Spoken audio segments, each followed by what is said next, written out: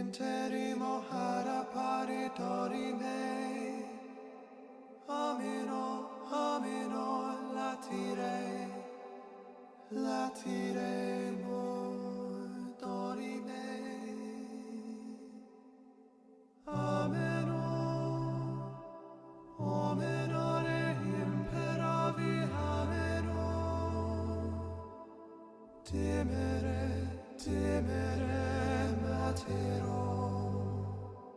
Materemo, ameno, omenare imperavi emulari, ameno, ameno, ameno tore, ameno dorime. Ameno dorime, ameno dorime reo, ameno dorime, ameno dorime, dorime.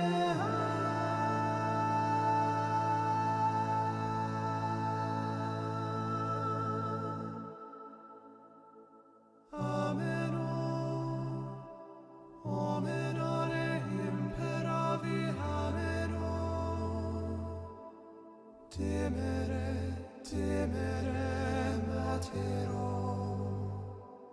materemo, ameno,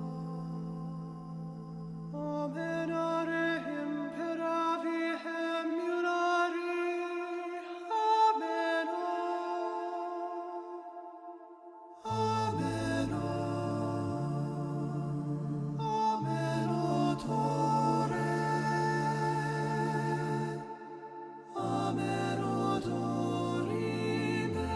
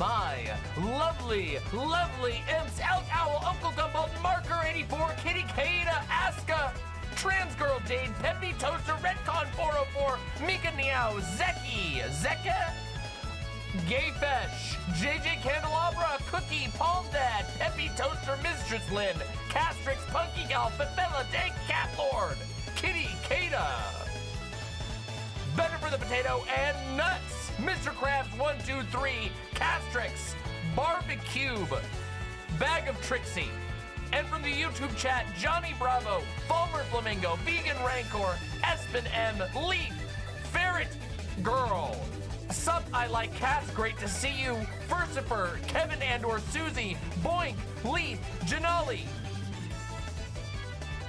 Appalachian Anarchist, VCC TV, Veronica Benson, Good for Gabby, Puffin Zeta Lillian, Mother Mere Set.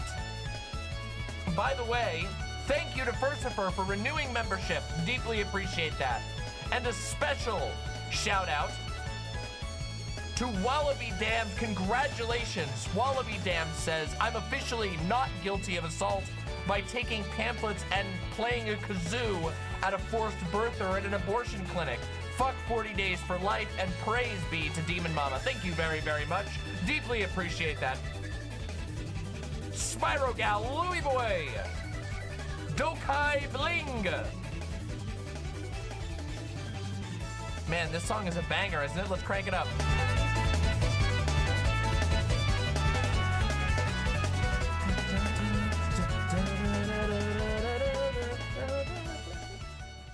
Well, why won't it change? Hey, there we go. Let's get this. Oh, I can't play that one. Can't play that one. Whoops. I could play the original. I can't play that one. Here, I can do this one. That just auto-played. Gotta be careful, don't want to get clapped. Dum dum dum dum dum dum.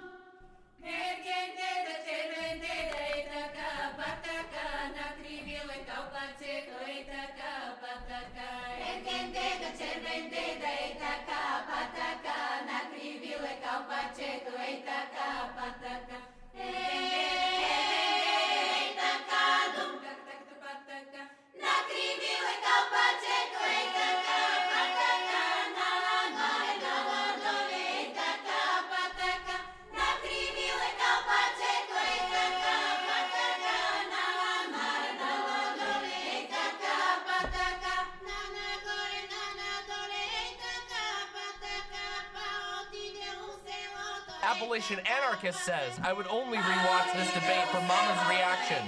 Well, you're gonna get that today. We're gonna have to play around with the audio though, because it seems like my voice is low again. This song is called Le Mystère, no, it's called Urgendetta. Here's the link.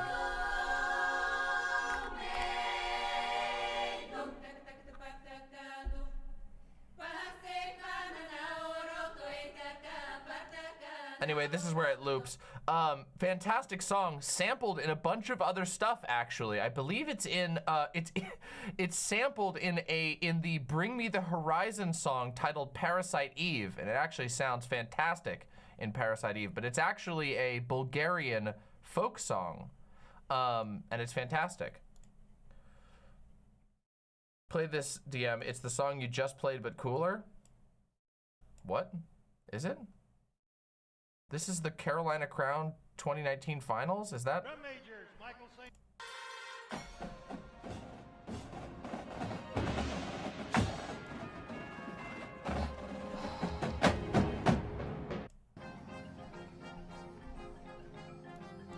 Oh, it is.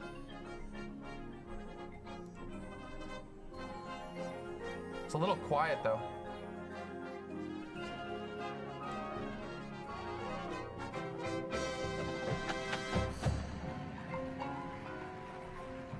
That's kind of cool though. That's kind of awesome. I'll have to check that out later when I can crank it up a little easier. Sounds like Donkey Kong boss music. I don't know about that. I don't know if it's Donkey Kong boss music, but maybe. I mean, Donkey Kong soundtrack does have some absolute banger tracks on it. By the way, if you are here, it crashed. Oh, you fool. You utter fool. It crashed. There we go. See, I need to get a new soundboard. Soundboard's busted. Anyway, press the like button. If you're here, press that motherfucking like button. Also, is it just me or does my audio seem quieter? And yet the gain is higher than ever. What is going on? There is some mysterious nonsense going on in my audio setup. Yeah. Sussy. My voice is a little quiet. Yeah, it's weird as hell. But it sounds clear, right? I was able to get my audio playthrough correct. Like, I figured out what was going wrong, which is that there's something causing the audio driver to crash, which is causing that robotic noise.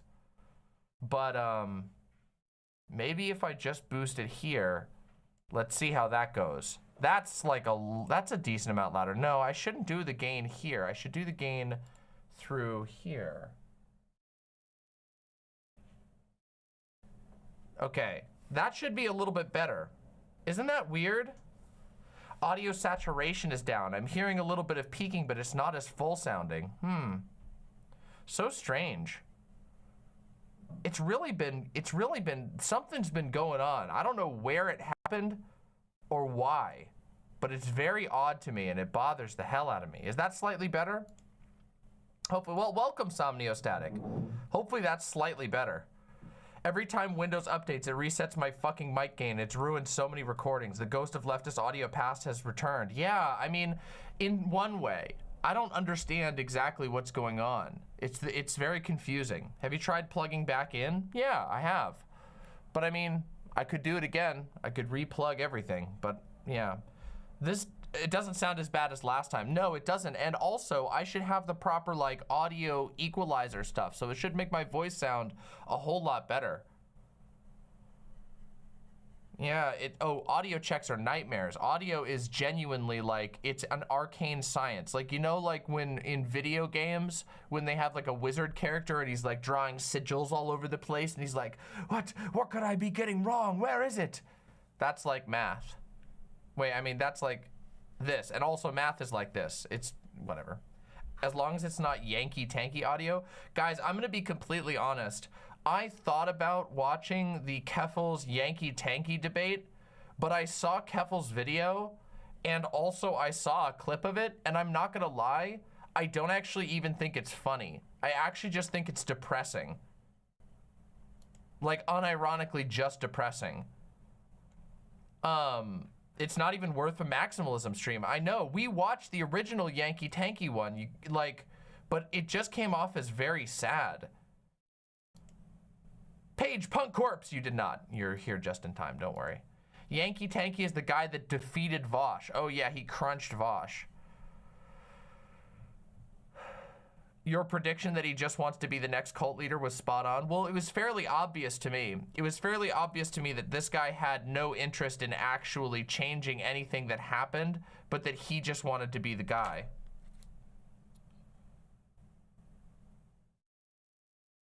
Yeah, sorry, I got a text. Pinkerbell, thank you very much for the tier 1 sub. Deeply appreciate all of the subscriptions. It's not funny. It's actually kind of depressing and scary how much rage that man projected onto her. Well, I just think he's unwell. I just think he's genuinely unwell. And I got that feeling in the first one as well, that he's just a not healthy person, that he experienced exploitation at the hands of a cult and is now seeking to replicate that, but this time with himself as the leadership figure. But I just don't think it's gonna happen. Yeah, I don't know. So I don't know. Yeah, I don't know. It's not. It's weird. Too insane to be Haas or not insane enough? Okay, guys, you need to understand something about Haas. Like Infrared, you know this guy. He's like a minor.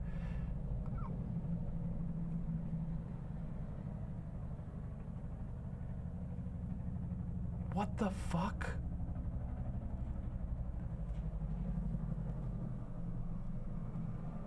Are they gonna bust in the window? That's a helicopter, like right over my house. Okay, well, they flew away, so I guess they're not busting into my place. Jesus. Holy shit. By the way, they do this all the time, although that one was particularly loud. Are they gonna be doing this the whole stream? That's gonna really get me annoyed. You can still hear that, can't you? This is our lives. This is why we're hoping to move in not the immediate future, but next year, hopefully. Jesus Christ, it's too much. It's too much. Anyway, we're gonna talk about that today, actually. It's super ironic. It's actually kind of fitting that a helicopter comes barreling in here with all the noise, because we're gonna be talking about, we're gonna be watching a video and talking about environmentalism, and it's specifically about aircraft noise. We're gonna do that in a little bit. Today is going to be an interesting day. We are going to be reacting to, oh my God, I gotta turn this down just ever so slightly. Oh my goodness. Okay, there we go. That's a little better. We're going to be reacting to the Emma Vigeland versus Tim Pool debate. Now, Tim Pool is incredibly exhausting, so I don't know if we're not gonna watch the like bonus feature extra stuff, obviously, because first of all, I won't pay for Tim Pool's stupid, boring after-hours nonsense. We're just gonna watch the normal debate. I've heard a lot about it, but I actually haven't watched the debate, so this will be a fresh react. We're gonna be doing that together and hopefully having a good time with it, despite the fact that it's Tim Pool. Tim Pool has been in an interesting place lately, hasn't he? He's been on edge. Maybe he's got planes flying over his house as well, and that's what's putting him on edge. We're gonna talk about, yeah, we're gonna talk about as much of the debate as possible. We're gonna dig into it. I really like Emma Vigeland, so I'm really interested to see how it goes. And also, I've only seen one clip of the debate. One. I've seen the one where Tim Pool does an impersonation of Emma Vigeland, and it was incredibly cringe and very, very weird. Oh yeah, Actual Justice Warrior was there, which is just, let's just talk about like the biggest gimme you've ever seen in your entire life. We should wait and talk about this, but Actual Justice Warrior is like one of the laziest motherfuckers on the planet. One of the cringiest things about Actual Justice Warrior is that he bought himself a fake red YouTube play button, which is really, really funny and also really pathetic. Like, don't get me wrong, I would love to have a YouTube play button. I long to have a YouTube play button in my background, but there is no shot in hell, not even at gunpoint, could you get me to buy with my own money a fake YouTube play button to put in the back of my streams to make it seem like I'm bigger on YouTube than I am. It's actually so cringe, but we'll get into all of that. We'll get into all of that in a moment. Wait, he did that? Yeah, if you go watch some of his videos, you'll see he has a fake YouTube play button in the background. It's embarrassing. It's genuinely embarrassing. My God. It's just trying to buy an achievement. Yeah, it would be like if there was like a platinum achievement that you just had to just pay $5 for. Like, except in this case, he probably paid a lot more. Like, I don't know what it costs to get like an artist to make you a fake YouTube play button, but I doubt it's $5. All right, we got a Kaniku Man clip. All right, let's do a Kaniku Man clip. We couldn't do any last time. Let's check it out. Let's check it out. Let's do it.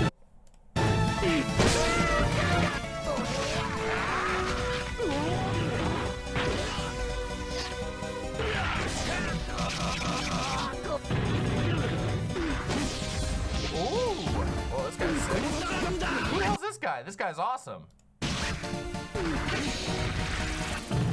Why the hell did he turn into a sneaker? Why did this bitch turn into a fucking sneaker? He did it again! Motherfucker's a sneaker!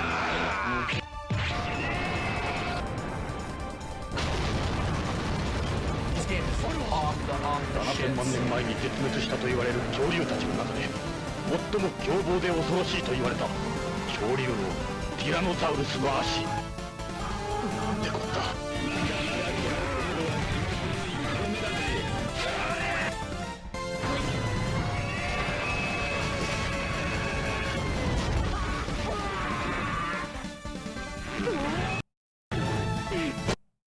God damn. All right, that was definitely that was the most Kinnikuman I've seen yet. The dude just shape-shifting into a sneaker to smash that guy, that's some Chad energy. Impressive, absolutely impressive. This is just game footage? Yeah, it is, but it's awesome game footage.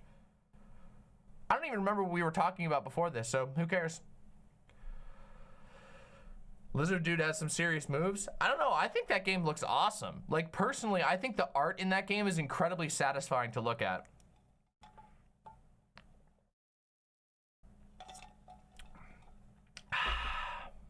Got some nice, delicious sody pop. Oh, we were talking about Tim Pool before. Yeah, but we're gonna talk about Tim Pool later, so we don't need to overdo it, okay? We got plenty of time to talk about Tim Pool. By the way, if you are here, smack that motherfucking like button. We need as many likes as possible. Oh yes, we will be. We will be talking about that in just a second. As Alora has so kindly mentioned, as many of you were probably here for it, we did a gigantic 9.5-hour signal night this last Sunday, and it was a massive success. We ended up having 15 content creators call in to talk about all kinds of topics. We talked about like everything, and it was amazing. It was incredible. The conversations were really good. We're gonna be uploading a whole bunch of the actual individual conversations to the channel so you can watch them as videos if you happen to miss the show. It was an absolutely fantastic event. It went really, really, really well, and I'm very, very happy with it. And keep in mind, it is fully into summer now. And we still managed to pull at peak 350 people, and about 250 people stuck around for the vast majority of a 9.5-hour stream of all kinds of different creators of various sizes coming in to hang out and talk about all kinds of topics. It was an absolute success, and it would not have been possible without Alora and the other signal techs who helped out, Jessica Metal and Hellish Trans Girl especially. So it's fantastic. So there are a lot more after watchers because it's summer. Yeah, there's a lot of people who are gonna be watching the videos that I put up and not hanging out on the streams. Streams numbers always go down. Well, YouTube numbers in general go down during the summer, but live stream numbers go much further down during the summer because people are doing things outside, which honestly, I'm happy for that. I think it's a good thing to go do things outside, and I do things outside all the time. So I think it's really good. I think it's really, really good. Busy touching grass. Yeah, people need to touch grass. It's actually like essential, and we're actually gonna talk about that tonight. A game I've been obsessed with, maybe you would want to play it next. Let's take a look. What is it? Dave the Diver. All right, let's watch this trailer. Let's check it out. Meet Dave, an interesting little human with a precarious love for the sea. He spends his days diving the chilling depths of a mysterious blue hole. And when he isn't merely surviving or rummaging resources, he's often found snapping photographs, racing seahorses, farming, and really anything that grabs his attention. It's this gluttonous appetite for adventure that gets him into all kinds of unique situations. Luckily, he's at the top of his game and at the top of the food chain. Oh boy, I suppose even the most voracious hunters have their off days. The sun sets as the vibrant lights of a sushi bar gleam over the ocean. Dave, still hard at work, is faced with the most ravenous of species, patrons. And while cooking, serving, and pouring drinks aren't the most treacherous part of his job, they're unequivocally crucial to his survival. Wow. The blue hole is home to unimaginable secrets. And with Dave's unquenchable thirst for discovery, there's no telling what he may encounter. Dive in and guide Dave through the dangerously dark depths of the daunting deep sea. Dave the Diver. All right, so that comes out. Wait, that comes out today. So wait, that just came out. Oh my God. I wonder, that seems like it has a lot of features. I wonder if it just has a lot of mini games? Because, oh my God, that seems like a lot. I've never heard, I don't think I've heard of this company, Mint Rocket. Oh, they seem pretty small. But it looks cute as hell. Like the graphics look great and it looks fun. Maybe I'll check it out. Maybe I'll check it out. That seems like it might be a cool one. Vermin, great to see you. Hi, I'm suffering with a terrible quality rabbit pelt. Make chat watch this. Okay. I'll trust you and I'll make chat watch this. All right, let's make chat watch it. Let's see. All right, let's see what it is. I don't know what this is, so let's see. Where I'm from, it's all open. Cradling. Dark. Water. Temperature.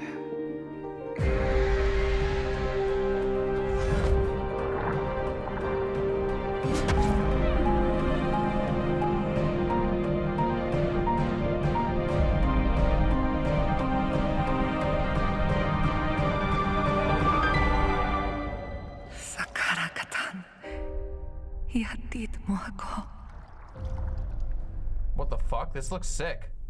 Is this a show or is this a game? That looked awesome. So it's like it's like what's that movie? The Shape of Water, but about a sushi, but like with a ratatouille element to it. I'm digging it. And it's gay. But wait, what is this an animation or is this a game? Oh, it isn't, and it's an animation short. Wow, okay, well, I'm gonna bookmark that and check that out. That looks fucking awesome. It's a currently being crowdfunded movie. That's so cool. I love it that there are incredible films that can get crowdfunded these days, that it's actually possible still. I'm also happy that crowdfunding hasn't been completely and utterly hijacked by like giant corporations. Okay, so this was already successfully funded, it looks like. Oh, wow, it was super funded. When did it start? Oh, they had a recent update with this trailer. Wow, this looks sick as hell. All right, I'm gonna follow this and check this out. Thank you for that. That was a really, really awesome. That was really fucking awesome.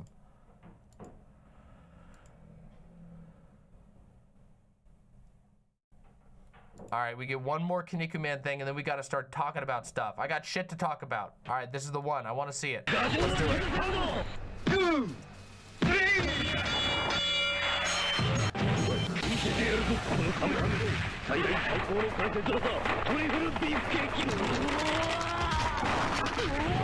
Snap the king in half.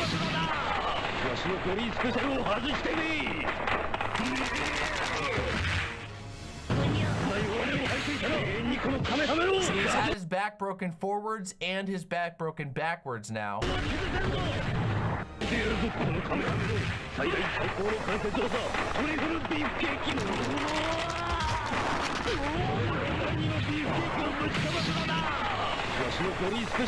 God, this guy's not living. Our boy's dead. 最後の試練を突破すればお前は完全無欠の究極の超人となる。だが最後の壁は厚いぞ。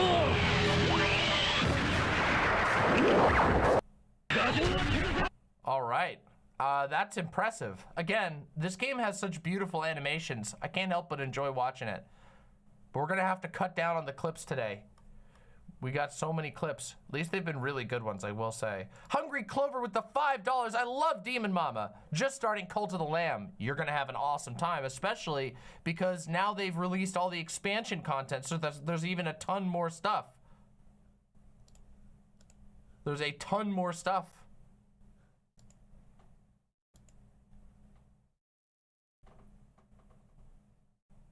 What? Another bored person says, maybe instead of Kaneko Man, we can join the rest of the internet in drooling over Yuri's feet? What? Huh? What? Who? Who? What? Is this a... Is this a thing? Okay, all right, guys, I gotta be completely honest. Hold on a second. I know that like 20 people have sent me this. What the fuck is this shit? What the fuck is this ukulele YouTuber apology thing? Not to pivot away from people talking about feet or something, but what the fuck is this shit? I actually don't know anything about it. Bad? It's bad? Is that Colleen? I don't know. I don't know who this person is. Boy, there are a lot of really toxic people in these comments, though.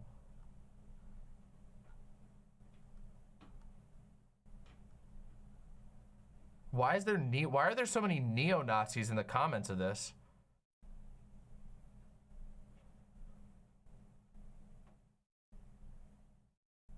Like Olivia from H3H3 did a deep dive into the whole thing. She was accused of abusing minors and came out with a video where she sings a debunk of the accusations. Oh.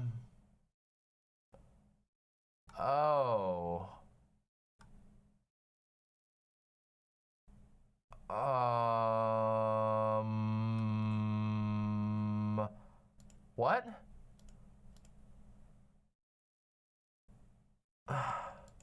Yeah, this is nightmare. This is nightmare behavior. What the fuck is this shit? I feel like I shouldn't even react to this without like doing some research off stream, if I'm completely honest.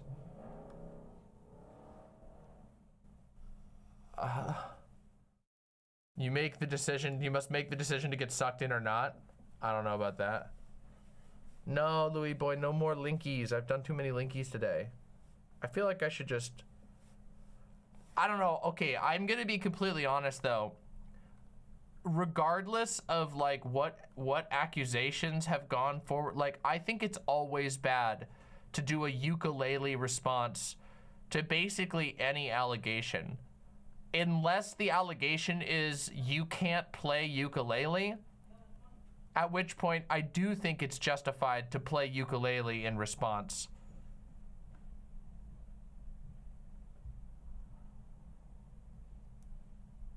Ukulele is by far the worst musical instrument. I don't think it is. I don't think it's the worst one. I think I don't know what the worst ukulele or what the worst musical instrument is, but I don't think it's ukulele. I don't think so. The kazoo is worse. Well, kazoo has comedic applications. Maybe the worst one is those banger sticks, the ones that go boom, boom, boom, boom, boom. Because I find those things like, they have all of the annoying quirkiness of a ukulele, but none of the like tonal pleasantness. Please play like a minute of the video. Oh boy. All right. Okay, all right. Ukulele is literally trending.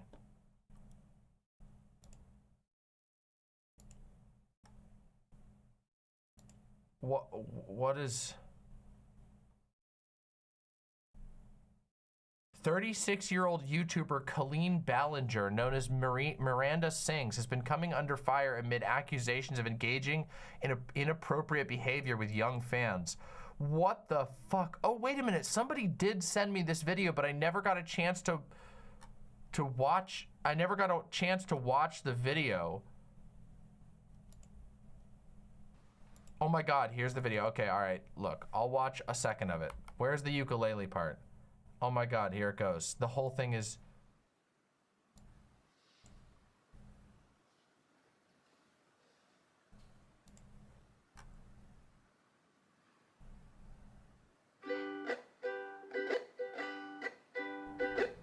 Hey, it's been a while since you saw my face.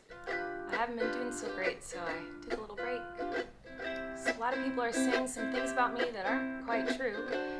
Doesn't matter if it's true though, just as long as it's entertaining to you.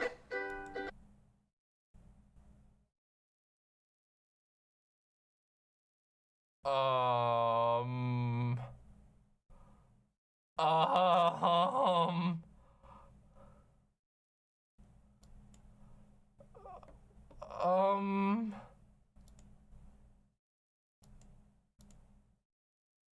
the fuck is this? Right? You guys having fun? All aboard the toxic gossip train. You're chugging down the tracks of misinformation. The toxic gossip train. You got a one-way ticket to manipulation station. Toxic gossip train.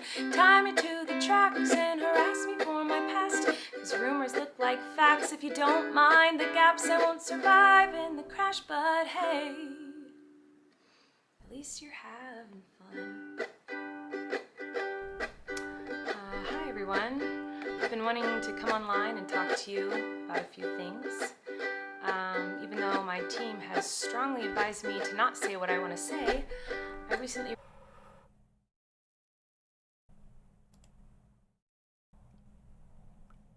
Maybe you should have... Maybe you should have listened to your team? Maybe?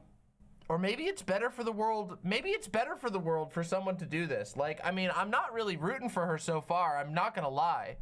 I'm not gonna lie. I guess we're doing an impromptu. I guess we're doing this. I guess we're doing this.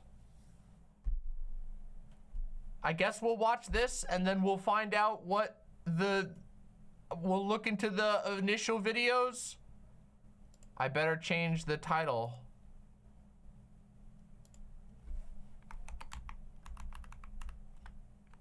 What do I title this? Ukulele abuse? Ukulele abuse?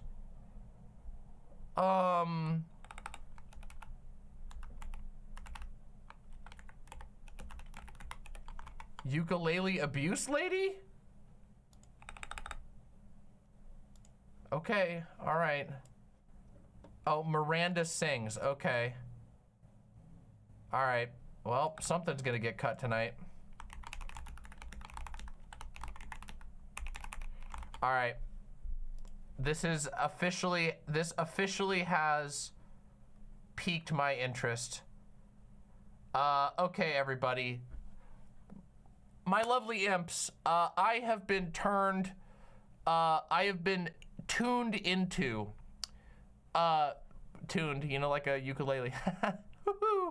I have been tuned into some very strange drama. Now, to be fair, I was sent a video about this a couple of weeks ago, but I have been swamped in a million other things, so I actually haven't gotten a chance to look into all this, so we're doing it now. And the reason we're doing it now is because a person who goes by the name of Miranda Sings, a YouTuber by the name of Miranda Sings, has been accused of some pretty heinous things and has decided to respond like right now with a ukulele song. And we have watched, I'm gonna rewind just so we can make sure that this is all laid out and kind of makes sense in order, but I watched about a minute of it and I've been losing my mind. So we're gonna actually watch the thing now, and I'm going to see if it continues to make me lose my mind, because this is the weirdest thing that I've ever seen in my entire life. Normally, when I do drama stuff, I try to prepare a whole bunch in advance, but apparently, you know, a lot of the videos are fairly easy to keep track of, and this ukulele video just dropped, and I'm gonna be completely honest with you all, just straight out the gate. I am now very interested because I have never seen anyone try to respond to extremely severe abuse allegations via a ukulele song. And,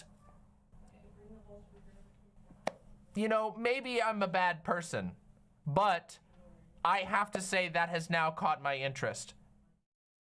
So I guess here we go. Yeah. All right, let's do this. This is Miranda Sings ukulele from Colleen Vlogs. This is a video titled Hi, and it's a ukulele song about allegations of abuse. Let's go. Let's do it.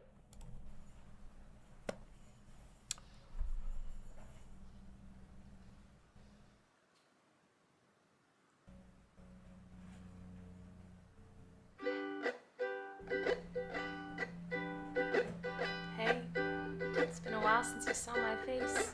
I haven't been doing so great, so I took a little break. Actually, no, you know what? When we do the video, I'm just gonna go to the place where we were. I'm not gonna replay this. We can just edit it such that it, you know, the intro comes after. Who cares? Let's do this. Let's get back to where we were. I'm not watching that first part again. Let's go. I recently realized that they never said that I couldn't sing what I want to say. So here I am, and So her team said, don't talk about this publicly, and she said, well, you didn't say that I couldn't sing about it.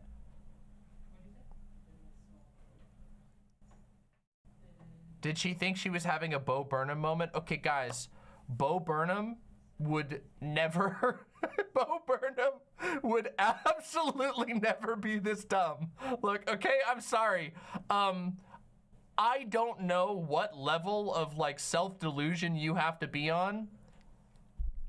We have not watched all the allegations yet, so I'm not coming to any conclusions about any of the veracity of any of claims so far, okay? We haven't watched any of it, all right? However, all I'm gonna say is that you have to be on a special level to think that responding to allegations with a ukulele track is the right way to go. Especially when your team says, please God, do not respond to this stuff. What's beyond a red flag? It's like a red giant, like the star, you know, like the giant red, and you're flying straight into it. today I only want to talk about the facts. So A good start. I hope that you'll be willing to listen. Here we go. Many years ago, I used to message my fans, but not in a creepy way like a lot of you are trying to suggest. It was more of a loser kind of way, where I was just trying to be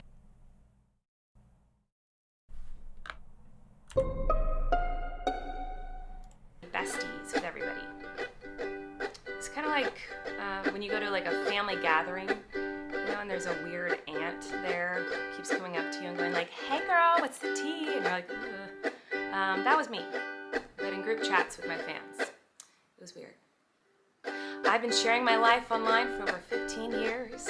I've poured my heart out to you, and because of that I feel like I'm talking to my friends, but in the beginning of my career, I didn't really understand that maybe there should be some boundaries there. There were times in the DMs when I would overshare details of my life, which was really weird of me. I haven't done that for years, you see, because I changed my behavior and I took accountability. But that's not very interesting, is it? So let's go on the toxic gossip train. The locomotive's fueled with hateful accusations. The toxic gossip train. Steamroll over someone's reputation. Toxic gossip train. Hop on board but close your eyes, otherwise you'll realize that the train is made of lies, and that person you despise maybe didn't deserve to die, but hey, at least you're having fun. Well, you're not dead. She's not dead. I'm just gonna point that she's not dead. So that is a bit of a weird thing to put into the song, because you're playing the song in your YouTube video right now. In all seriousness, I do think it's really important to hold people accountable for their mistakes. You know, we should hope that everyone can learn from their mistakes and grow and change their behavior and be a better person. And this is something that I've always tried to do when I make mistakes, and it's something that I will continue to try to do. What? Oh, you don't care? Oh, okay. I thought you wanted me to take accountability, but that's not not the point of your mob mentality, is it? No.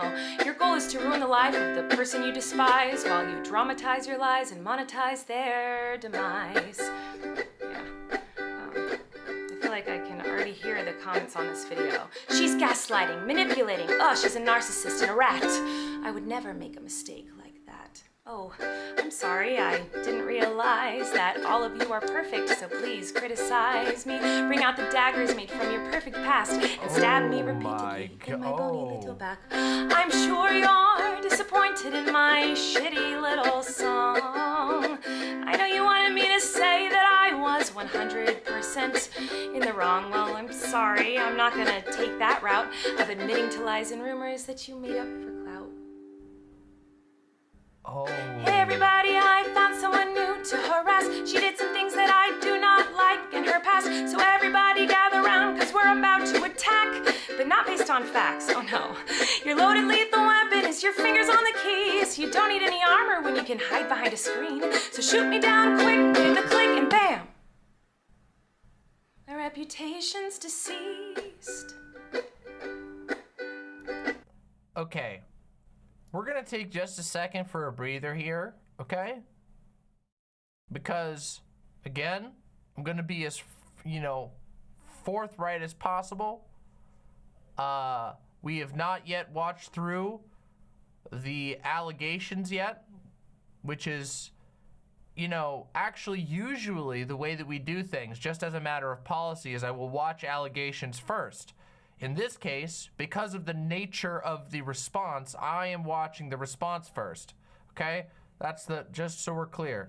Secondly, I think a way to severely damage your reputation is to make a ukulele song where you imply that every person who is mad at you and every person who might have criticisms of you is an annoying keyboard warrior, and also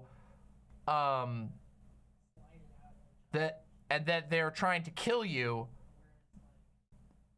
I'm just gonna say, I think that's a really, really promising way to damage your reputation. Might be even more damaging to your reputation than people being mad at you on the internet.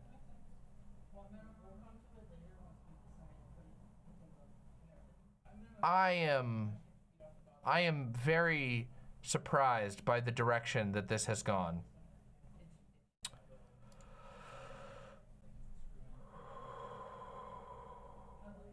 Ugly Pie says, I've been keeping up with the accusations and I just came in to hear this song. I'm actually flabbergasted.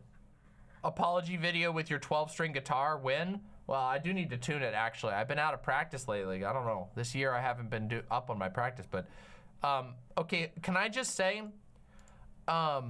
if I ever make an apology video to music, to like serious allegate, or actually if I ever make an apology video to music of any type, you should find out whether I'm actually being held by the mob, okay? Because that is most likely what's been going on. There's no, I don't understand it. I don't, please. Yeah, come rescue me. Send John Wick to save me. Or something. I also wanted to take a minute to talk about that girl Miranda sings. You know the one. Yeah, her. She's PG-13. It says that on my website, and it's always been that way. And that's why you won't find my videos on the YouTube Kids app. Anyway, I didn't realize it was... What? So, okay, so... PG... What's the PG-13? What?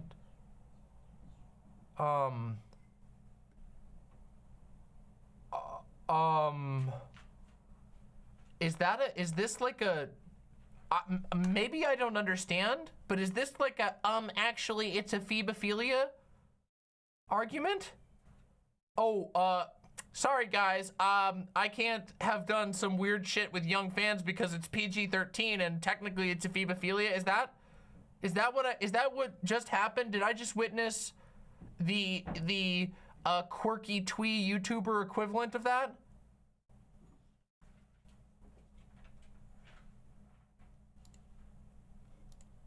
my responsibility to decide what was appropriate for every kid to see. I've always relied on parents to decide if they're comfortable with their families watching my YouTube videos or coming to my live shows. Is that what's on the table? I'm sorry, is that what... Again, we're giving her the benefit of the doubt here by reacting to her response in the first place. Were there problems with people watching her videos? Was she saying swears or like? That sounds like what you would say if people were mad that you played Doom when your show was like for teenagers or something. It's like, oh, violent video games. Then you go, well, my show is PG-13, so just so you know, occasionally I might say a swear or there might be some cartoon violence. Not like I've been accused of like inappropriate relations with young fans.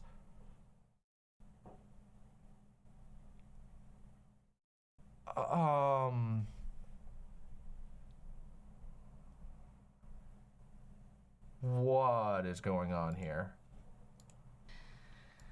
Now, have I made some jokes in poor taste? Yes.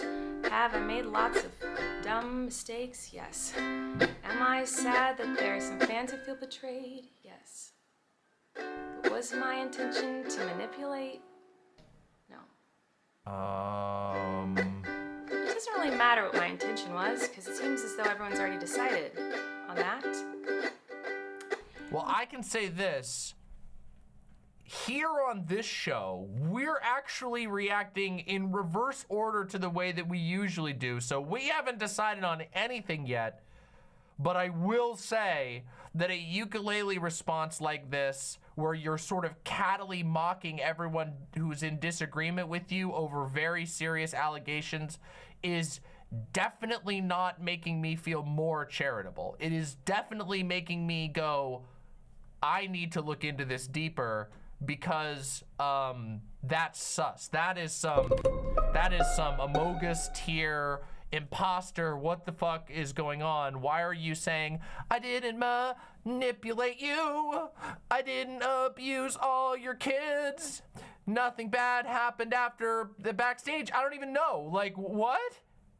That makes me go, that does not have the effect of making me believe anybody more, is all I'm gonna say. And again, like, oh boy. Let's go. Let me tell you, it's not very fun. Nuts says, getting the context doesn't help and is a waste of time. Throw her ass into the void? No. No. Look, I already don't like doing drama mama stuff off the cuff. I tend to really avoid it, but you had me at ukulele YouTuber apology, so you'll have to forgive me. But no, we will not be throwing anyone's ass to the void, especially because we have stuff to dig through now. You guys wanted me to talk about this? Well, I'm talking about it, and we're gonna do it the Demon Mama way, which means we look at the facts. To have millions of people all over the world call you the most vile, horrendous, disgusting, life-ruining words that a person can be called, in my opinion. It doesn't matter that these things aren't true. Everyone just believes. Oh my God, you're right. Another bored person said, this is literally the Danny DeVito I Don't Diddle Kids song. No!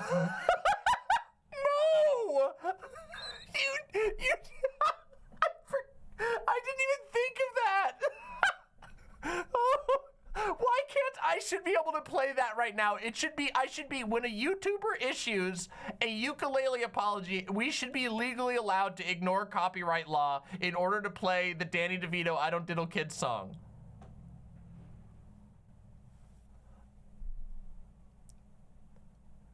I can't. You will literally get clapped by YouTube copyright immediately, okay?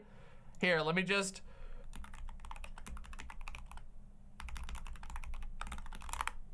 Oh my God, it's literally, oh God, it's right there. It's the one where he does this. Oh, it's the incredible, it's where he comes on stage. I can show the screenshot, can't I? Oh no, it's really terrible quality. Oh man. Why has it gotta be this way? Why has it gotta be this way? Why we gotta live like this? Believes that you are the type of person who manipulates and abuses children. You sing the song? Not today, feds. There is no fucking way. Are you crazy? Are you crazy? No! That's the worst thing to do. Who wants to take me? Why do you want to take me down? Why would you? You piece of shit. Oh man, you piece of shit. So I just wanted to say that the only thing I've ever groomed is my 2 Persian cats. I'm not a groomer. Oh!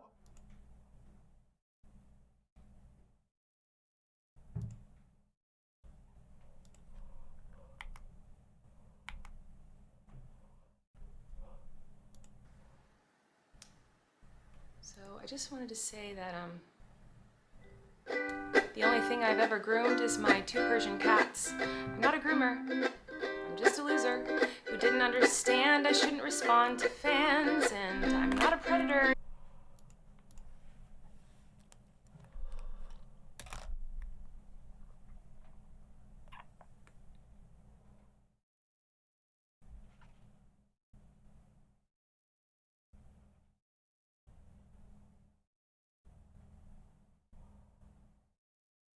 This isn't real. You guys lied to me. This is fake. I am in the, this is the Matrix. This is AI. This can't be real. This can't be real. There's no way. There's no way that someone said, I got accused of grooming my fans, and news articles are being written about it, and I'm going to write a ukulele song where I say, only people I ever groomed was my cats. This cannot be real. But unfortunately, I hate to tell you, this is real. This is the real, actual Colleen Vlogs channel with 3.38 million subscribers. This was uploaded 4 hours ago with 200,000 views already. This is actually real. Unironically, actually real.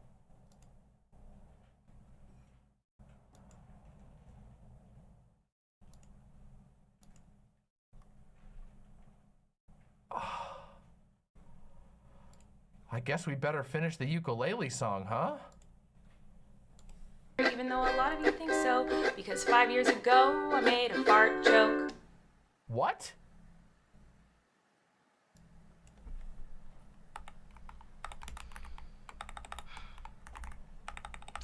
So, even though I know this video won't change anyone's mind about me,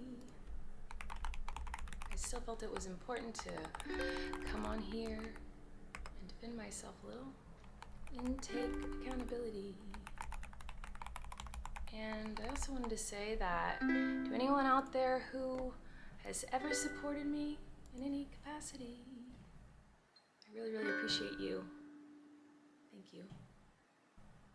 For what it's worth, I never had any bad intentions. But I do feel like shit.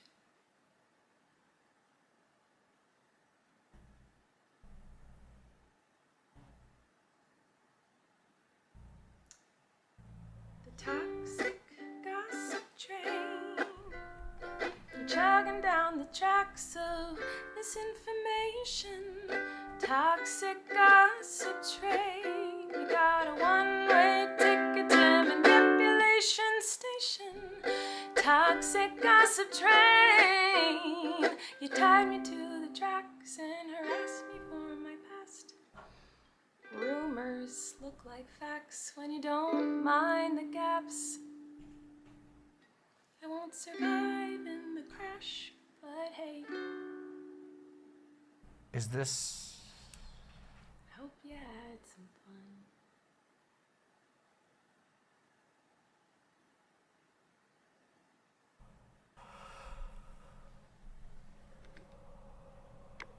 Oh, no, it's not over. Actually, you know, Oh, no. Oh, no, we still have 2 minutes to go. I feel like maybe I should let you guys know something. It seems like maybe you're confused about something. I don't know. Let me try to help. Sometimes people make a mistake and it doesn't make them a horrible person. Whoa. Sometimes people can make a mistake and they're still a good person.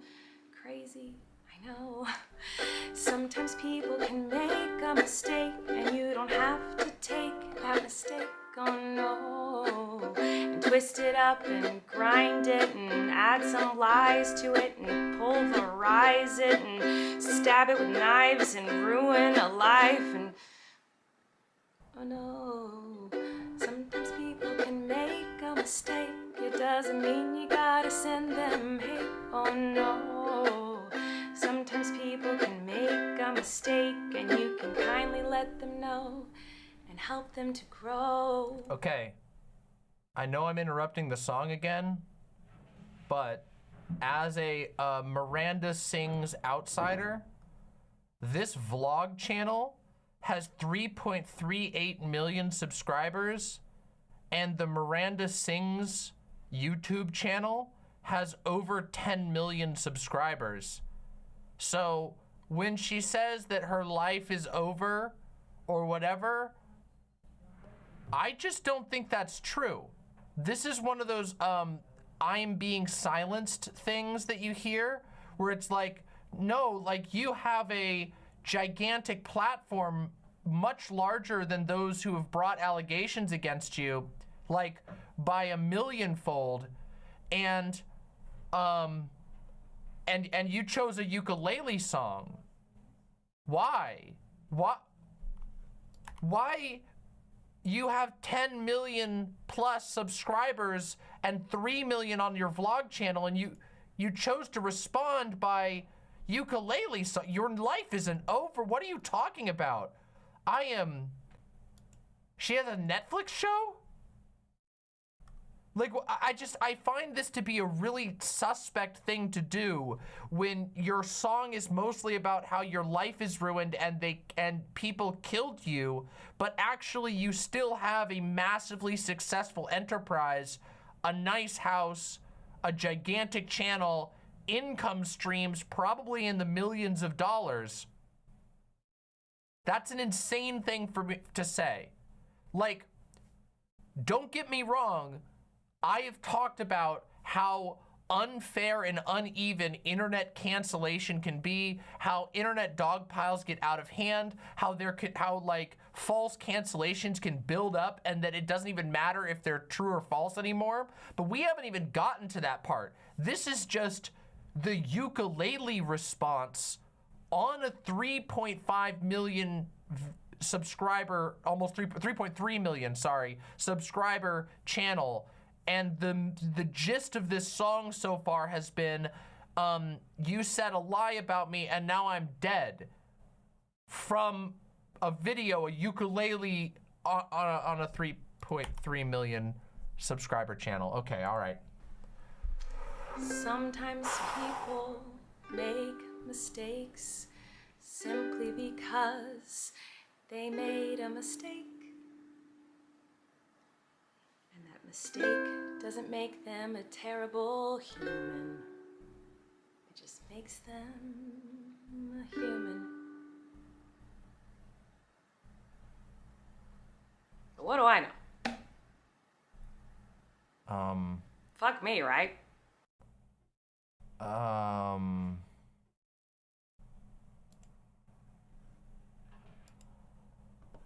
Okay.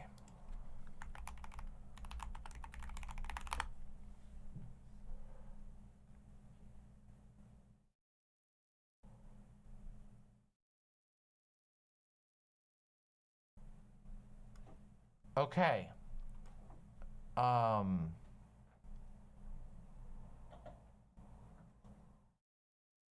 Wow, the Rolling Stone is writing about this.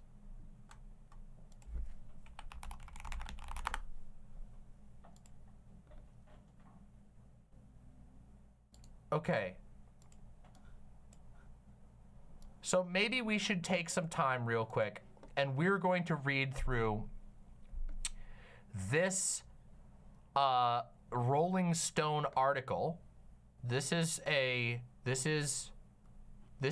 culture article published by the Rolling Stone. This was 8 days ago, before the ukulele apology came out. Okay, so we're going to go a little bit backwards in time, and then we're going to see if we can get to any of these allegations directly. Yeah, we're doing a Drama Mama today. I didn't think we were doing a Drama Mama today, but we're doing a Drama Mama today.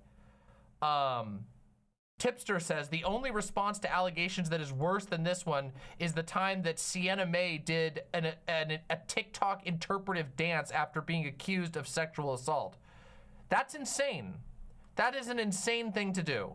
That is but I actually don't know. Is that worse than this? This seems worse. This actually might be worse. That is definitely weird, but this might be worse. I don't know. Okay, let's watch this article real quick, or let's read this article together. Fans built her an internet empire. Now they're tearing it down, by the Rolling Stone.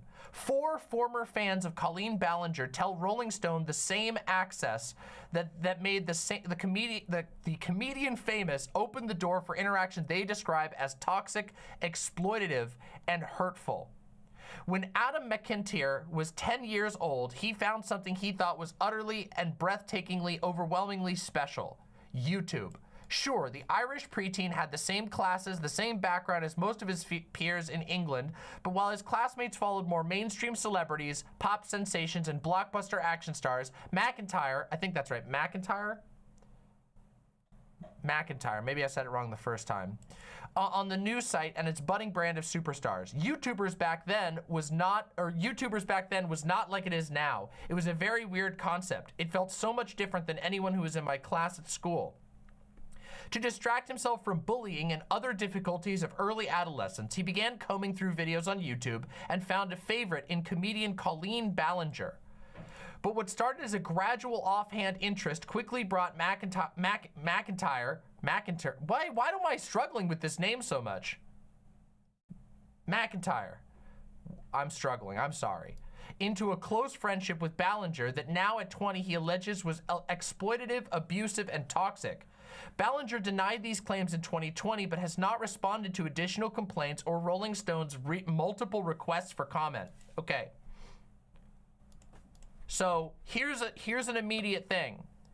If the Rolling Stone is doing an article on you and they give you the opportunity to reply, that might be a better option than replying via ukulele song. It might be a good idea to talk to a lawyer. I would generally tell anybody to do that, but responding via the Rolling Stone might be better than ukulele song. Just gonna say, okay? Yeah, maybe I should become a PR advisor for YouTubers, honestly, but the problem is, see, this is where it gets really weird, because we haven't made any decisions yet. No conclusions have been drawn except for ukulele video, really weird, really, really off-putting, really uncomfortable. That is the only conclusion, okay? But I will say, if these allegations are not true, and we dig through this and we find that there's not a lot of, meat to them or whatever, which I have to say seems unlikely given the fact that this is a mainline Rolling Stone article, the Rolling Stone, they're not a perfect organization, but they do tend to do their journalistic digging. But we'll wait and see. It's actually, I feel worse if this person didn't do anything wrong, because now they've convinced everyone via ukulele, a horribly unlikable ukulele song, that they're the most sus person on the planet. But I would not be interested in helping someone, like a bad person, get away with shit, which is why I wouldn't do YouTuber PR. you know, because I don't want to help people get out of bad situations. Maybe I should become like the YouTuber Saul Goodman, where like I help people who didn't do anything that bad get out of like long and unjust prison sentences or something like that. You know? Maybe, yeah, Better Call Demon Mama. Yeah, something like that. Maybe that would be a better option. Anyway, let's continue. There needs to be a term for gaslighting via ukulele.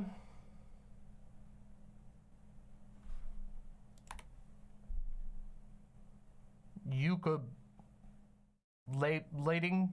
There we go, ukulele-lighting. There we go, we got it. Lock it in, everybody, let's go. Okay. And as more of the first true children of the internet come of age and reevaluate their online relationships with their favorite YouTube stars, another realization is sweeping and shattering internet fandoms. The intimate way early YouTube stars cultivated relationships with their followers made them famous. It also opened the doors for widespread abuse. In the past 3 weeks, Ballinger has been accused of abusing her power and engaging in toxic parasocial relationships with fans.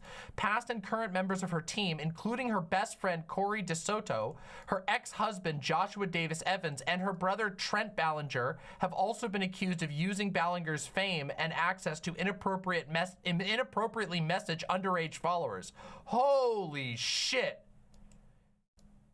Fans have said they were sent inappropriate texts by Trent, asked about their sex lives by Ballinger, and in one case bullied over their weight by DeSoto. McIntyre says that the YouTube star created a reputation for personally responding and interacting with fans, a power he claims she took advantage of for content. And 4 other fans tell Rolling Stone that the same access that made Ballinger famous opened the door for behind-the-scenes interactions they describe as toxic, exploitative, and hurtful.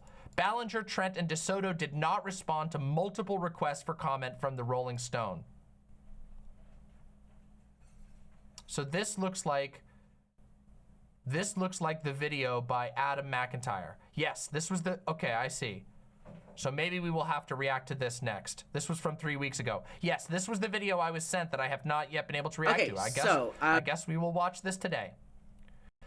This isn't the first time YouTubers have faced backlash over their interactions with fans. In 2021, beauty guru James Charles. Now that was a sus-ass situation, let me tell you that. We did not cover James Charles on here, but I did actually look into that. That was incredibly, incredibly out of line. James Charles was totally out of line. In January, former YouTube star Onision was sued by 2 plaintiffs that alleged he used his channel's popularity to groom them through personal forums while they were 14. He has repeatedly denied those claims, and mediation is scheduled for late 2023. So while Ballinger's allegations aren't criminal, or even hint that she's used her power to start sexual relationships, according to Sasha Judd, a tech executive, writer, and expert on fandom, it sheds light on how, with insular subcultures like YouTube fan groups, stars can hold intense emotional power even when they're not doing anything illegal.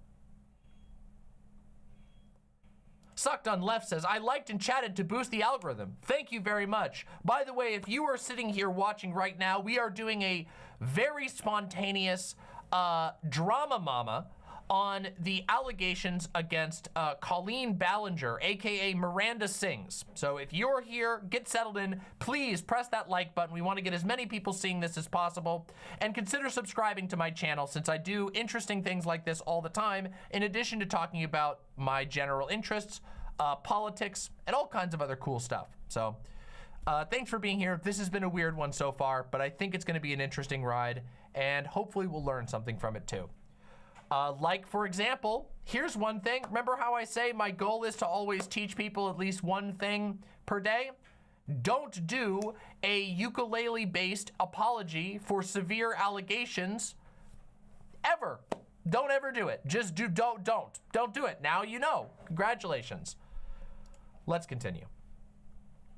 Within the subcultures that arise from fandom, there's this idea of capital that's associated with access, Judd tells Rolling Stone. You know that you have increased cultural capital within the community that you're a part of. So whenever there's an opportunity to actually be in contact with the object of your fandom, that's just sort of ripe for a really unbalanced power dynamic. Because the fan is nobody to the famous person, and the famous person is absolutely everybody to the fan. And that can produce some pretty giant red flags. That's a really good point. And in fact, I'm gonna draw a quick parallel. You guys remember the infamous Trump grabber by the pussy comment? Well, everybody remembers the grabber by the pussy thing, but they don't remember what happened right before that, which is when he says, when you're a star, they'll let you do anything. You can kiss them right on the mouth and they won't say anything. That was, in fact, part of, that was actually used in evidence to support the idea that he has an incredibly cavalier and irresponsible attitude towards sexual relations, which he has abused in the past. And keep in mind that Donald Trump was recently found liable for massive damages against the victim, against a victim of sexual assault, which he perpetrated. So it is actually true that there is a very dangerous parasocial effect that can happen. And this is especially true with people who are appealing to young fans, because young people, I mean, guys, okay, let's just talk about this. This is an infamous problem among traditional celebrities. It's not just YouTube celebrities where this is a problem. Keep in mind that, like, rock stars of the past, how many rock stars literally abused like dozens upon dozens of young fans, groupies, by utilizing the fame that they had to bring people onto their tour bus, to bring people backstage, to take advantage of them, knowing that they had all the power and the fan had none. Can you get me a clip of that, Delaney? If you have a clip of that, if you have a clip of that, I would look at that. Yeah, there are a ton of rock musicians who have been proven to have abused young fans. You know, it's a huge problem. This is not like that is not a new issue at all. Fame is an incredible form of power. It doesn't mean you're all powerful. That doesn't mean that every famous person is automatically guilty of any bad thing that they're accused of, obviously. However, it does mean that people, when they reach a certain level of celebrity, have an undue amount of social power that has to be checked and has to be kept aware of. There is a reason that, like, certain music shows are not safe for young people to go to, not because of the music that's on stage or anything like that, but rather because the members of the band are known predators. Gayfesh says it feels like most of the rock stars from the 70s fucked underage fans. It was a huge problem in the 70s and 80s. Obviously, and keep in mind that in that period of time, there was basically no chance that you were going to have a voice against a celebrity. If you were just some random person, how would you ever have your story heard?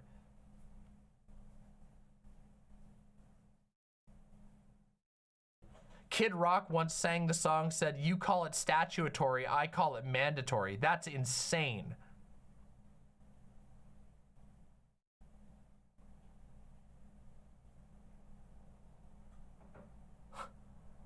That's insane. Oh boy, okay. So yeah, actually it's interesting. I should take a second here to talk about this. This is actually an issue that we've been talking about a lot lately on this channel. Many of you know that I recently covered the allegations, the overwhelming allegations that were levied against Illuminati, aka Blair Zahn, another rather large, not nearly as big as this person, YouTube channel. And one of the things that was key in that story was the way in which she was able to use her fame and her financial power to manipulate a 19-year-old fellow YouTuber who had a much smaller platform. She was able to use the fact that she had so much more fame, that she had so much more access to money and was so much more stable, to take a kid, an inexperienced kid, and exploit him massively, control almost every aspect of his life. If you're interested in learning more about that, this of course is my conclusion. If you want all the evidence for that, I recommend you go check out my former DramaMama videos all about the Blair Illuminati situation. You'll find them real easy. Just search Demon Mama Illuminati. This is another situation where we have a established, relatively famous, relatively well-established, like financially established person using that power to take advantage of somebody else who is younger, who is less experienced, who does not have that type of financial independence. So this is a serious issue that needs to be thought about and addressed. Relations between famous people and their fans are never ever going to be perfect. Nobody expects that and nobody demands that at all. Obviously, people are humans, and I think that's part of what bothers me so much at the end of the ukulele song, of being like, doesn't mean they're a bad human, they're just human. Yeah, obviously people do make mistakes, but that's not what's being talked about here. What's being talked about here isn't just mistakes. It's not just like one single incident. It seems to be, as far as we can tell and as far as is being reported by the Rolling Stone, a serious chain of incidents with a lot of fame on the line. Again, this Miranda Sings person, her main channel has 10.3, I believe, 10.3 million subscribers. Let me just double check here. I'm just gonna make sure I got my numbers right. Miranda Sings, where's the main channel here? Miranda Sings, sorry, 10.7 million subscribers.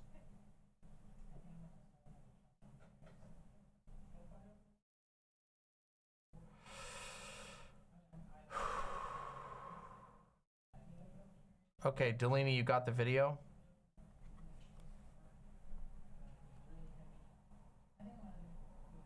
Okay, I'll take a look at it. Thank you. We'll take a look at this in just a minute.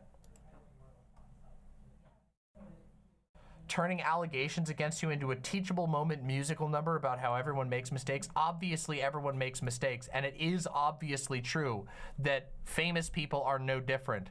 But we're not talking about somebody fucking up and saying something wrong or being too harsh or something like that. These are allegations of a celebrity over the course of time building extremely uneven, extremely unbalanced relationships with fans to benefit from that, to gain from that fandom, to gain access to people, to gain access potentially even in this case it looks like to sexual favors. We're gonna have to find out.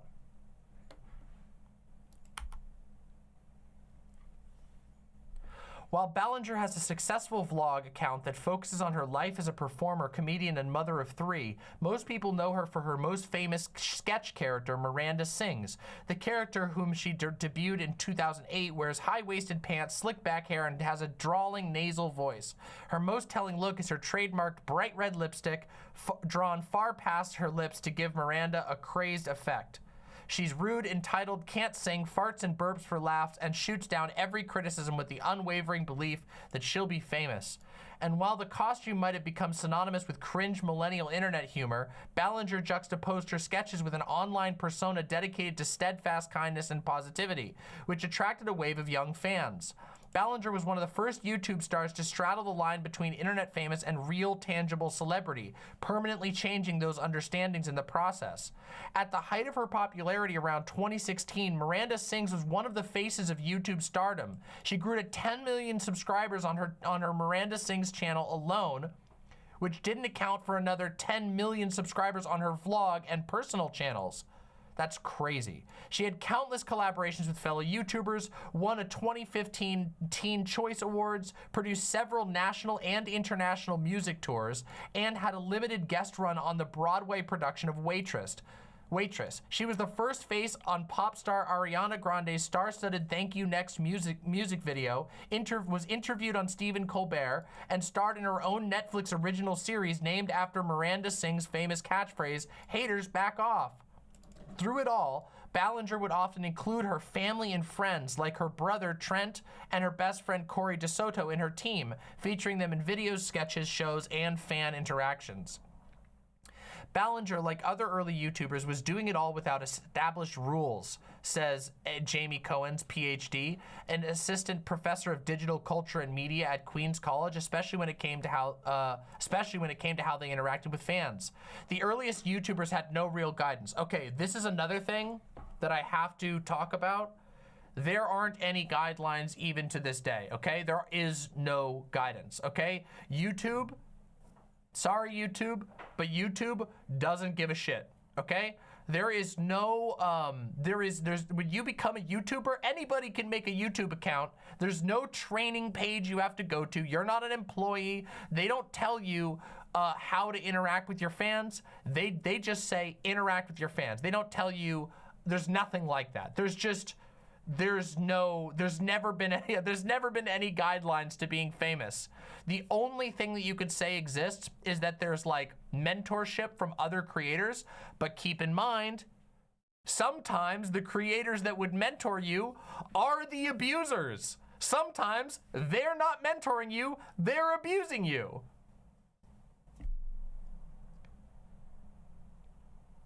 Some of the things that we're talking about here should be general practice things. There's no excuse that you can make about there not being a book that tells you not to behave inappropriately towards children, okay? That is a no training, no YouTube video is going to be able to teach you that. That is something that people should be able to figure out on their own, or should learn as a result of their life with the people that they socialize with. Like you should learn these things and be able to figure out certain things. It's kind of like there's no YouTube video that's gonna tell you not to be a murderer. You know that? I mean, there probably is actually, but still. There's no mandatory training at any job that tells you don't kill the customers. There's an assumption that you know generally that it's good to not kill the customers, okay? So while it is true that there's no real guidance in early YouTube, there is also no real guidance now, and for certain things that doesn't matter, and for other things it does. I do think that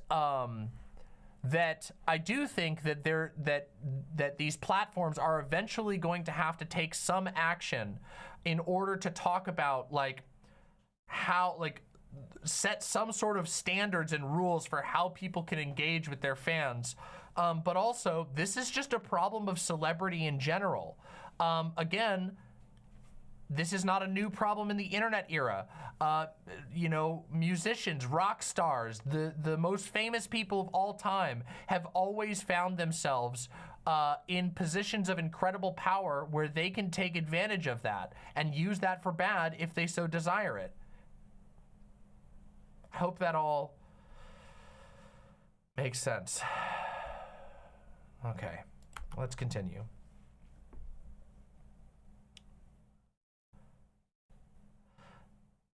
the earliest YouTubers had no real guidance. They were these mostly white kids that were basically saying, oh, we're fighting against the gatekeepers, essentially inventing the platform as it went. They made their own rules. Early on, the comments section became the place that dictated how content was created, and it developed into a strange competitions where fans themselves felt like if they were noticed by the creator, it gave them power. And at some point, YouTubers learned that parasocial relationships are their success model. To a degree, yes, and also no. But that's, again, parasociality, I've said this 100 times, parasociality wasn't invented in the YouTube era. In fact, the term parasocial, I believe, was coined in the 1950s with the advent of television and the popularity of radio.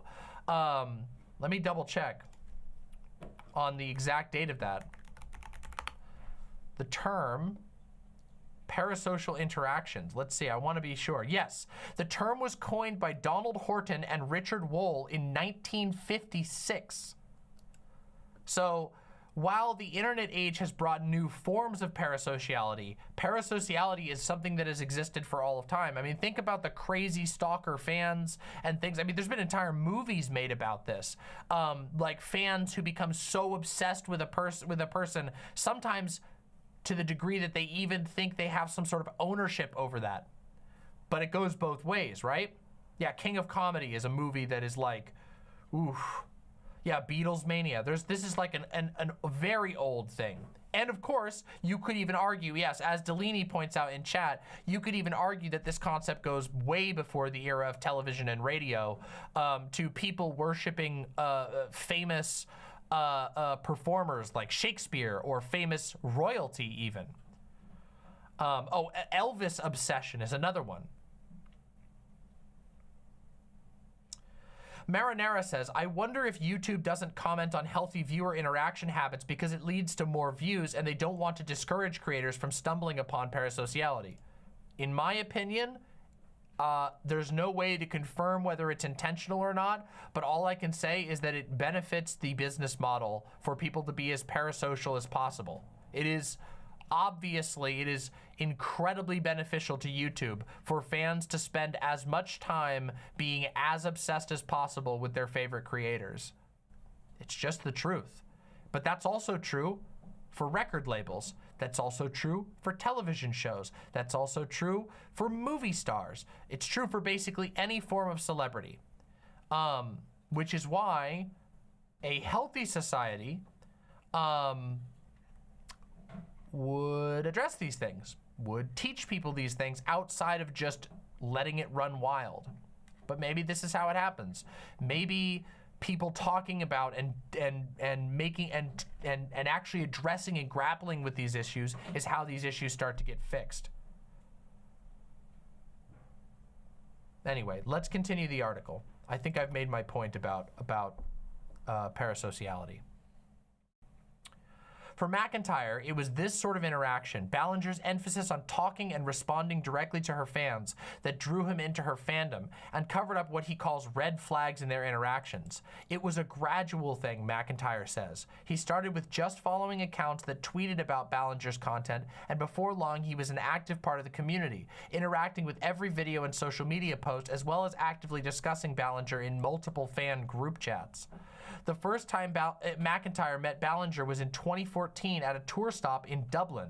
It was very professional. I was a fan and she was the celebrity. But after they met in person again in 2016, McIntyre said that their friendship became real. The two went from talking through tweets to direct messaging, where, according to screenshots reviewed by Rolling Stone, they would discuss the comedian's content as well as more serious matters like her online haters and impending divorce from then-husband Joshua David Evans.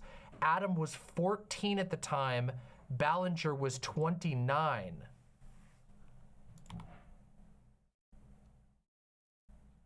That is so inappropriate. That is so beyond inappropriate. That is so many steps beyond inappropriate. Oh my God.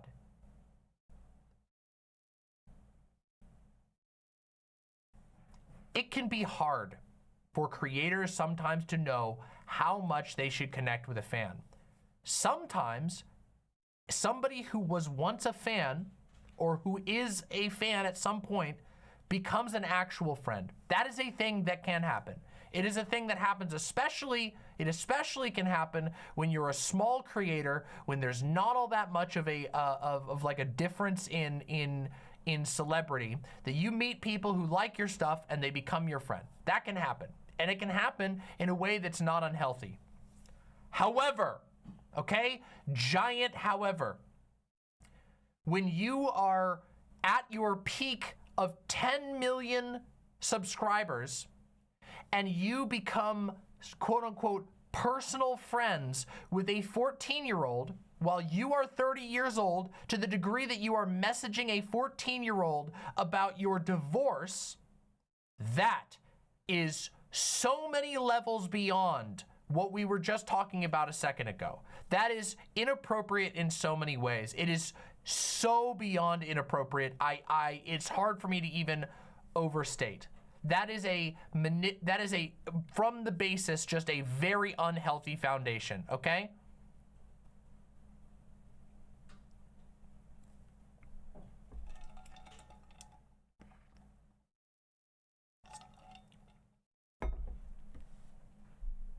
That is, and keep in mind again, so these shots, these images have been reviewed by Rolling Stone. Direct messaging, this isn't even just like a group chat, okay? It would be one thing if there was like a group chat with like 5,000 members where Ballinger was like, oh, my life's so hard. And then 5,000 people responded with little hearts and go, oh, I'm sorry, your life is so hard. Okay? That's like one thing. But this is direct messages. This woman, Miranda Sings, was messaging at the age of 29, a 14-year-old, personal messaging about her divorce, about her life. That is really, really across the line, okay? There are so many different things that this could have been that wouldn't have been sus as fuck. There was a group chat with a small number of fans. This says this is direct messaging here.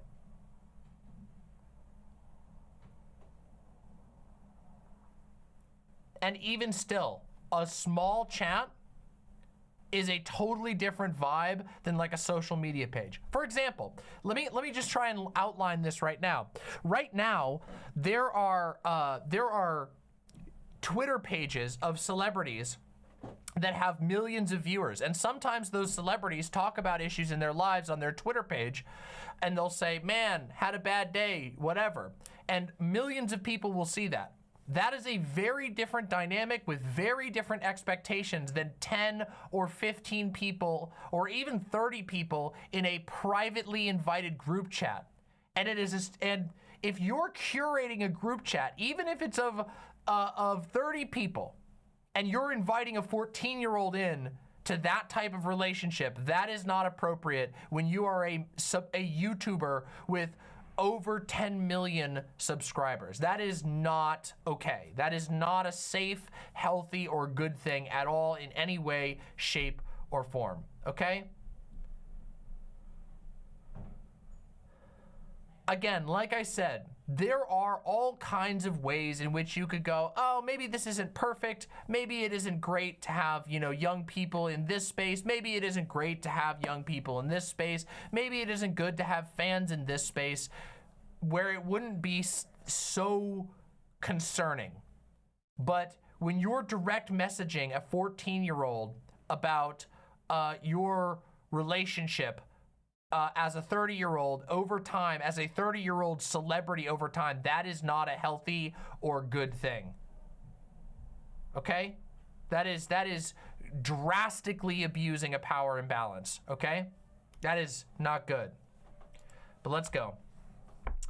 I was looking at it like this golden opportunity of trust, McIntyre says, and I, in the moment, didn't really care if it was morally right or wrong, because I was just grateful that she was talking to me and not anyone else. It made me feel like I know something that other people don't know. They know Miranda Sings, but I know Colleen. That kind of sums it up right there. especially when you're talking to a kid who can't recognize. First of all, it doesn't look like there were any appropriate boundaries being set by Miranda Sings. And secondly, kids don't have, a lot of kids, most kids don't have the ability to recognize those boundaries.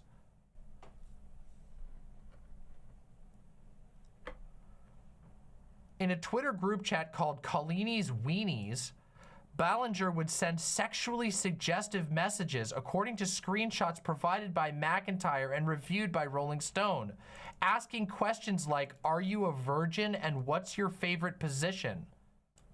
Once, in response to a message from McIntyre that read, "My ass looks so good today," Ballinger responded, "Piques, Adam." Okay.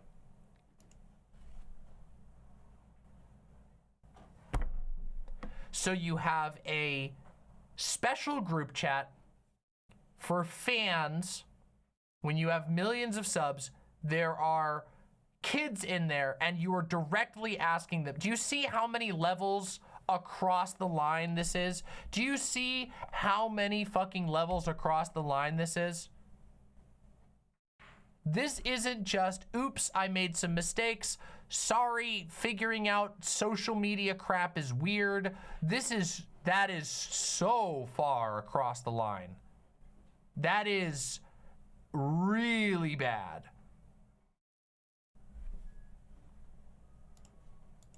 She described this as a fart joke.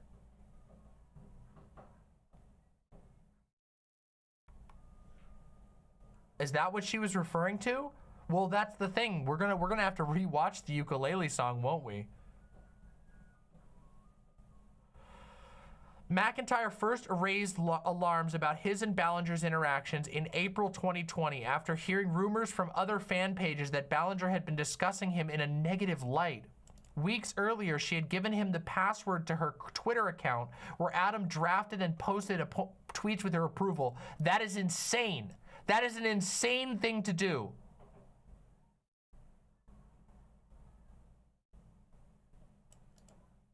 One joke he wrote about Ballinger coming out as a Meghan Trainor fan got major backlash, with hundreds of users deriding it as homophobic, leading to the Ballinger deleting it.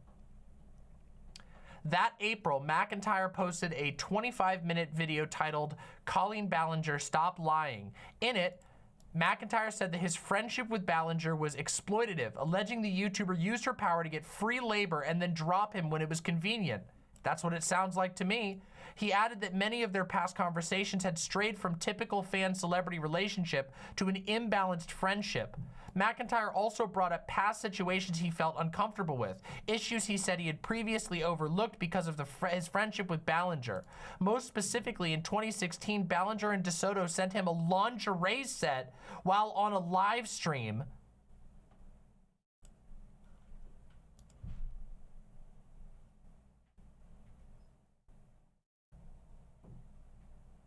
That is off the chain.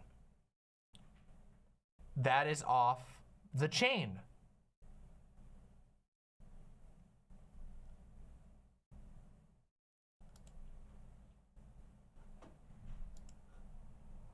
In an apology video responding to McIntyre, Ballinger said the gift was a stupid idea, but it had been misconstrued as creepy. "I should have never sent that. I don't know what part of my brain was missing at the time, but I'm not a monster, I'm not a groomer, and I shouldn't kill myself." You sent a 14-year-old kid on a public stream, right? On a public stream?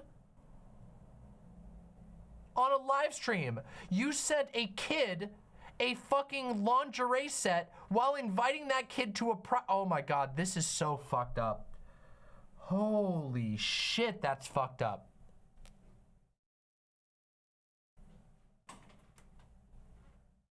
That's not just creepy. That is beyond inappropriate. A kid that you've already lured into weird, private, inappropriate private relations, that you've already asked to do free labor for you. You get, like,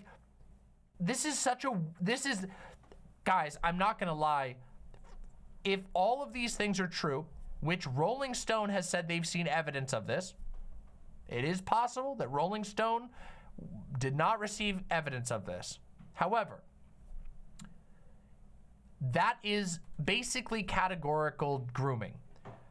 The idea of making sexual jokes, like post-ass pics to a minor, talking to a minor as if they're your equal when you're a famous person and you're taking advantage of that fame so that they know that they can't say no and they don't have any life experience, and you're cajoling them into doing more things, giving them your Twitter password so that they seem like they're closer to you than you, so they seem like they're more and more on the inner circle, sending them sexual items. That is really inappropriate, and it does match what is generally framed as grooming. It is trying to hyper familiarize yourself with someone so that you can take advantage of. That's what grooming is. Grooming is when someone tries to familiarize a young, inexperienced person, slowly over time grow the familiarity so you can get away with abuse.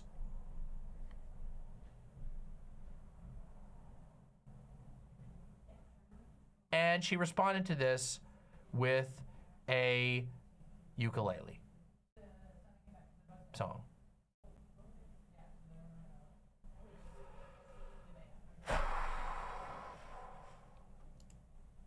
People accepted Ballinger's apology and accused McIntyre of trying to ruin her career. For almost 3 years, according to posts reviewed by Rolling Stone, Adam was called slurs, threatened, and doxxed by Ballinger's fans. Insane. Insane. Smoothie. Did she send, Posadas John said, did she send clothes or pics? She sent to this 14-year-old fan lingerie on a live stream in a public, like in a public thing. I'm sending you lingerie. That was then opened on the live stream. Thank you very much, Doe.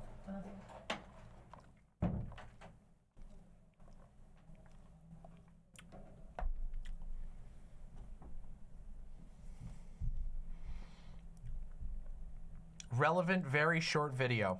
Okay, let's check out the relevant, very short video. It's kind of like there's no YouTube video that's gonna tell you not to be a murderer. You know that? You're absolutely right, Demon Mama. Hi, Gayfesh here. Don't murder people.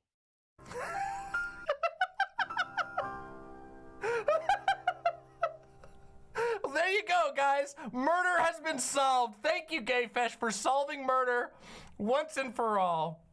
Absolutely incredible. You better make that public as soon as possible. Jesus. You've all been warned. Don't fucking do it. If you do it now, it's on you. There's been a YouTube. I helped produce an anti-murder YouTube video.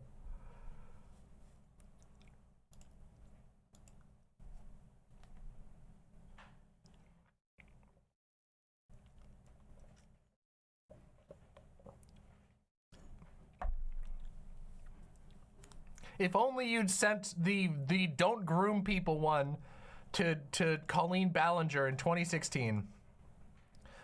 I really do find it offensive.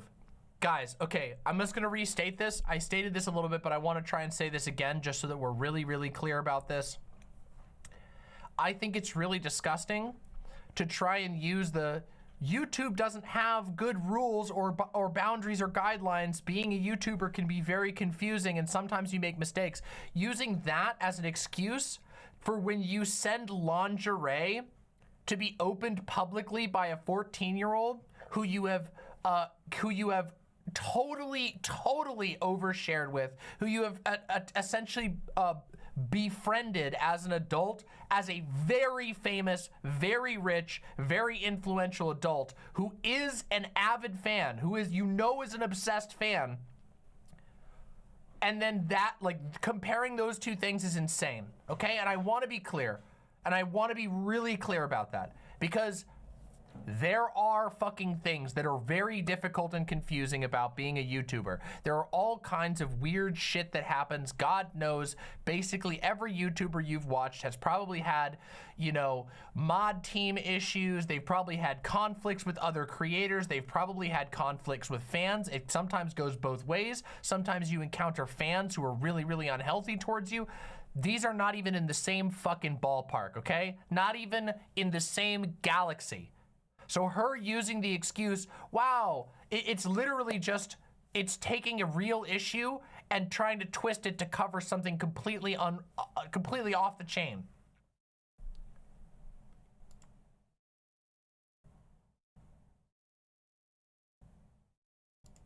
This is not a case of everyday oddities or bumps in the road or mistakes that are made or, you know, people getting in a fight with their mod and their mod's a volunteer and it's not good, which, you know, that type of shit can happen. All kinds of fucking people get in, sometimes YouTubers will get in fights in the comments, and that can be a not good thing. Because if a YouTuber is large enough and they fight with somebody in the comments of their videos, it can lead to that person getting dogpiled. And I would say that's probably not a good thing, but that's like the type of thing where it's like, hey bro, you probably shouldn't have done that. You as the YouTuber should have paid attention to the size of your channel before you flew off the handle on somebody. But it's not, that's the thing, that's the first category. The second category is things that aren't even in the same fucking galaxy. And that's what we're talking about here with the ukulele apology. Retcon says, whenever has been opening a video with my legal team has advised me not to say anything, but ever been a good idea? Extremely good point. Well, let's keep going. We got to keep going. By the way, if you are here and you are enjoying this very strange, very off-the-cuff DramaMama, given the circumstances, please make sure that you press the like button down below and press subscribe. I do all kinds of stuff like this. I cover really high-profile drama that I feel is really important, specifically when it has to do with the YouTube space and the rampant abuse and exploitation that goes on in these spaces. And if you're interested in that kind of thing, that's one of the many topics I talk about on my channel. So press the subscribe button and the like down below.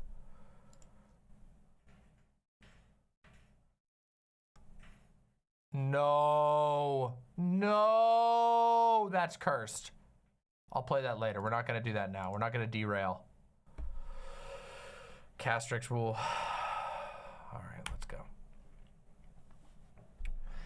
McIntyre was one of many fans asking for presents during the stream and initially thought it was funny. In an apology video responding to McIntyre, okay, we already read that. People accepted Ballinger's apology. Well, of course they did. She's a celebrity. Ballinger has a massive advantage over this tiny fan who she was crossing a lot of lines with. When it began in 2020, in the midst of the pandemic and virtual schooling, McIntyre said the harassment got so bad that it essentially isolated him from everyone he trusted. It didn't stay that way forever. Less than 2 weeks ago, on June 10th, Cody Rance, another former member of the Miranda Sings fandom, posted a video that caused opinion to turn. In a now deleted video, Cody, who uses they, them pronouns, confirmed the existence of the group chat, Colleen's Weenies, along with the above mentioned messages from Ballinger to McIntyre and other minors between 2016 and 2020. So that means we have two separate people who were able to cross-reference the chats and the images. Over the past 2 weeks, dozens of former Miranda Sings fans who had previously accused McIntyre of lying have publicly apologized to him on social media. But what has become more shocking is the other fans who've come out to share experiences similar to McIntyre's, their own stories of being bullied, intimidated, and embarrassed by Ballinger and members of her team. Alex, a now 23-year-old fan living in Ireland, ran a Ballinger fan page with over 22,000 followers.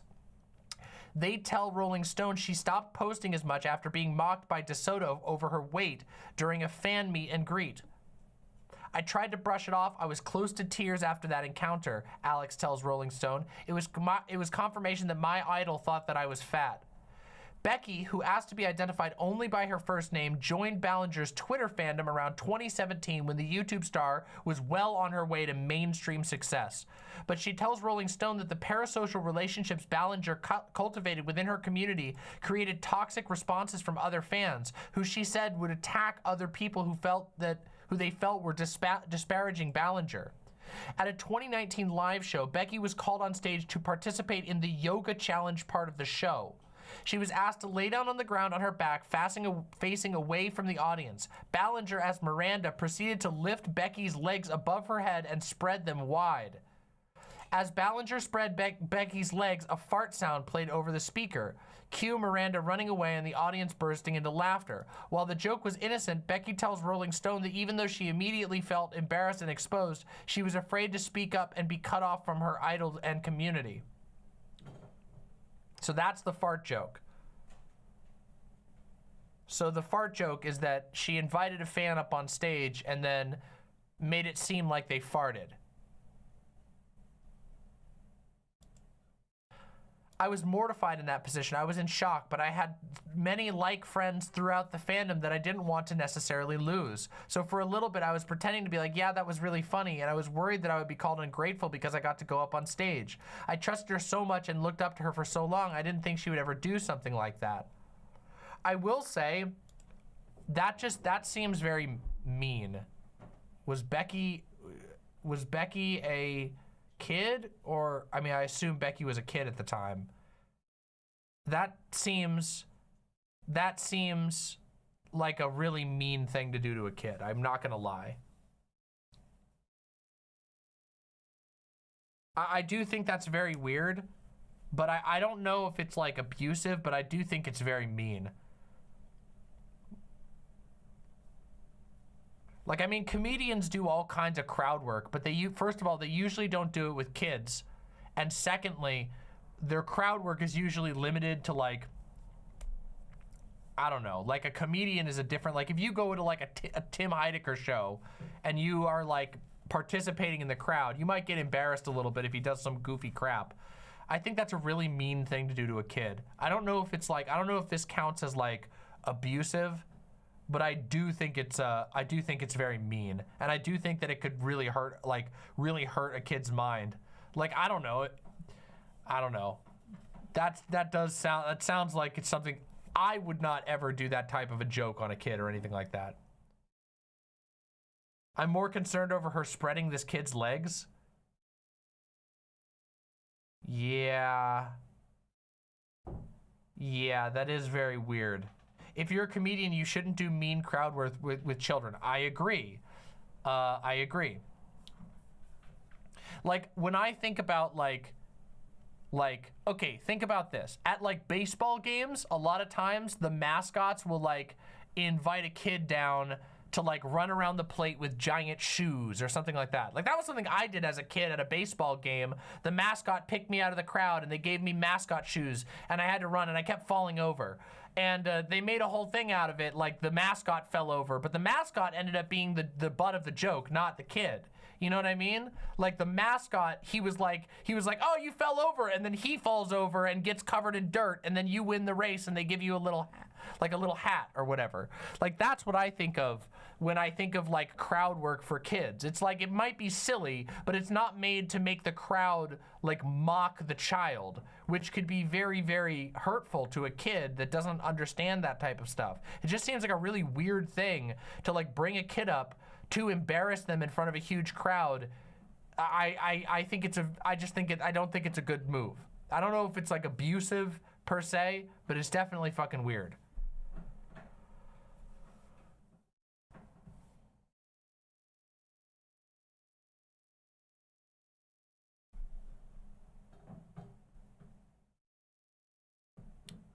Wait a second. So somebody in chat says that the girl was like in a dress and like it was obviously a pre-planned bit. That's fucking weird. That's fucking weird. That's really fucking weird.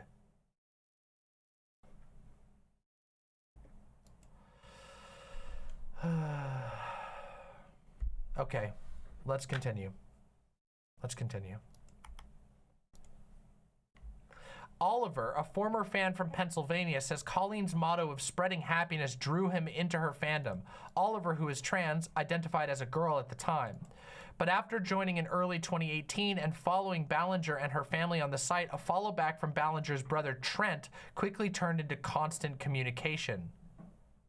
Messages reviewed by Rolling Stone over a year of communication, with Trent complimenting Oliver's looks, asking him for photos, and telling him to text anytime. This is insanely inappropriate.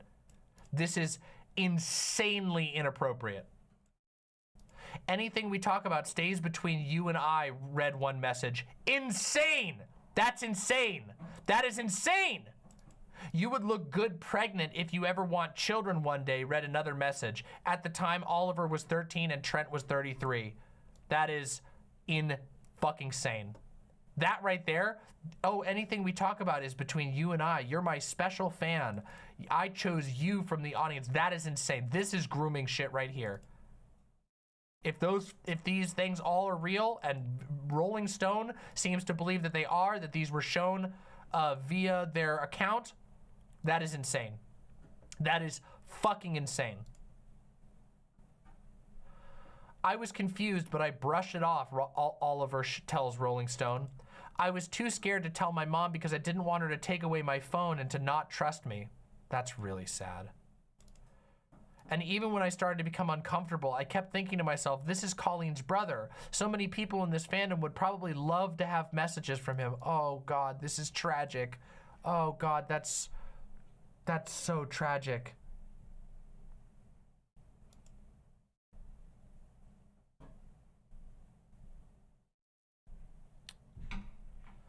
Trust, or a lack thereof, is also something former fan Johnny Silvestri thinks of when he recalls his time in the Ballinger fandom.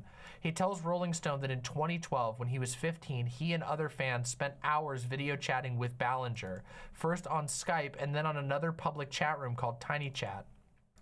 Rolling Stone reviewed screenshots showing Silvestri, Ballinger, and other fans in the chat rooms on camera. Silvestri says Ballinger and DeSoto cultivated personal relationships with the fans, talking to them about their emotions, feelings, and experiences. They treated us like they were our older siblings, like they cared about us. It was a weird dynamic, but it felt like a very tight-knit family. Oh, God. But the family vibe also meant that lines were blurred. Silvestri says when he was 16, he traveled from Chicago to attend a Miranda Sings show in New York. There, he was brought up on stage and given a signed paper crown from Ballinger, as well as a personal phone number of Evans, Ballinger's then husband. Insane! An insane thing to do! That is an insane fucking thing to do! Oh my God, that is fucking insane! Silvestri hadn't come out as queer, was being bullied at school, and was months away from dropping out entirely. He considered Ballinger, and by extension her family and team, as his escape, his confidants. So when he was offered a position as an assistant on Ballinger's tour, he accepted in the hopes that it would lead to a future in the entertainment industry. Instead, he describes a work environment that thrived on parasocial and intensely one-sided relationships between Ballinger and her fans. There is now a pattern that has been established across all of these people of Ballinger getting into very overly personal chats with very young fans and then recruiting them to do low or no paid work.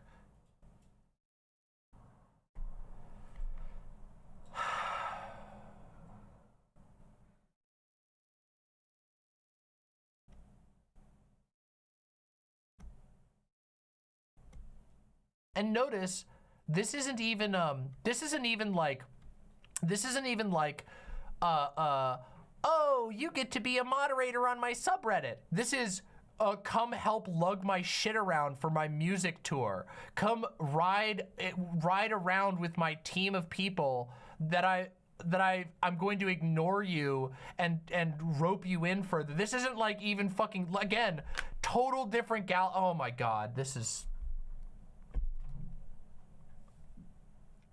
Yeah, it's like Illuminati stuff. It's like, it's not just, it's not even like video collaborations. It's not anything. It's literally, come get on the tour with me, do a bunch of hard labor that I don't have to pay you for because I'm riding on your parasocial attachment. This is no, oh my God, this is not just a little whoopsie shit. This is like so far across the line.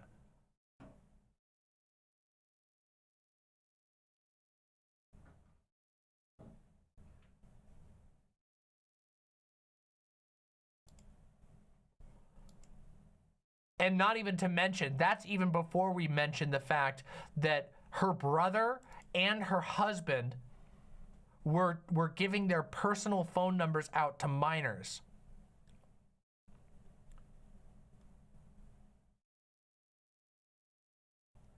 He claims that the same dynamic was used on him to prevent him from speaking out about hurtful behavior. More specifically, Silvestri claims DeSoto, Ballinger's best friend, screamed at him and verbally belittled him, behavior he claims Ballinger personally witnessed and did nothing about. He also adds that Evans nurtured a friendship with him only to use him for free labor and for his social media accounts and emotional guidance, creating an even more unbalanced dynamic. Yep, there you have it. Free labor and social media, and to have this kid who has a big social media account promote you and shit. I found solace and safety in this online group of people, and these grown-ass adults abused it. Since Silvestri has begun publicly posting about his time on the tour, only one member of Ballinger's team has responded. Evans acknowledged Silvestri's claims on Thursday, posting a public apology, saying that he had acted inappropriately. Well, then you have confirmation from one of the accused that this did happen. Right there. Evans acknowledged Silvestri's claims and posted a public apology. My hope is that I can help remove some of the burden by acknowledging your experience and taking accountability. Evans also apologized for dragging other underage fans into abusive fan-creator dynamic with him. Honestly, I didn't understand the damage it would cause. Bullshit! He tweeted on June 15th, I got messy and sought validation through innocent people, children. That's gross and I feel absolutely terrible for it. Dude, you weren't just asking a kid to retweet your post. You fucking gave them your personal phone number. You texted them about your emotional problems. You brought them on tour with you. That is fucking insane.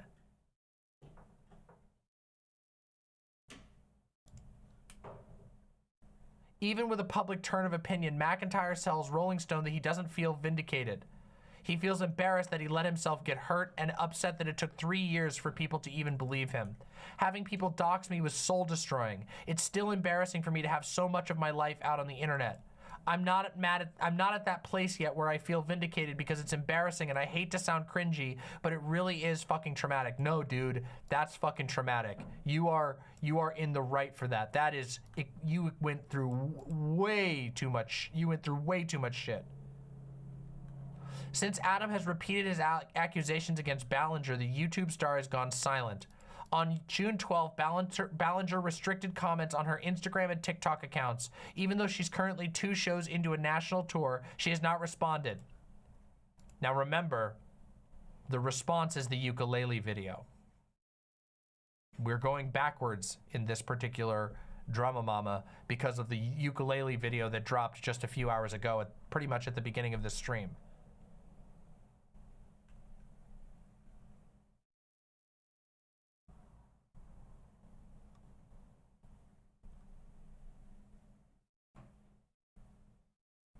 Pseudonym with the $20 super chat. Thank you very, very much for supporting the show. Demon Mama, Signal Night is the second 9-hour VOD of yours I've watched. That was just wild. I must say how wonderful it is to have a demon. I don't need to sacrifice an innocent in order to summon. You are a legend. True, you don't have to. Please do not sacrifice any innocents. No need. I'm just on your YouTube page. I'm just a YouTuber, okay? I'm glad you enjoyed the Signal Night. The whole reason we did Signal Night was to get lots of other creators in here so you can meet tons of other creators and have a chill night. Thank you very much for supporting the show. It means the world to me. Oh, man.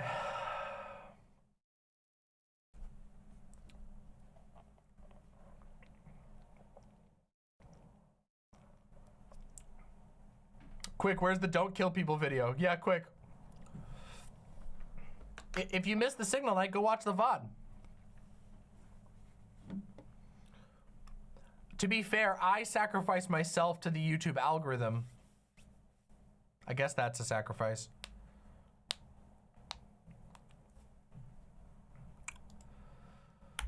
Oh, God. I want to prove how easy it is to not abuse trust, Adam says. As a content creator, you can't control the baseline parasocial relationship that happens. That's true. However, you can feed into it and you can abuse it, and that's when it becomes a problem. That's what I believe Colleen does. Cohen adds that as more content creators become celebrities, he and other media experts hope that people will learn from experience and draw strong and ethical boundaries around fan interactions and relationships. Today, the transparency is way higher. You can no longer generally exploit your fans post Me Too, Cohen says. The newer generation of creators, they know what happens and that you have a responsibility to not do that again. It's almost a matter of breaking generational trauma. I don't really agree with that description. First of all, no, actually, the Me Too era didn't fix all these problems, and no, people don't still know that. And as we have seen, it continues to be a problem that famous people, extremely famous people with a lot of money and power, can abuse people, especially when they have rabid fandoms that will do whatever they say. I do agree that more people know about it, and I do believe that it's really important that we take time, which is part of what I'm doing right now, to actually highlight this shit so that people become aware and are able to protect themselves.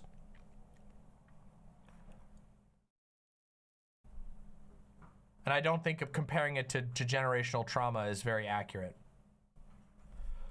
Hannah with the $20 super chat. Demon Mama, spend this on something fun if you can afford to. Thank you very, very much. I will make sure that everything's taken care of, and then I will spend it on something fun. Thank you very, very much. I appreciate that.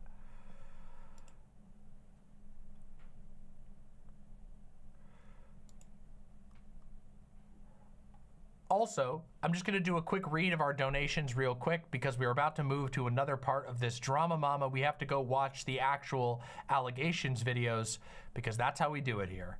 We go and we get the actual receipts. We don't just go off of secondhand reporting. Appalachian Anarchist with the $5 says, and this is a quote, "I'm not a predator, just a Redditor." That's terrible, but hilarious. Thank you for supporting the show. Ron's KFC with the $20. Yeah, I'm gonna have a couple of drinks while I'm watching this. Not a bad idea. Not a bad idea at all. Oh, we're talking about that Miranda Sings girl? Yes, indeed we are. For those of you who are just tuning in now, first of all, press like down below. Secondly, we are covering the bombshell Miranda Sings situation, which just went crazy today. I will be completely honest, I knew very little about it before today. However, at the beginning of my stream, I was sent a ukulele apology for abusing minors, for allegedly abusing minors, and boy, oh boy, has that taken things in a strange direction.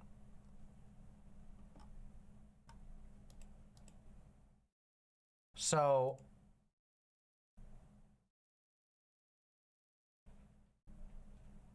oh boy.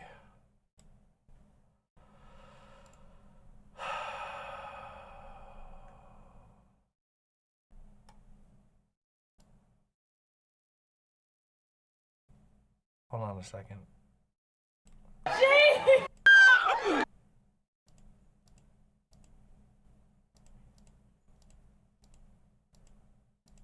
What is this? Okay, so this is allegedly a hold on, I have to see the segment. Apparently, I have been sent a segment of an inappropriate live performance by this person back in 2016. We're gonna talk about that in just a minute. Discordant Vol with the 5 gifted tier 1 subs. To help with the fun, the Super Mario RPG remake comes out in November. Keep going, going, going. Thank you. This is not the yoga thing. This is apparently something else. This is actually what a ton of people have said that this, like there's a bunch of videos about this one. I believe I was told the timestamp was here. Let's just take a look here. Do you want a cheese ball? I'd love one. I can't believe I'm reaching in there right now. Oh. Okay. All right. So, this is a part of a performance where she puts cheese balls in her... You really are on a stage. So, in order to keep... You can see her here. She's putting cheese balls. And then if we jump a little forward, she puts the cheese balls in the front of her pants. And then, right here... Shouldn't you know if you've read it? She's eating cheese balls out of her pants. This is a very young child. I'm just kidding, I love you, I'm just kidding. Do you want a cheese ball? I'd love one. I can't believe I'm reaching in there right now.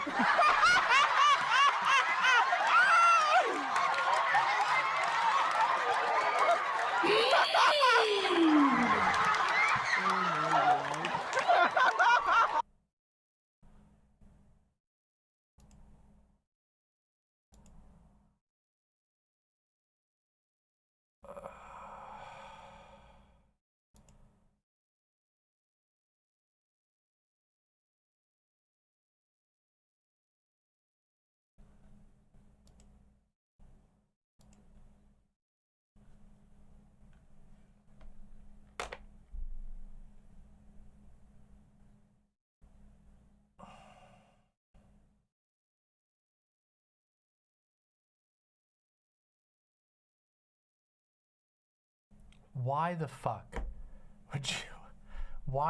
would you ever set up that joke for a kid's show?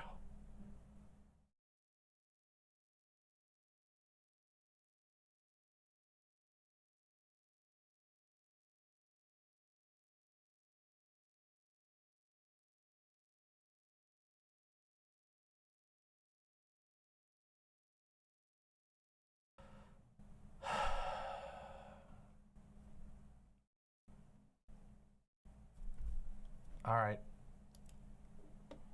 I can see why people are frustrated about that one. I can see why people are angry about that one. Combine that with the embarrassing kids by making them do yoga on stage.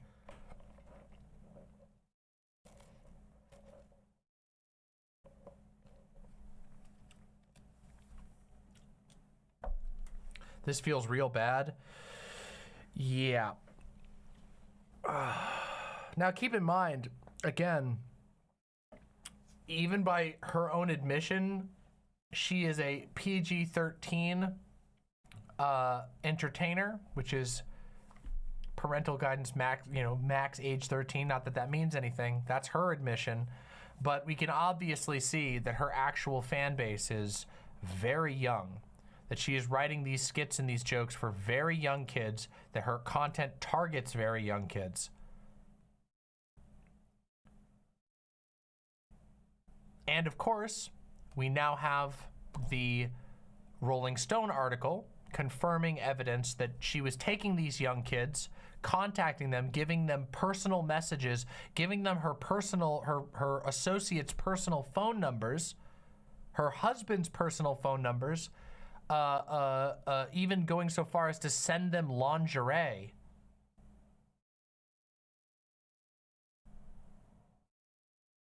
Yeah, but it's like the Cosby Show, but imagine if Bill Cosby put cheese puffs in his pants and had a kid reach in to his pants on stage to take a cheese ball out and eat it.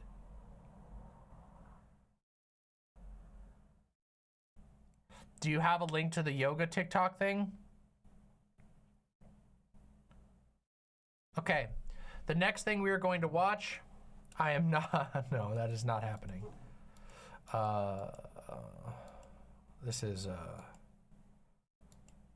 also, yeah, yeah, I don't need to at Metroplex. We know where this would go.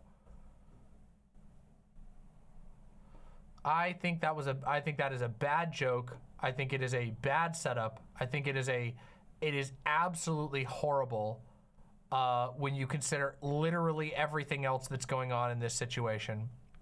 by itself, it would be bad. By itself, it would be like, hey, you really, really, really shouldn't have done that joke with a kid on stage. But it's especially bad considering the context that we have so far.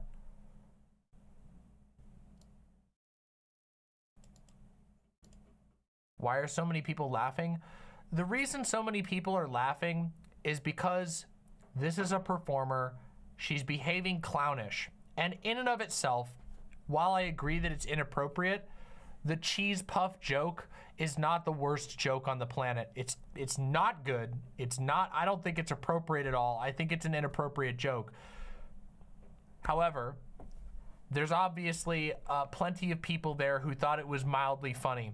I don't think it's appropriate to like have kids jump up on stage in a show situation like that and have them reach for a snack in your pants. I think that's fucked up, okay? But I can also understand why a bunch of people there would laugh it off. I don't, what I'm saying is I don't think that the crowd is a bunch of fucking, like a cabal of like child abusers. I don't think like the crowd is full of a bunch of child abusers. I think it's a bunch of people who aren't thinking very deeply about it and who are just like, oh, it's funny, silly cheese balls. That's what it is.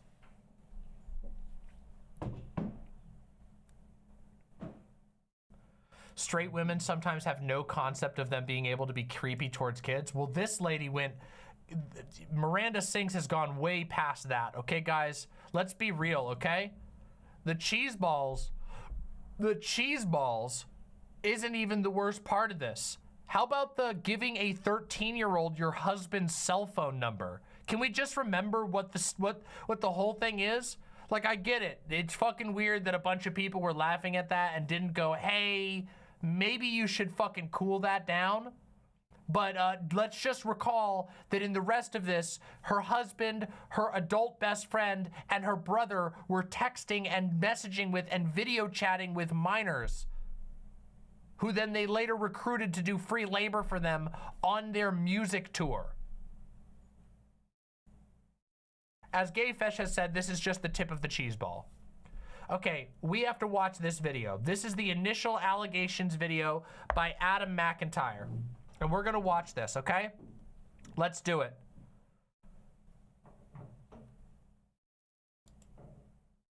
Let's do this.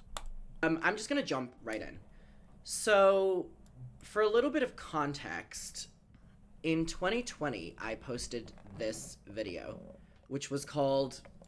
Oh, we should talk about the first one. I guess we should watch the first one, right? Or is that gonna be... Colleen Ballinger Stopped Lying 3 years ago. And then Colleen responded with a video called Addressing Everything. In my video, I focused on things, I mean, this was 2020, so I just turned 17 in this video. DM from Corey read.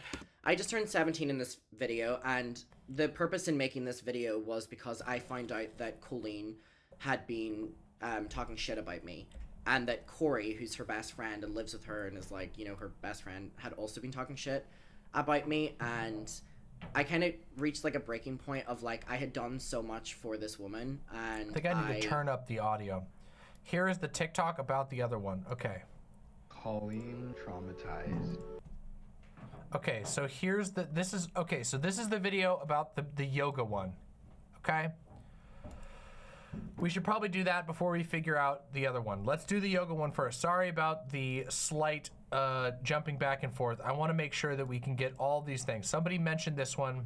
Let's watch it. Colleen traumatized. Hi, okay, my name is Becky. I'm the girl. We have to turn this audio up. This audio is not loud enough.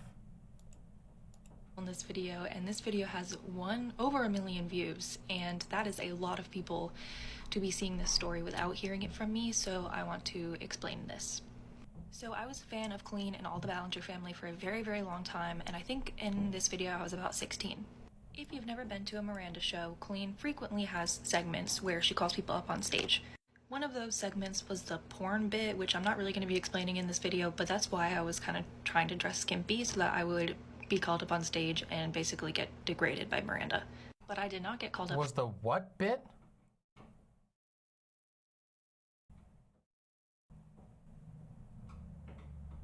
For that, I got called up for the yoga challenge.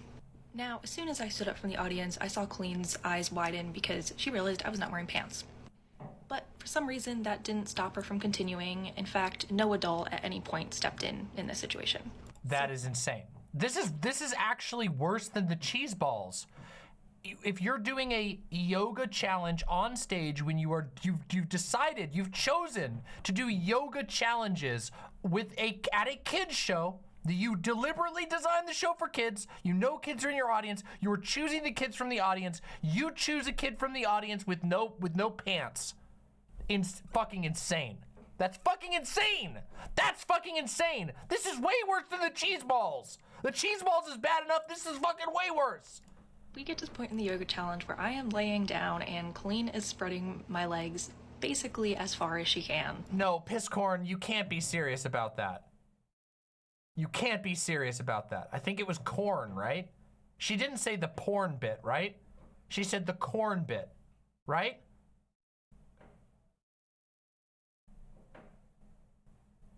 Can anybody who knows about this tell me? Is it horn? She spreads them so far that you can see the spandex I was wearing under my romper, which thank God I was wearing. Now, the original video posted by Xandar, I'm sorry if I pronounced her name wrong, is only a screenshot, but there is a whole video of this. But that screenshot is the most important because that is the moment I will never forget, where I was laying under Colleen and she was smirking down at me while thousands of people were laughing, and I was terrified that my body wasn't covered up enough by the spandex or the romper. I basically felt naked, so it felt incredibly sexually violating. I was younger and my body was still developing and I was still becoming comfortable with myself, so for her to use my body as entertainment on stage really set my confidence back quite a lot. And not to mention, Carpe Diem says the porn bit is a joke where she calls two girls up on stage and calls one of them porn for dressing skimpy.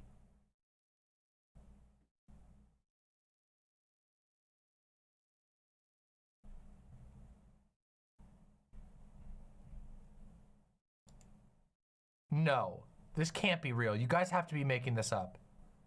Do we have evidence of this? This can't be real. I'll read what she's reading. Says the porn bit is her getting two girls up on stage. One of them is dressed like her and the other one is wearing more revealing clothes. She says the one who is wearing a crop top is porn. That's fucking insane. This is real. I've checked it. We've now had 3 separate people confirm this. That is insane.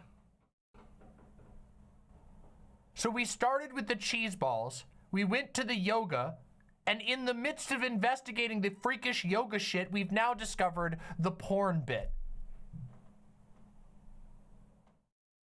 This is so fucking ridiculous.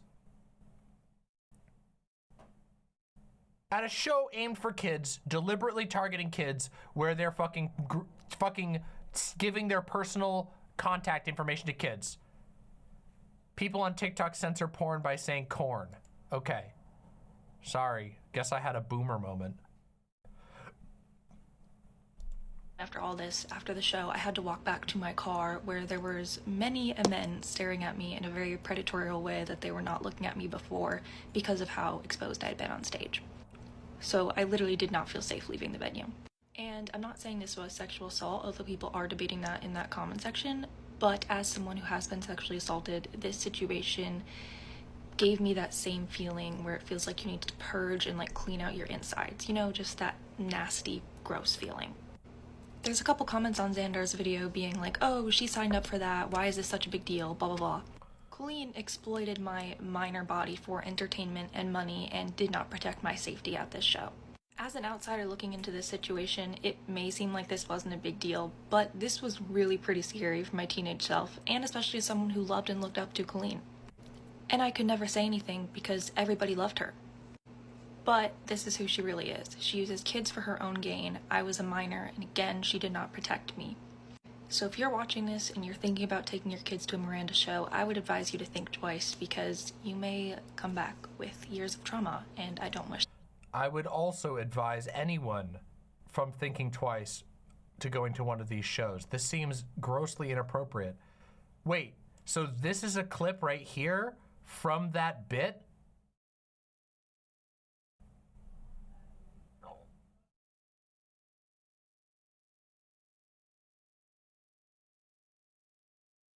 That's a screenshot from that bit where you have like a young child. That is, holy fuck. Holy fucking shit. This is so bad. This is so fucking bad.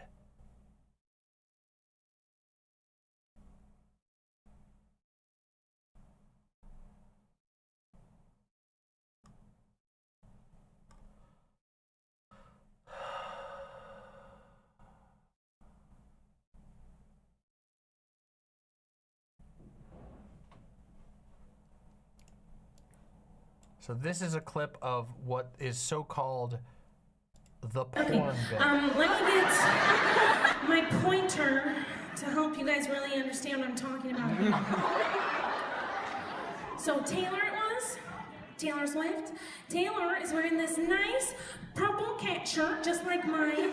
It's very conservative, goes all the way up to the neck, nice long sleeves, pants that go all the way down to the floor. This is very nice, very attractive, very conservative. This is a perfect example of not porn.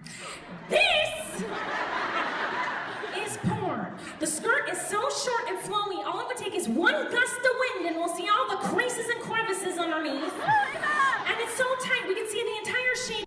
Oh, oops, I didn't realize that my screen wasn't on because I was fucking stunned. I'm sorry. Okay, let me get my pointer We'll just watch that again. to help you guys really understand what I'm talking about.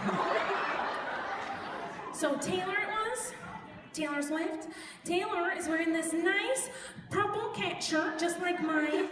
It's very conservative, goes all the way up to the neck, nice long sleeves, pants that go all the way down to the floor. This is very nice, very attractive, very conservative. This is a perfect example of not porn.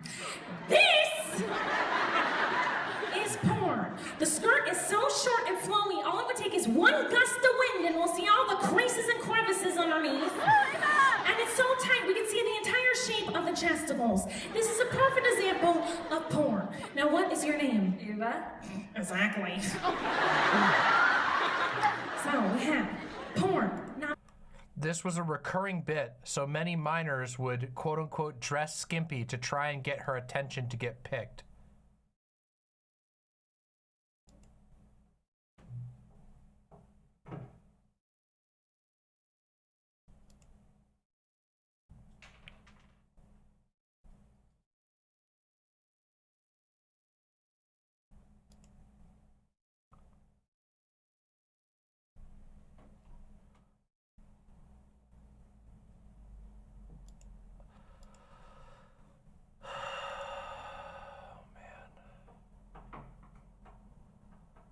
Oh, and it just keeps going.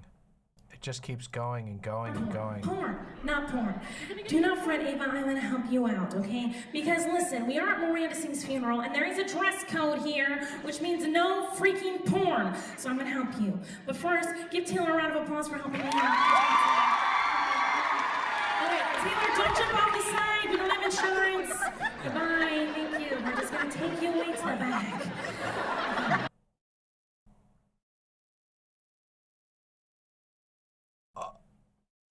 I'm sorry? I'm sorry, what? Goodbye, thank you. We're just gonna take you away to the back. Okay, Ava? She said, I just want to take you away to the back, and then she does an eyebrows at the crowd.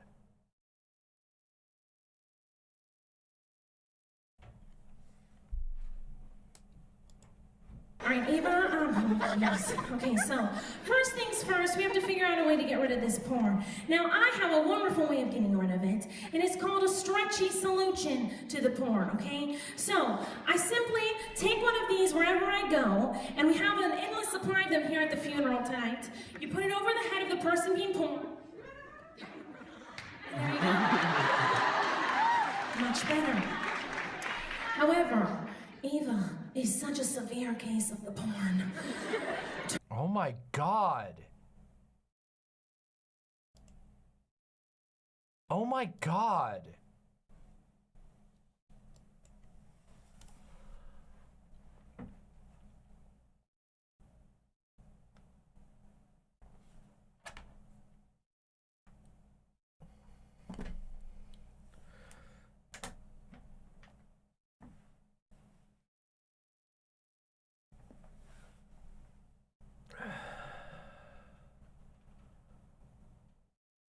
How is this supposed to be funny? I'm gonna be completely honest. It's not funny. It's not. It's extremely weird. It's an extremely weird thing to deliberately write a segment of your show where you invite kids up onto your show and you incentivize them dressing skimpily so that you can make jokes about them and they can get a little moment of fame. All of that is incredibly, incredibly, incredibly fucking weird. It is incredibly fucking weird. It is and of course, we now see that not only are these kids being brought up, but they're being given contact information, they're being given special treatment, they are being recruited into her inner circle. That is so there's so many levels of inappropriate here.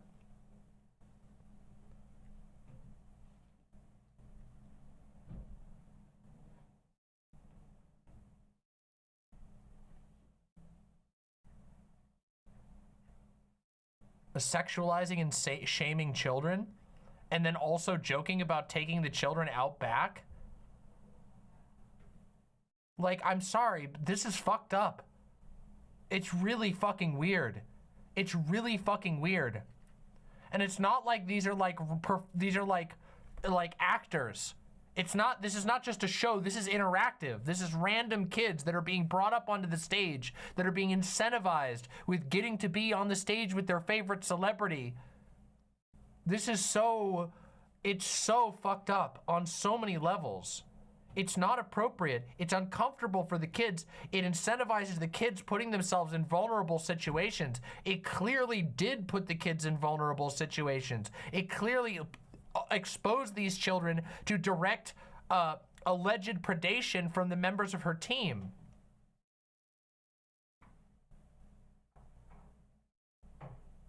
And yes, I will say that a lot of these behaviors, when you consider them all together, it does very much seem like groomery shit. Having a regular bit in your show where you have a kid who comes up that's dressed too sluttily, and then you judge them and make jokes about them, and then interestingly you also introduce them to your team.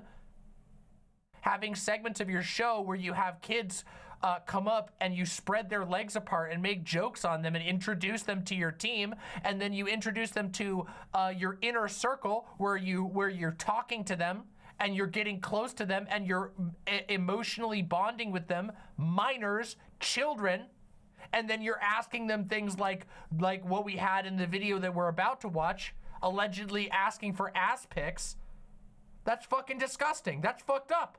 This is the exact type of insane shit that we should be calling out on YouTube, that people need to be careful around, that parents need to protect their kids from. This is the fucking actual shit. Yeah, and just keep in mind, there's like people all over the country that are freaking out about drag queens existing, non-interactive shows where somebody dances around in stage at worst in like a like, I don't even know, that's not like a dramatic manner. And that's what people are freaking out about. And this person's been going for years doing this shit at live shows. The cheese balls bit was a normal bit too? No. No. This is some child beauty pageant tier shit. It is.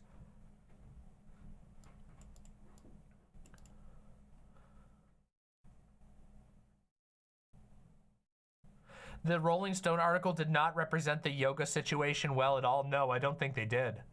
I don't think that article did a good job representing it at all. Jesus Christ. Fuck. Okay, well, we have another video to watch.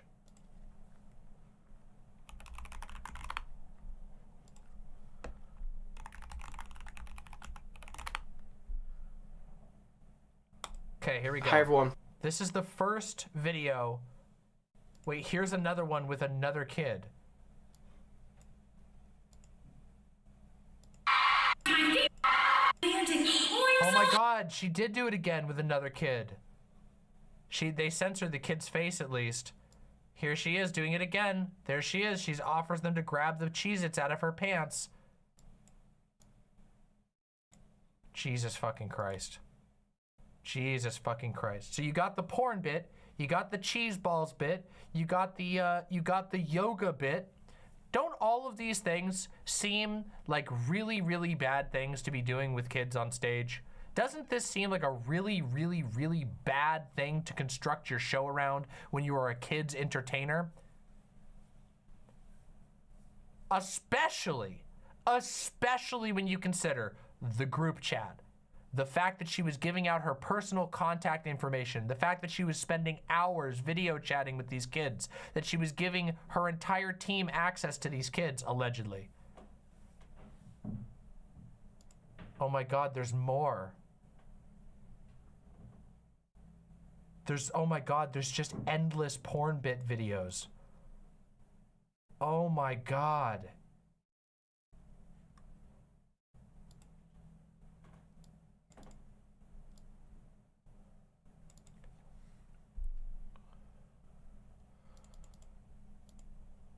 I so deeply worry about the general culture Suburban Wasps build because this is some Bible camp tier humor where she slut shames these girls as a bit. Yeah, but it's double, right? Because it's a joke. It's supposed to be a joke, but the girls who are getting called up on stage are being actively incentivized. Remember the part that Becky said where she felt like after the show there was a bunch of adult men that were looking at her weird because there were adult men at that show, including people who were working with Miranda Sings? There's two sides to this. It's not just that she's slut shaming people as a bit, which is in and of itself, like there is some fucked up psychology going on there. But there's also the fact that she's actively, as a regular part of her show, targeted at kids, inspiring young people, young kids to dress in skimpy outfits so that they can be highlighted out of the crowd, so that they can be literally targeted, which we now know that she was at least somewhat regularly making post-show connections, even going so far as giving out her personal contact information to these people.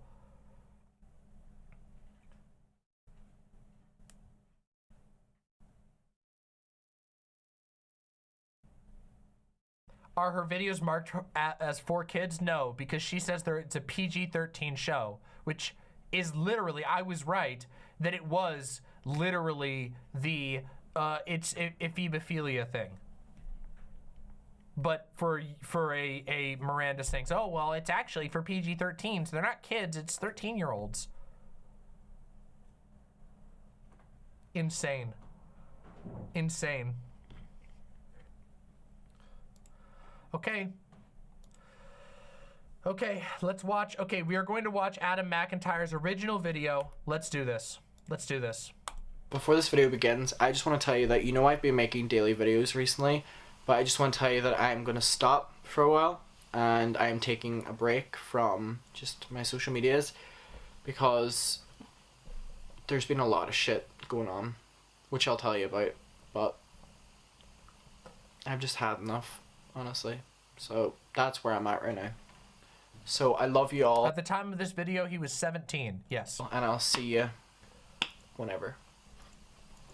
This is a video that I never thought I would ever have to make. My intentions behind doing so are that I can disassociate myself from the situation, but also not continuously get asked in future about Colleen and Corey and what happened. Or also hearing things that apparently came from me but I've never said out of my mouth. The purpose behind doing this video is to get my side across and defend myself. As you all know, I was a good friend of Colleen and Corey, and I discovered Miranda Sings in 2012, and I found Colleen through this. I ran a fan page on Instagram that I created in 2014 and a fan page on Twitter that I created in 2013, which I dedicated all of my time to. It was just me supporting the Ballinger family. It was simple. And I've been supporting them all up until recently. I've went to 2 of her shows. Do you see how directly this shit benefits her? That these were super fans that she was isolating out and luring in to encourage them to spend more time doing free advertisement. This person at a very young age was running multiple fan accounts by his own admission, just existed to support the Ballinger family. 2016 and 2018 and met her both times. After 2016, during a live stream that I'll discuss later, me and Colleen started talking on a more personal level. And by 2017, we were good friends. Or what I would have called good friends. Very quickly, we started talking a lot, and my parents were really happy to see the fact that someone like Colleen Ballinger was so dedicated to talking to all of her fans. This slowly turned into me getting private details about her divorce, and what was happening with the relationship with her ex-husband. Around this time though was whenever my parents started getting a little bit more cautious and were wondering why a 30-year-old was talking to, at this time, a 13-year-old about her divorce. That is extremely, indeed, extremely sus. That is incredibly fucking sus, yes. So from this point on, my parents really observed the conversations that I took part in with Colleen. Our relationship... Radon, thank you very, very much for the $5 donation. Deeply appreciate that. Thank you for supporting the show. Thank you. I hope things go well for you. Relationship slowly turned into me always being asked to go find drama for her, whether it was about Josh, ex-friends, or fans. At the time, I saw this as harmless, and I was just really excited that my favorite person in the entire world wanted to talk to me. Now looking back though, I can see that it was just a way of baiting me to constantly get me to get her the information. And in 2016 to 2018, I was always asked to follow along gossip sites. Now the gossip sites were talking about her ex-husband and hers relationship and the divorce. And I was very much so made to follow along with that and then feed back that information and what they were talking about. Now me doing this, it led to my name getting thrown into the mix in these gossip sites, and Adam, the character, the person, whatever you want to call it, started getting really attacked on these sites too. Now keep in mind I was only 14 at this time. So then I was getting targeted on these gossip sites, and I was getting called a pick-me, manipulative, and other words I won't say just because my extended family are watching this video, and I really can't. Once my parents saw all this, they asked me to distance myself from Colleen and all the Ballinger family. So it was at this point that I stopped really giving that much information, or as much as I did, to Colleen. But I would always be baited and dragged along again. Whether it was subscribing to my YouTube channel, which made me really happy, and then I would be asked again to get information, or a time where I was really upset because my name was getting thrown into the mix of a lot of things, and then I got a YouTube comment on one of my videos, and then I was asked again. Or in one case making me believe that I would be flown out to America to go to VidCon, me and my brother would be, along with someone else in the fandom. There's no need to mention their name. And that was strung along for ages as well, to the point where me and my brother actually bought an external one of them wall plugs for America, and then that just never happened. The reasoning for this was the year before she did a competition where she flew out 2 fans. She said this year she was going to fly me and this other person from the fandom out, and then 2 other fans, and then... Do you think this is a problem with children's media that contains live actors like Blippi and others pose a significant risk to children because children struggle to separate the show from the actor? Yes. I do think that children's media with live performers where children are involved in it, that parents and anybody who is watching that type of stuff should be skeptical and should be watching out for the kids. Because yes, celebrities who are deliberately targeting children with their media do have undue access to those kids. And if they're not being, if they're not being held accountable, if they're not being watched, they could very easily and have easily abused children. By the way, this is the same reason that youth pastors, priests, people who are in positions of authority and importance over kids are often perpetrators of abuse because they have undue trust and undue access to children. Very much so.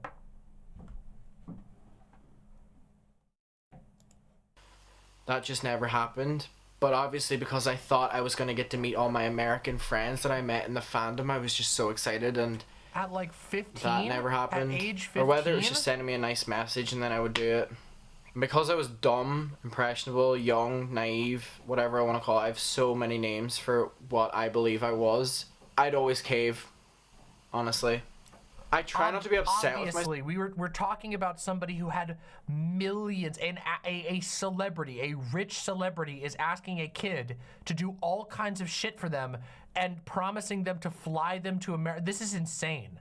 This shit's insane. And keep in mind, these records have been verified by organizations like Rolling Stone. A literal child. Myself because I was 13 to 15 during this time. I'm still really young now. I'm only 17, but looking back, it's hard to not get like, fix yourself. You know, stop engaging in that. You're being used. I've been told so much private information about the divorce, but I won't get into that in this video because I feel it's unnecessary. That is but all the parties involved know that I have it. This information was always really hard to hear and digest as a 13 to 14-year-old because I was always led to believe that Josh and Lean were the couple that I should have looked up to. In the vlogs, they were always really happy, so going from a sudden shift of idolizing Josh Lean, I had Josh Lean merch, from that to them being... That's the name of their celebrity couple, apparently? Told all this really shit information about the ex-husband really just, it affected me back then, and I'm not gonna lie, and it affected me. Of course it would. Of course it would affect you. No, a celebrity, an adult celebrity, should absolutely not be unloading this shit onto a kid. That is so out of line. So out of line. Way more than it should have. It just made me really confused. So anyway, in 2016, Colleen and Corey were doing a live stream and they stumbled across my Twitter account. They found my tweets really funny, and this was the day before we officially started really talking. They found my Twitter so funny that they said they needed to send me bra and panties that Corey was wearing during the live stream. What? They were used ones? That was not even included in the Rolling Stone article. Oh my fucking god. Now, looking back at that, I'm still a minor. I'm still 17, but looking back on that, I just...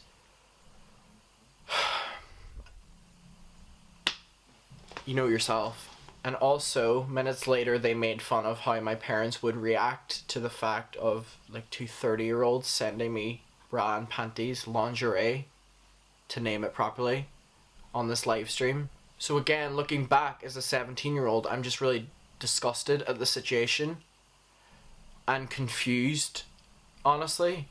They went on my Twitter. They weren't used? He just said that they were worn by somebody. The bra and panties were worn over her male best friend's clothes. They weren't used in the typical sense. Point taken.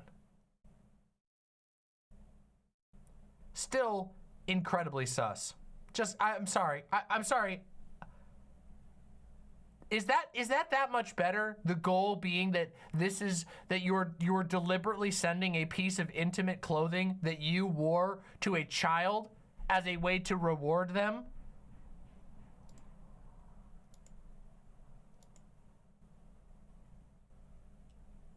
I guess it is. It's more hygienic.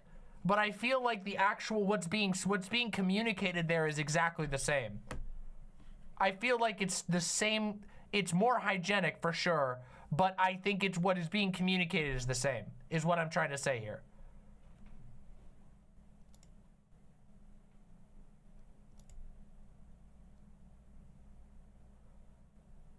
Okay, I'll keep that link on hand. Beyond safe words. Thank you. You found the actual clip from the yoga challenge thing? Okay, we'll take a look at that in a bit too.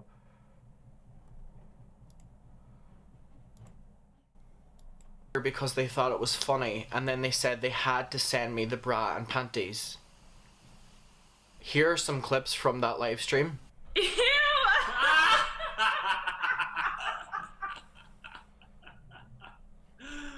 That outfit! Screaming homeschooled Christian university realness. Adam, Cookie Ballinger said, "Hi, you are such a fashion icon," and tweeted the ugliest picture of me. This is honestly the worst outfit. He's so rude. What made you order these ugly clothes? Adam! Those clothes are nasty. He's so rude. Oh my god, he's so sassy. Your Twitter account is making me laugh so much. Oh my god, that makes me laugh. I want to send him something. Do you want the bra, Adam? Adam, do you want the bra and panties? Tweet right now. To a 14-year-old. Oh my god. Yeah, Adam, let me know what you want. He's in Ireland. Hi, Adam. I love you. Okay. I'm sending him something. Okay, maybe he'll want. And they almost assuredly knew this. They were very familiar with who Adam was, and Colleen Ballinger was talking with this person in the background. The panties. Although then his parents will be like, "You're not allowed to watch who is sending you panties." Oh my god. They acknowledge it. And then his parents won't let him watch us anymore. They fucking acknowledge it. They fucking acknowledge it.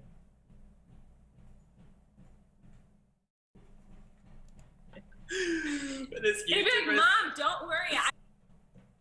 This shit is fucking insane.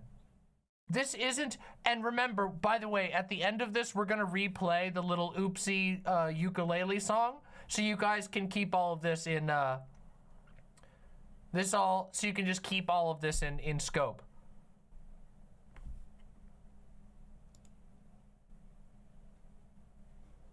I watched the boy wear them online first.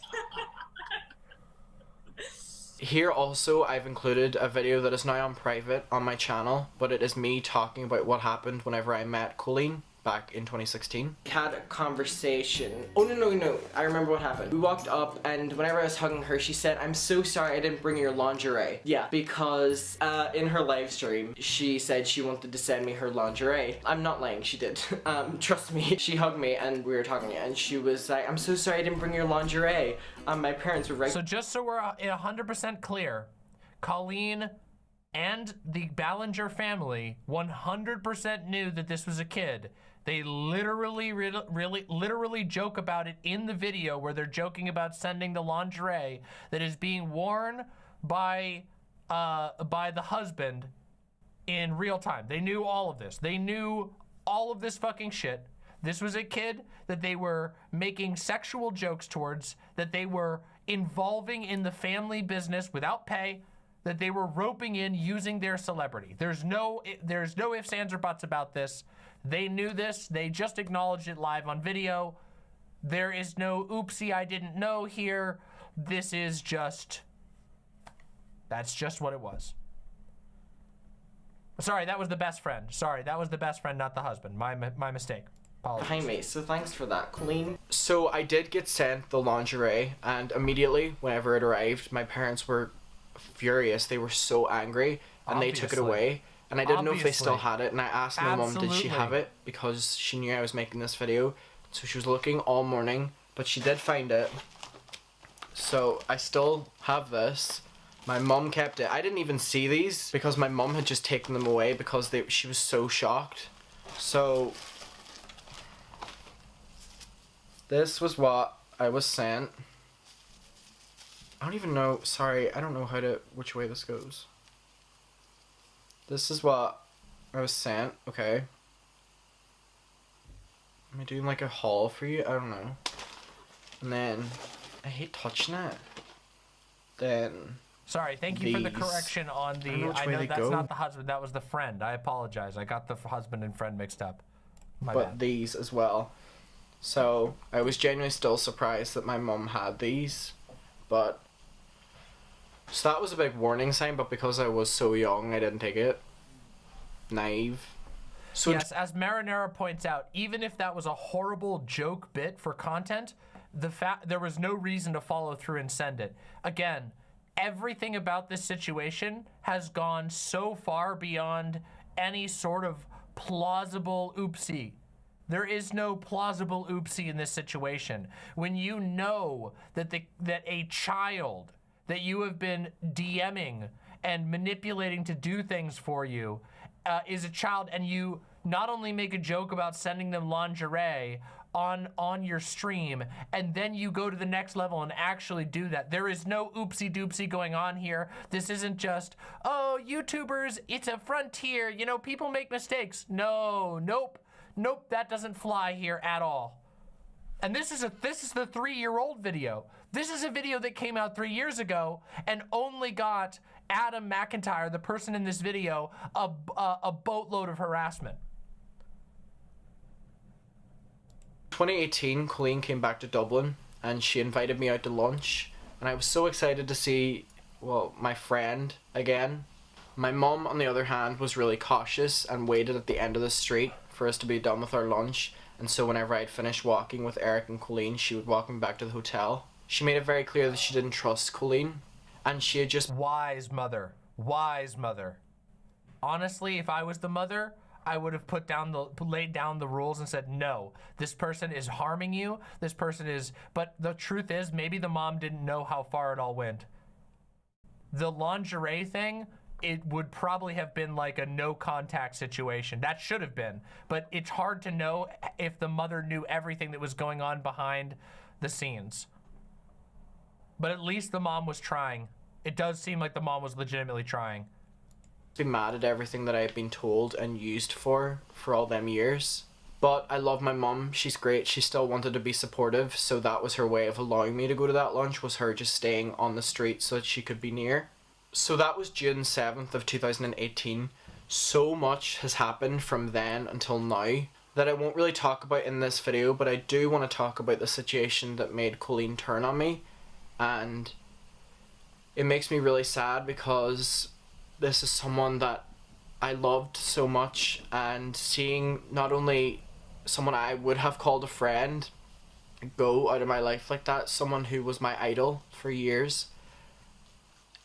It's weird, and I don't really know the words to say because I just feel awkward whenever it comes down to talking about it. That's why I don't talk about it. That's why nobody knows about anything, because I felt awkward. I felt like I made a mistake maybe.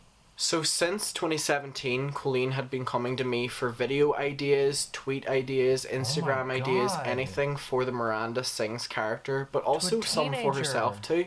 It was mainly focusing on helping her in the Miranda account from 2017 on, but there was a little part of helping her own channel out with ideas as well in 2017 to 2018. So I just helped give ideas.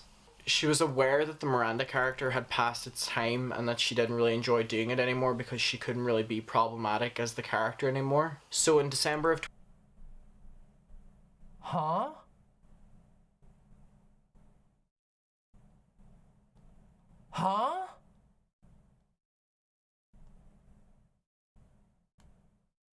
2017, I proper started giving tweets for the Miranda account. This included tweets on iCarly, Brazil, and a number of other things. I'm pretty sure she was in Hawaii at this stage. Yeah, she was. And whenever we talked about how Miranda wasn't really doing well anymore, she messaged me and then said, well, help me. And that's then whenever I started giving the tweet ideas. So on the 25th of March of this year, I started giving more ideas again because Colleen was aware that the Miranda character was becoming very stale and inactive on social media. And on the 26th of March again, she started tweeting my ideas, which included Animal Crossing stuff. So on the 25th and 26th, I presented her with about 15 different tweet ideas. So then came a tweet about Miranda Sings coming out as a Meghan Trainor fan, which she was initially confused about. And she says, I don't know what you're saying about Meghan. So then I explained it again, and Colleen was fully going to go ahead posting it herself, as you can see here. So I helped give her the photos and the concept, and she said, when should I do that? Should I do that today or tomorrow before I post the video? And I said, what are you waiting for, today? And she says, okay, cool. Showing that she had every single intention to post this tweet on her own behalf. And then on the 26th of March at 12 minutes past 10 p.m, she messaged me and said, I have a present for you today. I've never done this with anyone, but I'm trusting you. Oh my god, to a child. Oh my god. And then she proceeded to tell me about how she was planning on making me her social media intern. Right now, I'm considering you my social media intern, but if things go well, we can talk about me hiring you part-time for an hourly rate. I don't like using your creativity and insight for free, so just know I'm not planning on taking advantage of your help. I'm planning on making it more official if it works out that way. How does that sound, Queen? So then I got into the account and she basically just sent me a message saying go crazy. So what I had to do was tweet, respond to fans, talk to fans, basically just get hype about Miranda again. So I spent my entire day and night talking to fans on the Miranda Sings account in group chats. I had long conversations just talking to people on there, talking to fans, tweeting them, and just going through the list of tweets that I had sent her, thinking what will I tweet next. And then on the 27th of March at 5 minutes past 1 in the morning, she sent me a message, just a ha ha ha ha, and wait, you're all good, I see you've been tweeting. So this was after I said I was having problems getting into the account because of the email. So she had already seen all the tweets that had happened because she saw them on her timeline. So then she sent a message that says, "Aw, OMG, they would be so sad if they knew it wasn't me though. Thank you for doing this. I'm so grateful, but I'm nervous they will know it's not me responding to them. That would backfire terribly. They'd be so mad, I'm stressed. But I'm happy they're all living for it. Do you feel like a secret agent spy? Oh like my talking to them and shit. Is 11-year-old Adam living tweeting for Miranda right now?"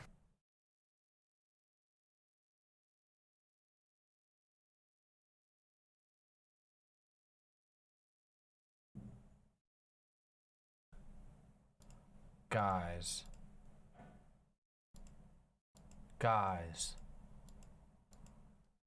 this is really fucked.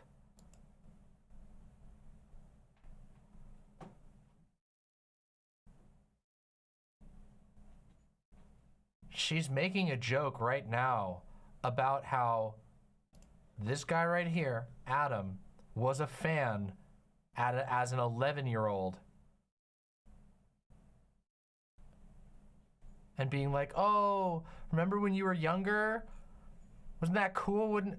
Isn't 11-year-old you happy at where you are right now? At age 15? 14? 15? Doing free labor in an incredibly awkward relationship with a 30-year-old celebrity?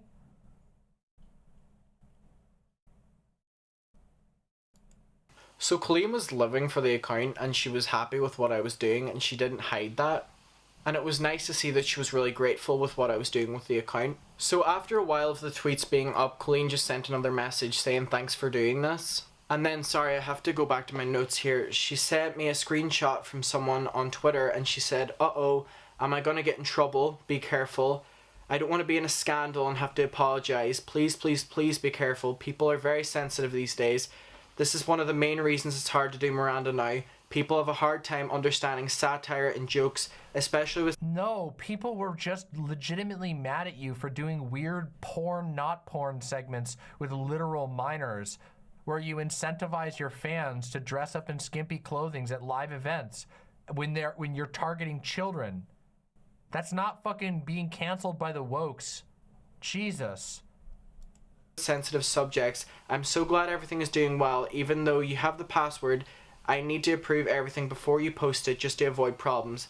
It might slow down the process, but we gotta be careful.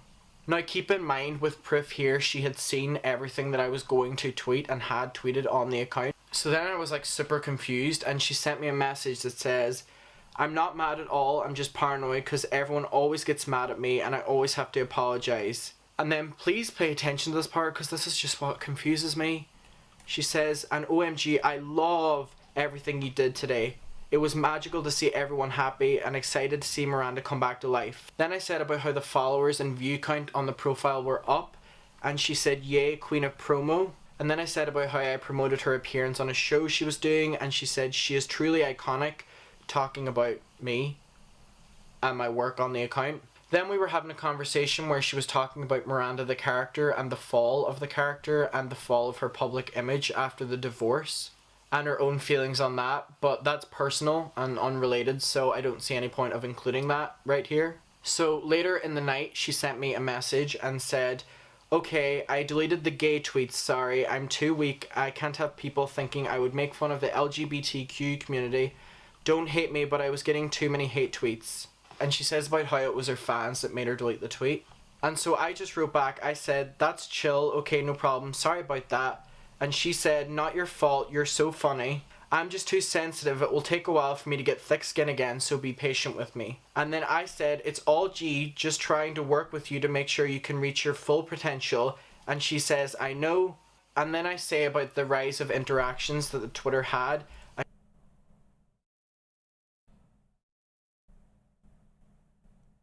And she says, "I love you. Thank you for everything, for always believing and helping me." So even though she was saying this, she was slowly starting to put the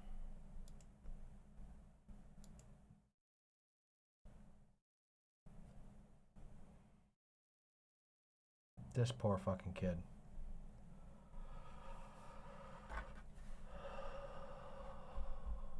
This kid is just trying to defend himself here for shit that was not his fault at all. None of this was his fault. None of this was his fault. This is a grown woman, a celebrity, deeply emotionally manipulating a child. That's what we're seeing here. Going so far as to be like, "I love you." What the fuck? This right here, this is the type of shit that grooming looks like. Sending lingerie, saying "I love you," pulling them in closer and closer, isolating them from other people. Even making jokes about like, "Oh man, we don't want to get their parents mad. Oh, wouldn't that be a shame?" This is horrifying. This Miranda Singh shit is horrifying. I didn't know how bad it was gonna get when you sent me that ukulele shit. Blame and guilt onto me for stuff that she had already approved and was going to tweet on her own whether she had given me the password or not. Now keep in mind, she texted me and said "go crazy" in relation to on the account, yet I only tweeted stuff that she had approved, including talking to fans and keeping updated in group chats. And at 8:51 on the 27th of March, she sent a message saying, "Don't forget, don't post anything without my approval for now." Now taking back what she had initially said because she saw the fault that she had shown. The next morning and day were really rough for me. I just want to say thanks to my friends and my parents and my family because that was rough. Vermin says, "This is so much worse than I was expecting. All I knew is that she was a loudly problematic comedian." Yeah. Day. It was such a bad day. I saw someone I called a best friend turn her back on me, and that really hurts. So at 6:05 p.m. on the 27th of March, she sent me a message saying, "I'm getting an overwhelming amount of hate for the coming out stuff. I don't know what to do. It's like every other tweet I'm getting right now on my Colleen Twitter. I haven't even looked at the Miranda, yet I'm scared to." So 10 minutes later, it turned into her saying how she apologized to one person. And she said, "The thing is, I agree with them. Queerbaiting is not a joke. I'm super sad I've upset so many people. I'm telling you, girl, I'm super sensitive, like near tears." Putting all this on a fucking 15-year-old? I don't know if they were 14 or 15 at this time. Again, trying to guilt me and make me feel really bad for something that she had already approved and found funny. And she didn't see any problems with it. I'm gonna be really honest for a second. I spent that entire day just crying in bed and texting my friends, and my mum and dad were just comforting me the entire day. I was a mess that day. I was completely radio silent on everything. Ask any of my friends from that day. It was such a horrible day. Like, it was so awful. I didn't even get a message from Colleen asking how I was. It was just guilt tripping me that I had done all this to her, almost as if I had planned it or something. So she continued to talk about it. She said, "It's all anyone is talking about. I'm really upset. I would never post something like that, and now everyone thinks I'm homophobic. I'm really upset." So right now she's seemingly taken back all opinions of me, of my tweet ideas, of my input on the account, for her saying "thank you for everything you did. It was magical. I'm so happy." The fans, now it's "I would never tweet stuff like that. My fans think I'm homophobic. I can't believe this." And instead of checking in how I was as well, I was just getting... Beyonce first said, like I said, the best overview of the entire drama is told by a former Miranda Sings fan, and Adam is in chat. Okay, we'll watch that afterwards then. The next thing we'll watch is this Olivia H3H3 react. Because if that's got lots of information on it, then we'll follow that. That seems like the best way to come to a conclusion for the Drama Mama. Short, snappy sentences to guilt me even more. At this stage, I had enough, and my parents had enough, and I sent the following message. I've logged out and this situation will die down. People know you, they were extremely excited last night. Mob mentality will make them think they have to believe a certain way. I hope you've seen the interaction last night got, and that there's so much more possibility for the character. The fans were just waiting for you to give them that moment. The series on YouTube has all positive comments and feedback. Twitter drama stays on Twitter. I love you so much and this will pass. I got left unread and I was ignored from this point on. Yep. Also to add that even though she found all the tweets funny and she loved everything I did with the account, she deleted all my tweets after I logged out of the account. So... yep. So 3 or 4 weeks passed and I heard nothing. Nothing. On vlogs for days after, she milked how sad she was, crying but never saying what it was, which again was just another big F you to me. And I'd also been aware that Corey DeSoto, her best friend, had been shit-talking me in fan DMs during this time. He blocked me on Twitter and I called him out for it. Then recently I was showed DMs of what Corey had been saying about me in these group chats and what he had been saying that Colleen had said about me in these group chats. So there's a Twitter account, there's no need saying the at because it's just free promo, but it was basically just sending hate and targeting and harassing Colleen Ballinger fans. I'm getting a lot of people saying that the H3H3 PowerPoint is very, very informative, so that's what we'll react to next, and hopefully that will contain all the information. Apparently it has been signed off on and supported by Adam, who we're listening to right now. So if it's that level of good, if people are signing off on that, I think that will be a good way to get the rest of the information we need to come to a conclusion about the ukulele apology. And the DM from Corey read, Colleen thinks, and then the at, is Adam. In this group chat with a bunch of other people. Now I got sent this DM, thank you for everyone looking out for me by the way, and sending me this stuff, and I also got sent so much more on what had been said about me in these group chats from people I thought was friends, between Corey, Colleen, anyone. I have everything sent to me. People were always looking out for me, and I just... whenever you're going through shit with something like this, whenever people are still looking out for you, it really means the world. So, you know who you are. So that Twitter account was basically just trolling and attacking Colleen fans, and I was hurt that it was believed that I had done this or even taken part in this. I didn't even know what the account was. First, that Colleen believed that I was behind the account or even a part of it, not even just owning it. And secondly, that Corey felt brave enough to run off and talk about it in DMs. So obviously Colleen had been running her mouth about me since my last DM. Keep in mind, I was crying most days after this because I was so upset that I wasn't hearing anything from her. Now I know that, oh, that's where the time... Obviously this is going to traumatize a child. A child who is super, super, super obsessed. A literal young teenager, not like a 17, 18, 19-year-old, a young teenager obsessed with a celebrity, gets brought into the inner circle of that celebrity, then ghosted by that celebrity, then shit-talked by that celebrity's close friends, and that celebrity is like literally a 30-year-old woman with millions and millions of subscribers. Insane. Went, I was obviously being talked about in these group chats and information was being fed in. So I sent Colleen this message, and this was my goodbye message to Colleen. And that's hard whenever your room is filled with merchandise for her. Oh God. Pictures from the concert, with friends you've met from her, pictures of you and them, and all them memories. Been told by multiple people about how you and Corey have been running around saying I run a hate account for people who support you, which is extremely disappointing that your mind even goes to that place. I'm aware and sworn my parents and have screenshots of everything from the past few weeks that Corey has said about me and in relation to you about me in these group chats, and also everything else. but I'd never thought you would stoop that low, especially due to the 17-year age gap. Talk to me in 16 years if a 33-year-old takes advantage of Flynn for years, then runs shit talking him on Twitter. You want to play that game? Why do you even bother following me? Do you know how hard that message was to send? To someone that I idolized, to someone I loved. So from Corey sending these messages from then until now, only things I'm seeing on Twitter is filling in the gaps of story of what people don't know.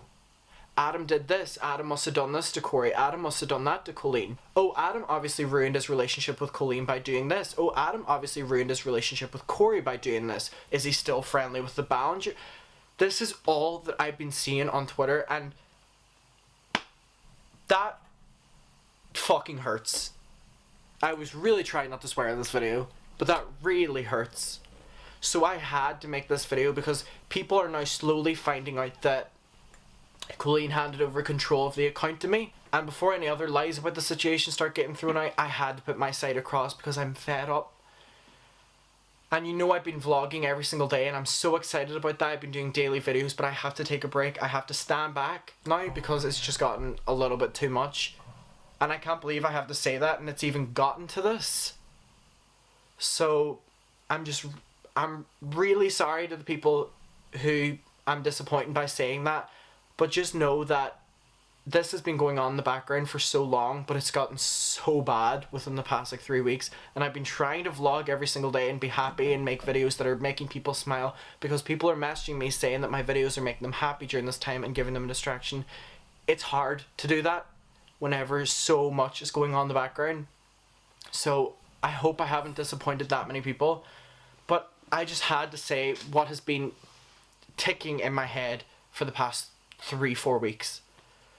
So I don't know if people even watch this, people watch the end. I genuinely don't know. I don't know the response. That I don't know anything. I'm making this for me and for people to stop filling in the gaps about what I've done and acting like they know what I've done. I'm hurt and I need to take a break, and that's what I'm gonna do. I love you. Thank you so much for watching. To the people who are still gonna stick around after this, I love you. Thank you, and I'll see you whenever. So, peace. Wow. Wow, wow, wow. Oh my God. That is a lot to take in. So again, this is from the channel Adam McIntyre. Adam McIntyre was also one of the main people interviewed by Rolling Stone in the Rolling Stone article that we watched, and also the person who has provided an incredible amount of evidence that the ukulele apology Miranda sings Colleen Ballinger person basically takes advantage of fans, specifically targeting minor fans, and puts them in dangerous situations, manipulates them emotionally, and mistreats them emotionally. And we have seen an absolute incredible amount of evidence of that so far. And we are about to watch a section that was a presentation that was put together on H3H3 is what we're going to be watching next. They put together a highly detailed PowerPoint presentation that goes through everything apparently here. I have been recommended this by multiple people, so this will perhaps be the final thing that we watch in this, except for, of course, we will be re-watching the ukulele apology, as I think that's appropriate, given that we opened this without hearing the apology first. We actually gave this Miranda Sings person the first word in all of this, because I was sent the ukulele apology and couldn't look away. What you're watching right now, if you're watching this coverage, is of course a sort of impromptu DramaMama coverage where we try to get all of the receipts, we try to make sense of the entire narrative before we pass any final judgment. While this one was a little bit less prepared than my usual ones, just because of the nature of how quickly everything dropped, the ukulele video dropped today. And if you're enjoying the show so far or find it informative, make sure you press subscribe down below and smack the like button. I'm going to try and make sure that this drama makes sense and that you can come to conclusions and know where to find out more information. Miranda Sings as the character, Colleen is the person. Yes, I understand that. Yep. I think the segment they uploaded cut out the section about the brother, but it's still in the VOD. Okay, so we should go to the VOD. It is June. Where do we do this one? Colleen Ballinger drama breakdown. All right, we'll watch that one then. All right, everybody, let's do it. In we go. Here we go. This is H3H3 has a guest on who is presenting a PowerPoint that puts all of the allegations in one place. I don't really know about any of this, which I guess makes it good DramaMama content. Well, to be fair, I didn't know all that much about it before either, but that ukulele apology really definitely caught my eyes. So let's dive in. Let's do it. Olivia works for him? Oh, okay, sorry. I didn't realize Olivia was part of the H3 crew. My bad. Mistake. Olivia's a part of the crew. That's awesome. Let's do this. It's a beautiful pearl. Thank you for the correction. Well, let's talk about, so you were saying it's more than tea. Yes. Wait, so this has reached national news now, I'm assuming? Oh, by the way, just as a quick live update, okay? Yeah, I'm on the timestamp right now. I got the timestamp, don't worry. Just so that we're aware, yes, this is being covered by national news outlets. The first article that we read in this was in the Rolling Stone. The Rolling Stone has already published an article about the ukulele apology. Immense YouTubers, not just H3H3, who we're obviously going to be watching now, but even Critical, some of the biggest YouTubers on the channel have already released videos reacting to the ukulele apology. So this is definitely, let me just say, I don't think the ukulele apology has made things better for Colleen Ballinger, aka Miranda Sings. Yeah. Yes. All right, let's do this. Mudahar and Ludwig already have videos up. Yep, doesn't surprise me. The Colleen It's like decades long, very complicated, very confusing dynamics that we haven't really seen before because content creators online are a new situation, and the way in which they're able to communicate with their fans is very different than it's ever been. Are we talking about potential crimes? I'm not gonna allege You don't know. crimes or anything. Yeah. I'll take you through what we know. Crime. And we'll talk about it. All right, let me open the PowerPoint. Let's just Here we go. get right into it. This is it. We've been building up, folks. Here we go. Cheers, my dude. Cheers, my and dudes. by the way, she has disappeared since this started, right? Yeah. The Trisha the podcast she did with Trisha is, there's no word from it. She They stopped just stopped vlogging. posting. She stopped vlogging. Yeah. We have not gotten a Pretty statement. heavy duty. Well, here it is. So let's figure out what's going on here. Yes, this one's kind of long. Oh, I'm here. That's what I love. Oh, let's go then. I'm here for the long PowerPoint. Okay. Colleen Ballinger. Yikes. Okay. Powerful start. By the way, Nasty, if you're here in chat, I'm just gonna tell you right now, we're gonna be doing this this thumbnail here either tomorrow or day after. So just prepare, get your ideas together for a thumbnail because we're gonna be getting this stuff out right away. Oh God. Oh God. Okay, so this is Colleen Ballinger. She's a YouTuber. Today she is 36 years old. Next. Guys. A character she portrays is Miranda Sings. Sorry, I have to fix this. Oh God, no, damn it. Damn it, I pressed a button wrong and now I've ruined everything. Here we go. Hold on, sorry everybody. I was trying to change the quality because for some reason it's auto playing at low quality. Here we go. I gotta play it at high quality. I can't handle this 36p crap. Let's do this. Emily, what the 3. fuck are you doing? Both of them. It's so weird. Yeah, it's yeah. He's. All right, hold on. Let me get back into To this. I'm love- sorry, I ruined everything.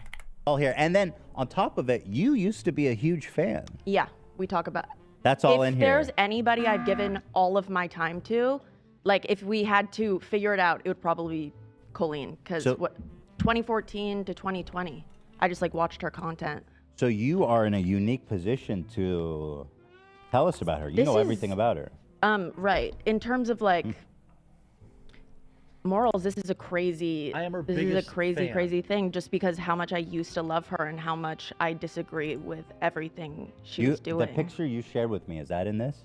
The picture? The one, because you wrote the thing for her? Oh yes, yes, That yes. is- Don't okay, you good, worry. good. Don't you worry. All right, so let's just go ahead. There's Yes. all, yeah. fan. Okay, so this is Corey. This is her best friend who lives with her and her husband and her kids. He has lived with her for at least 5 years, and he is always at her side. That is extraordinarily bizarre. Yeah. Why would a grown-ass man, 36, want to live with a woman, his friend, and her family? Mm-hmm. Her kids? He's lived with her. Well, she was in a relationship before, Yeah. and she was married, and then they divorced, and Corey and Colleen lived together, and then as we Another bored person with the $5 super chat. Make sure that the thumbnail for this video has Danny DeVito from the pageant song. I'll pass that right on to Nasty. Thank you very much for supporting the show. Discord and Vol with the tier 1 sub. Thank you very, very much. Take this gifts, for the gods surely won't. Yes.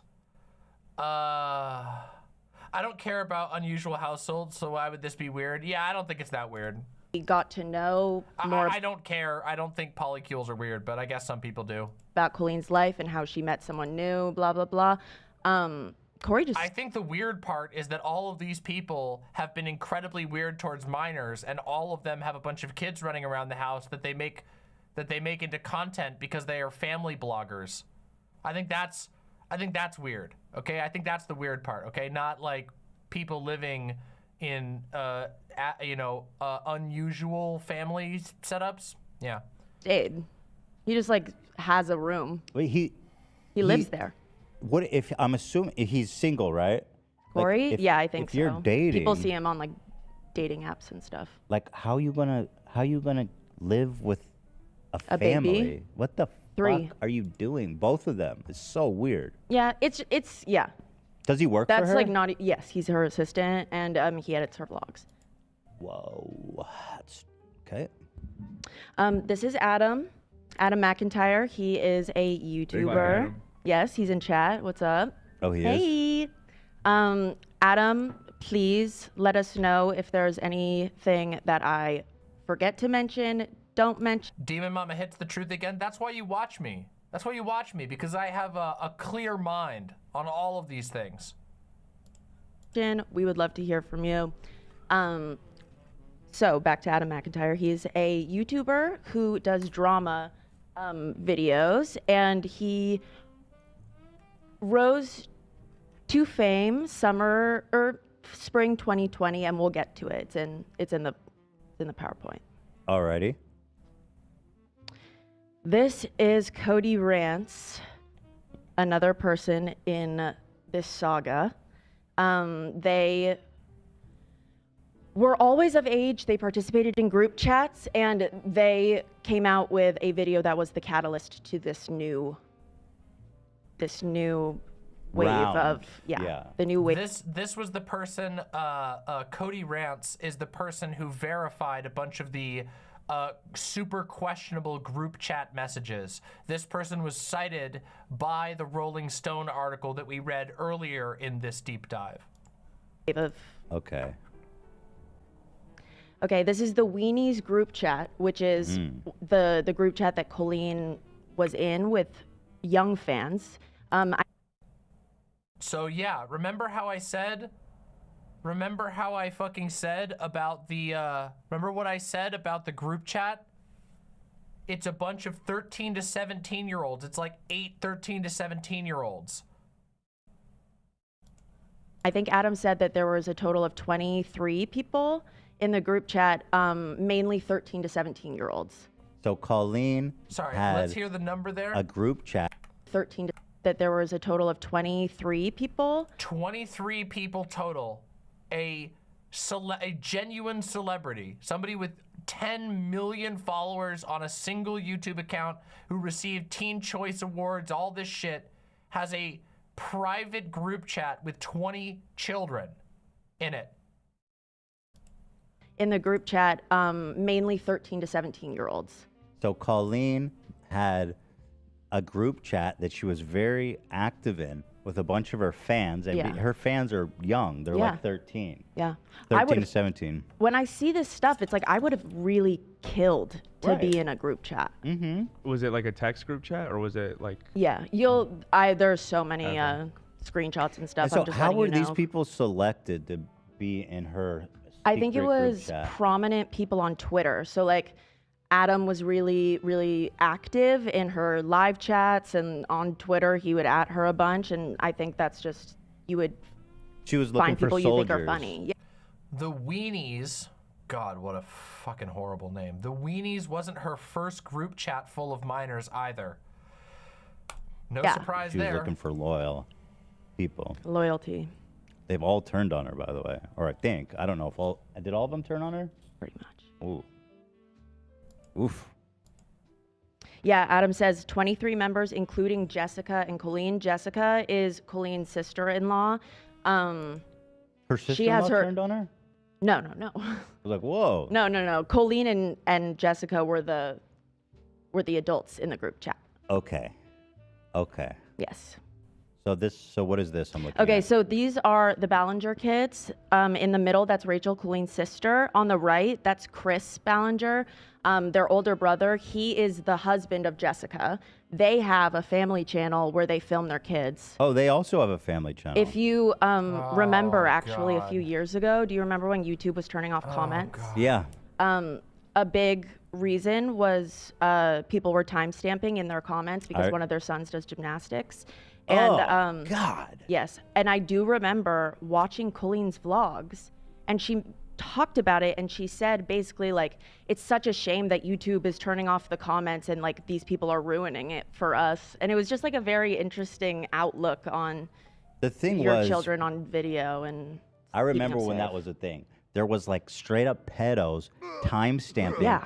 and little boys and girls videos that they just put up for like their family and friends and stuff. Yeah. And then these videos would end up with like hundreds of thousands of views and timestamps to when like they're in a compromising position. It's so vile and disturbing. disgusting. I felt like YouTube disabling the comments. It was either that or like ban kids Yeah. content. It was so bad. It was Yeah. so gross.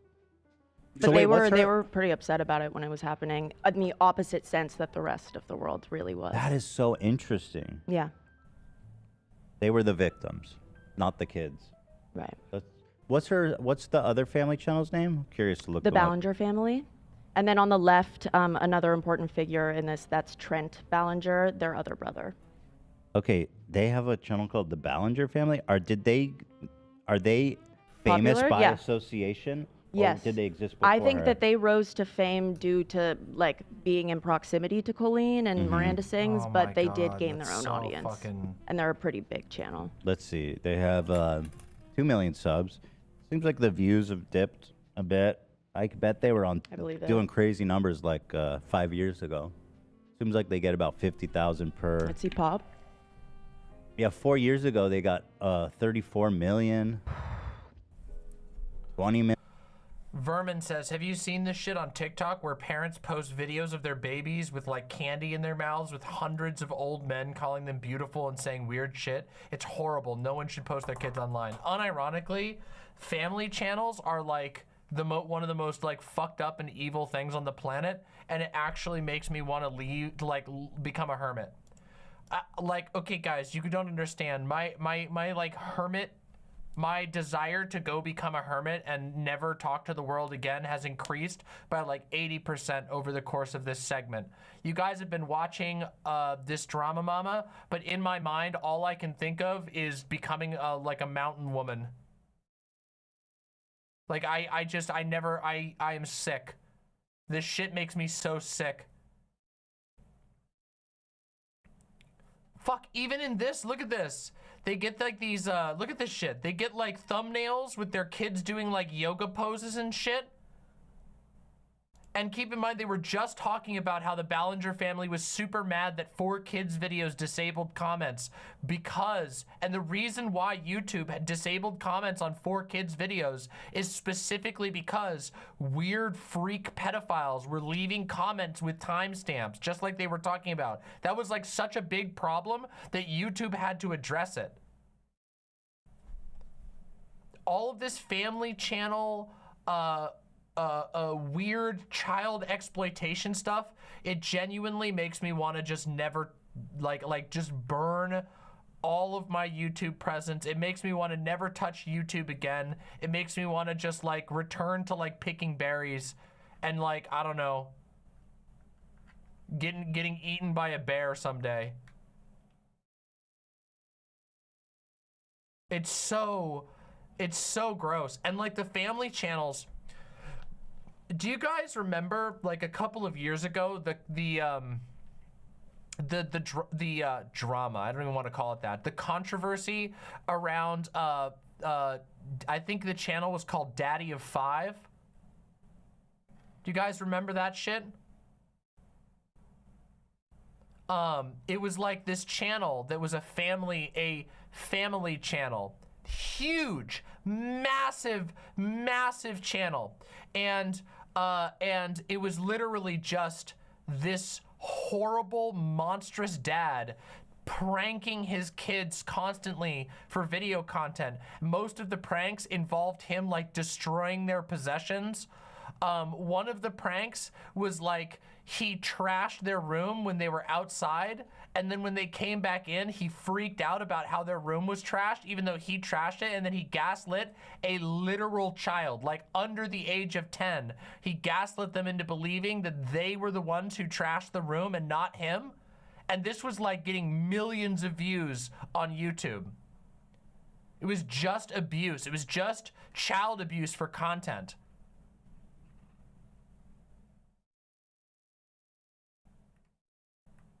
And yeah, like, yeah, Somniosatic says, like, why would you do that to me, is like a literal quote from one of the children.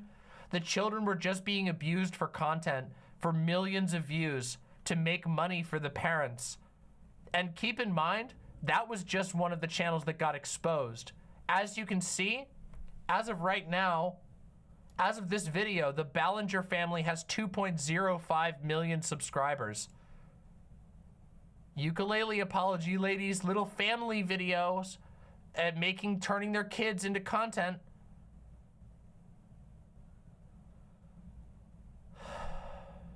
I hate this shit so much. God, it actually makes me, boy, it makes me fucking feel horrible.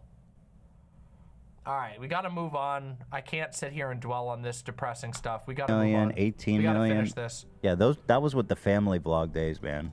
Those were the days. Crazy. Okay. Yes. All right, and then we can speed through the rest of the people. This is Colleen's husband, Eric Stockland. He's not really in this, but if we mention Eric, that is her current husband. Okay. And then this is Joshua Evans, her ex. Yeah, Little Morphine Annie says, Daddy of Five, Ace family, 8 passengers, all of those family blog people. Yep. Husband. If we mention Joshua, this is Joshua. Okay. So, Colleen had a lot of success over this past decade. She did a Netflix show that she made with her brother, Chris, called Haters Back Off. It had 2 seasons. They filmed in Canada, and Colleen still says it's the best time of her life. That's where she met her husband. He was her love interest. Oh, he was an actor. He is an actor. And okay, he was on that show with her. Interesting. Yep. And so was she married? Did she cheat on her husband? How did that work? It is speculated. He certainly alludes to it. She denies it adamantly. You'll see in like some Like, I'm screenshots with cheating. children. She's talking about it. She clearly cheated on him. I mean, I remember when it was all happening, and Is that I Seinfeld? felt Yes, very that's her with icky. Seinfeld. You didn't like it. I was very confused. Here's her with Seinfeld. Here's her with Jimmy Fallon. Apparently, she went on with Stephen Colbert. She was on the Tonight Show with Jimmy Fallon 3 times. She had a Netflix show. Because she shares so much of her life with literally everybody. Oh my God. Dan! Our shit just fucking crashed. We're getting a backup battery. The battery backup. Everything crashed. No. Hey, look. the see? stream lives? See? I'm not the only streamer who ends up having technical issues once in a while. Even the greats, even the biggest channels out there. You guys can't make fun of me. Okay. So, bear with us. Oh, can they still see it and hear us? I think... yeah, they Oh, can hey still see it. girls, hey guys. Yeah, in a bad spot too. Don't go back to her. Give us a sec. We'll resolve this. This happens sometimes. Wait, she had a cameo in Ralph Breaks the Internet for real? She had a Pixar movie cameo? I guess we're pulling too much power. Is that what that means? Colleen's in the... she's... Is there a way to... Oh, that was Disney animation. Oh, Dan thanks. is currently on the battery. AB is running frantically, getting extension cables. Dan was in the kitchen, by the way. That's why I shouted for him. Yes, we've got buttons clicking. AB's got a AB was in motion fast, boy. He got up fast and got... Well done, AB. Quick.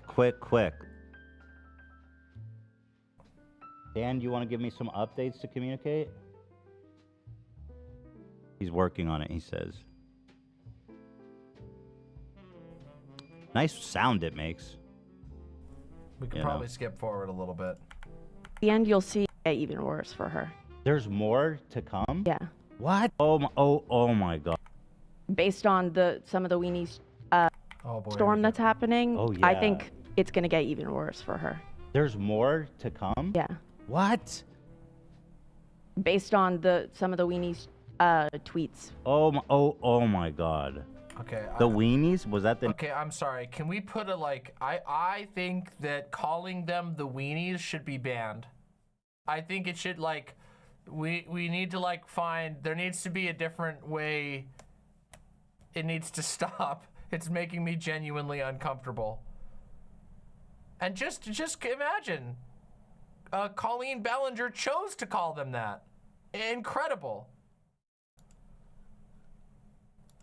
By the way, isn't it amazing that all of this happened because somebody decided to stunlock me with that ukulele apology video?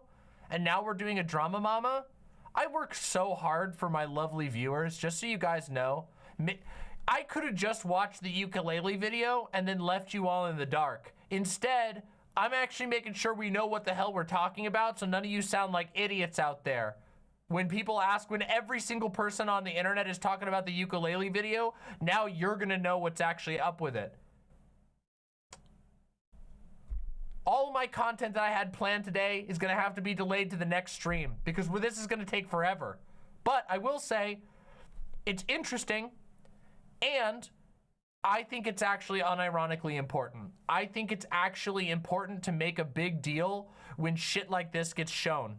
When people get exposed for taking advantage of their fans this way, when people utilize this type of manipulation towards literal children that are in their audience, I think it's important to blow it up as big as possible to educate as many people as possible, unironically, because I think it's horrible. I think the family channel abuse thing is horrible. I think using kids for content is horrible. I think the way that enormous, gigantic celebrities get away with unfettered access to kids is disgusting. So, on-screen chat, it broke? I'll fix chat, hold on. Give me a second here. There you go, fixed. All right, let's continue. Name of the chat? Yeah. Like her little weenies? Mm-hmm. Oh, God. Stop. Colleen weenies. Bear with us here, guys.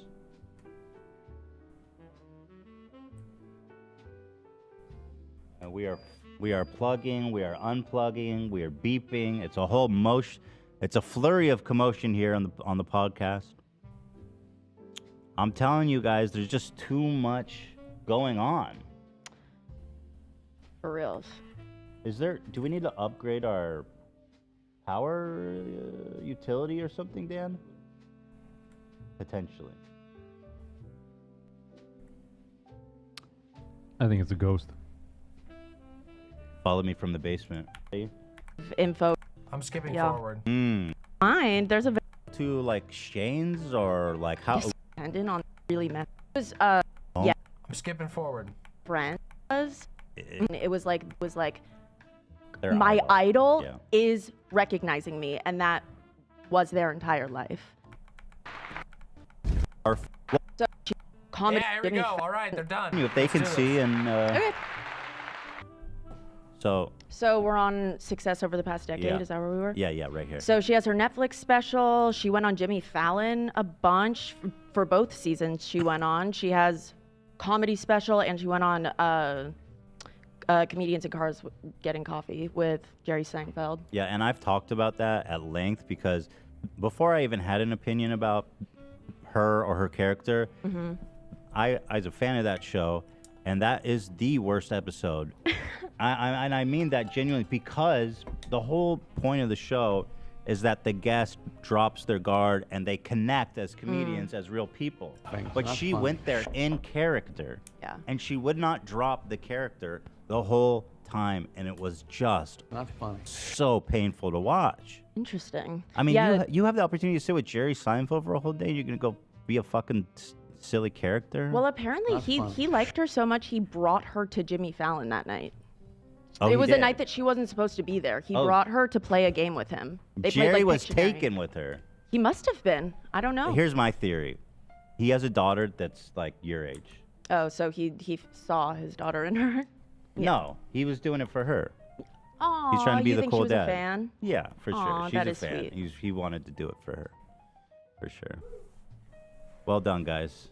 Okay, so, and then also The Haters Back Off had 2 seasons, so it was relatively successful, although it got canceled in the end, right? It did get canceled. It had like Angela from The Office was one of the leads. It was a well-produced show. It was funded. It was good. And we're talking about this more, I assume. The show. About how she met her husband. I'm curious about that. We can talk about it. So what happened was she's married to this guy. So okay, she went. I'm gonna take you on a journey. She got married summer, I think 2014 or 2015, and then the next summer is when she filmed season 1 of Haters Back Off. Wow, just 1 year of So marriage? yes. Jeez. So she went away for the summer, and all of us, me and the comments I read at the time, were just like, why isn't she talking about Josh anymore? She's crying a bunch. She is not telling us why she's crying a bunch. Josh doesn't mention her anymore. Josh What do you got mean a she was dog. crying a bunch? Just randomly? Yeah, she would like be crying in her vlogs, and she would just talk about how she was having a hard day. She was feeling really anxious, and sometimes she wouldn't get into it. And yeah, it just caused a bunch of people to wonder what was going on. Josh, her husband. Every single time we do one of these things, talking about these crazy famous people, I realize like it's like the biggest like mood buff or not mood buff. It's like the biggest confidence buff. 'Cause I have my shit together so much more than these ridiculous celebrities who supposedly have accomplished things in their lives, who are like breaking down and crying on their vlog channel. Like, man, it makes me feel like such a functional and like healthy adult by comparison. I'm just like, wow, maybe I do have it figured out. Maybe these motherfuckers are the ones who do not have, I mean, pretty clearly they're not the ones who have it figured out. It's just, I gotta say, on a personal level, I get a confidence boost when I find out how messy and fucked up and maladjusted these celebrities are. Holy moly. By the way, Kiwi TP, thank you very, very much for the incredibly generous tier 2 sub. Deeply appreciate the support. Thank you all for supporting the show. And don't forget to like the stream. Thank you. Let's continue. Got a dog, which I kind of see as he was like, he got He's a new coping. companion for sure. Yeah. Yes, so she came home to visit, I remember one time, and they like barely even vlogged together, and it was very weird. And then at the end of the summer, like September-ish, they both released separate statements that they were getting a divorce. Amanda donated. She says she was only homeschooled for 1 year. Well, she talks about being homeschooled literally every single day. Oh, So- okay. Olivia knows her shit. Yeah, Don't I don't know what question to her tell you. authority. Like, she always refers to herself as the homeschool kid. And Vines asks, what did I miss? Real quick rundown for all of those who may just be tuning in right now. Today we have been doing an emergency DramaMama episode because a celebrity by the name of Colleen Ballinger, also known as Miranda Sings, posted a ukulele apology video for allegations of grooming and abuse of minors. And we have been looking into everything. We've been looking into all of the allegations. We've been looking into all of the incredibly suspicious and weird shit that she's done over the years. And now we are watching a very highly recommended to me by many, many people summary of various allegations and a timeline of events that was presented by Olivia of the H3H3 team. So that's where we're at. Welcome. It has indeed been a deranged experience. And at the end, we're going to revisit the ukulele song, now equipped with our empowered knowledge. Since we started with the ukulele song and we were in the dark because we had just heard of this YouTuber ukulele apology. So anyway, get comfy, I guess. So she, in my opinion, she goes up to film the show. Her co-star is her husband now. I mean, come on. Even Yeah. if they didn't weren't intimate, Well, there yes. was clearly an emotional cheating. So here we go. I'm gonna take you what happened. Okay. They announced their divorce. That December, Colleen goes to Hawaii, something that she would love to vlog when she was in Hawaii, and it was that time of the year. And Eric went with them, the guy who was in her show, the love interest from her show, who is one of her great friends. We could tell from like videos and stuff. People were just like, oh, interesting. And Angela came for like 2 days and then she left, but Eric stayed with Colleen and her family. And people. Dweller on the Threshold says ukulele apologies are the ideal. You know what? I'm actually changing my mind slowly. I think that the ukulele apology has actually guaranteed that this gets exposed. A ukulele apology is such a bad idea. It's such a horribly incompetent idea for an apology that it's basically going to guarantee that everyone sees all of this horrible behavior that's been going on. So maybe ukulele apologies are ideal. Huh. Heavy Gretel with the tier 1 sub, thank you very, very much. Deeply appreciate that. People saw in the back of her first day in Maui, she was like doing a little hula dance in the bathroom, and Eric's trunks were in the sink, or like they were hanging. And so all of the comments were like, Eric showered in your room, blah, blah, blah. And there's a clip of her the next day being like, you guys are so crazy. You guys are insane. And then she had like a very detailed story of how like they checked in and the room wasn't ready. So then they went to the beach and then the other room wasn't ready. So he showered in her room. Like she gave us an explanation. That's pretty nasty. So Yeah. I think she was probably with him then. Eric Coffey says, I've already seen about 3 or 4 different thumbnails about the best or worst YouTube apology ever. Did she actually apologize for grooming minors by playing the ukulele and singing? Correction. She actually not apologized. She actually refused to apologize and in fact said that all of the people who accused her of that were liars and haters. So, to be fair, she didn't actually apologize. She apologized for unspecified oopsies and then said that everybody else was trying to kill her and that her life was ruined because people lied about her. And as it turns out, as far as we can tell so far, no, actually, the main people who have brought forward these allegations have come forward with an incredible amount of evidence. So, yeah. Let's go. Kids there? What's up? Wait, do they have kids? Who? Eric and Colleen? Yeah. Not at this point. Okay. No. So, okay, I got you. No. So that happened. Hawaii. People are like, oh, I'm shipping them, but they're not together because they keep saying they're just friends. Then like a year goes by, and then all of a sudden, in a video, they announce that they're dating. And then a week later, they announce that they are engaged and she is pregnant. Okay, So- listen, maybe they're soulmates and they're meant to be together, but I mean, that's fucked up. You got married a year ago. I mean, shit, Yeah. give it some time, lady. She shares so much of her life, and she has a podcast with her husband, and the fact that they haven't told the story of how they fell in love. They haven't? No, not really. And they don't give like days, and they don't, yeah, it's just the way she describes it is that very quickly. Very quickly, they decided they were the person for each other, and then they wanted a baby. Can I put out a theory?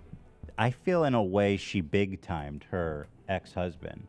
Well, if you, yeah, there are screenshots of her talking about him with the children. Oh, with the children. Yes, with the Oh, children. that sounds exciting. Wow, the kids got the front row seat to her divorce. They did. And you know what? I wanted that.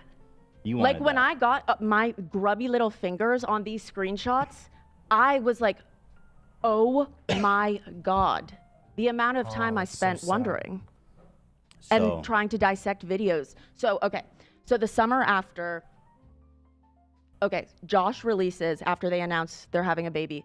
He, now he is sober and he's doing well, I think. But at the time he was drinking very heavily and he went on a live stream. And on that live stream, he was very drunk and very angry.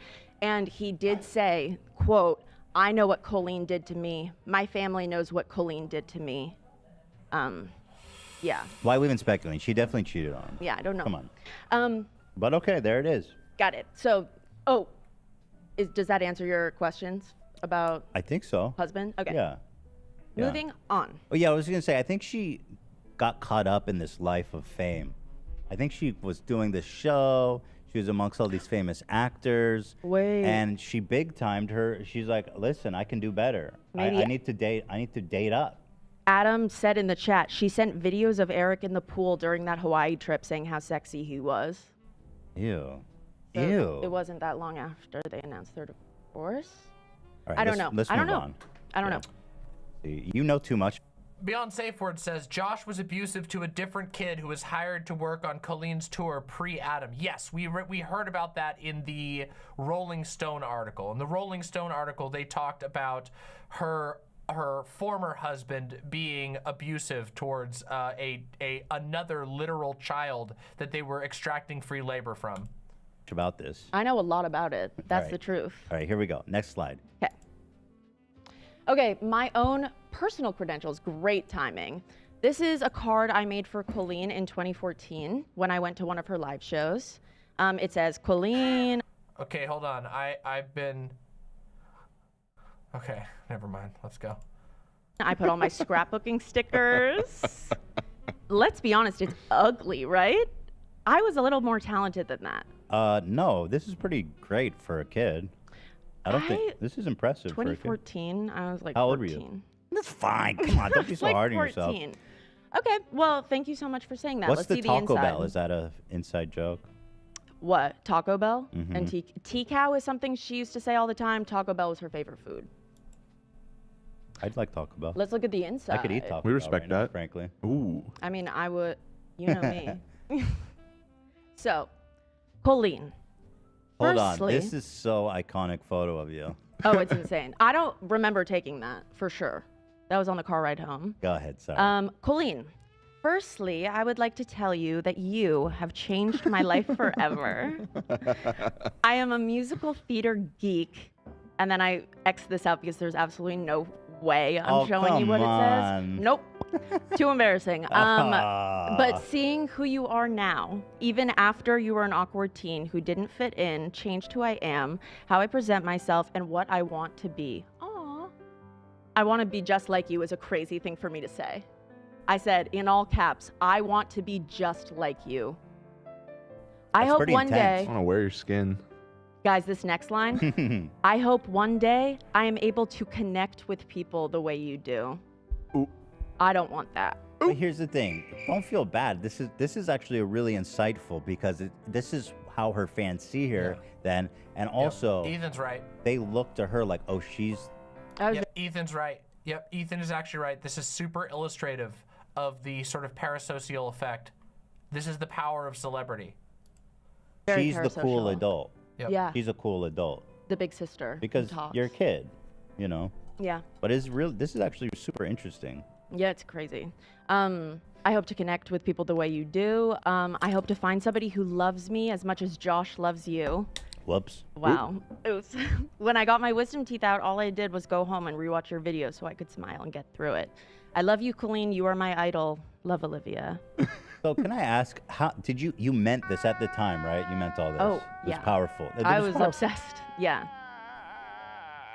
So as we move on to this group chat, just put yourself in the state of mind that clearly Right. Olivia was in. Yeah. This is her fans loved her. Mhm. They idolized her. It's very interesting that clearly you did not get this letter to her. No, I did. These are photos I took before I went to the show. Wow, you hold on to these for a while. Yeah. Wow, good for you. Thank you. These really I paid knew off. I would do a PowerPoint one day. Yeah. Okay, so how did you deliver the letter to her? Was there like a meet and greet? Yeah, if you brought it and then you just leave it at the door with security, and they said that they would give it to her. They probably just threw that shit in the trash. No. No, she read it. She has it. Security's like, I'll throw all this out for you guys. Just leave it with me. You know what? I'd rather it that way. Maybe. Yeah, it would maybe be it better would be actually. that way. I was young. Obviously they didn't, but it would have been healthier that way. Okay. She did talk to children. You were Okay, just, yeah. my own personal credentials. There's more. I have a video of me crying watching her get married. Paige Punk Corp says, have you had to use Bazinga at all tonight? Nah, the mood's been too bad for Bazinga. I'll be completely honest. The only sound effect I've had space to use tonight has been this one. Whoa, what? It stopped? Oh, the soundboard crashed again. You bastard. It's the what the hell's going on here? For real? Oh, it's totally busted. It's not working at all. I was gonna say it's the sus, but the sus isn't actually working. I don't know why. That's weird. It's like totally broken, which is weird.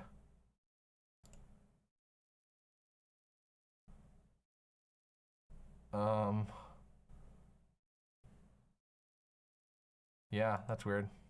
Here, let's try it now. Let's see if we get it to work here. Nope.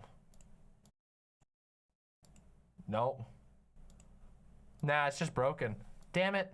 Oh well, whatever. Just you imagine it. Dun dun dun dun. You know, you go how it goes. Sus. Amoga sus. Whatever. Wow. Yeah, there's more. Wait, I can watch the video of you crying? You can if you want to. I can't course I believe I want to. look that way. This is a re-upload? Yeah. Oh my god, you're so sweet.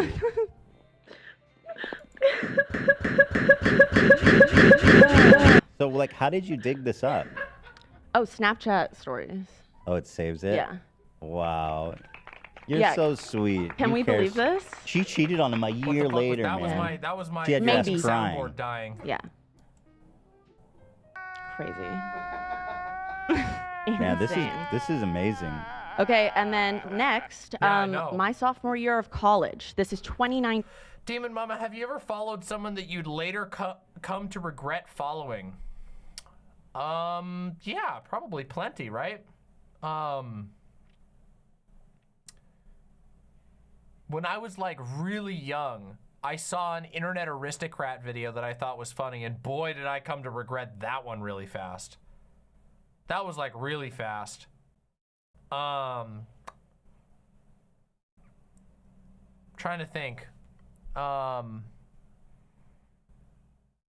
it's probably one of them. Oh, Illuminati. Yeah, obviously. Illuminati was one. Definitely. Absolutely. I actually never liked Sargon. Even when I was like, even when I kind of liked, or like there was this small period of time where I was kind of like, what the heck's going on with these guys in that sphere, the like Gamergate people, and I was like somewhat intrigued. I actually did not like Sargon at the time. I feel good about that, I guess.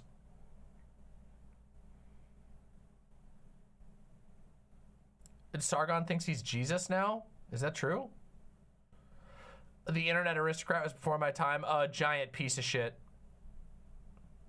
He was a giant piece of shit. He started by making just like 4chan tier humor, like just super edgy 4chan humor, and then he just went worse and worse and worse over time. Yeah, he was a giant piece of shit.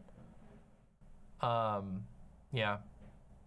He goes by the name Medicare now. But yeah, he was called internet aristocrat at the time. People will know him as Medicare. He's like a, yeah. Yeah, Mr. Medicare. Yeah, he was somebody who I saw like a video of his and thought it was funny, and then I like very quickly came to regret liking that at all. Also,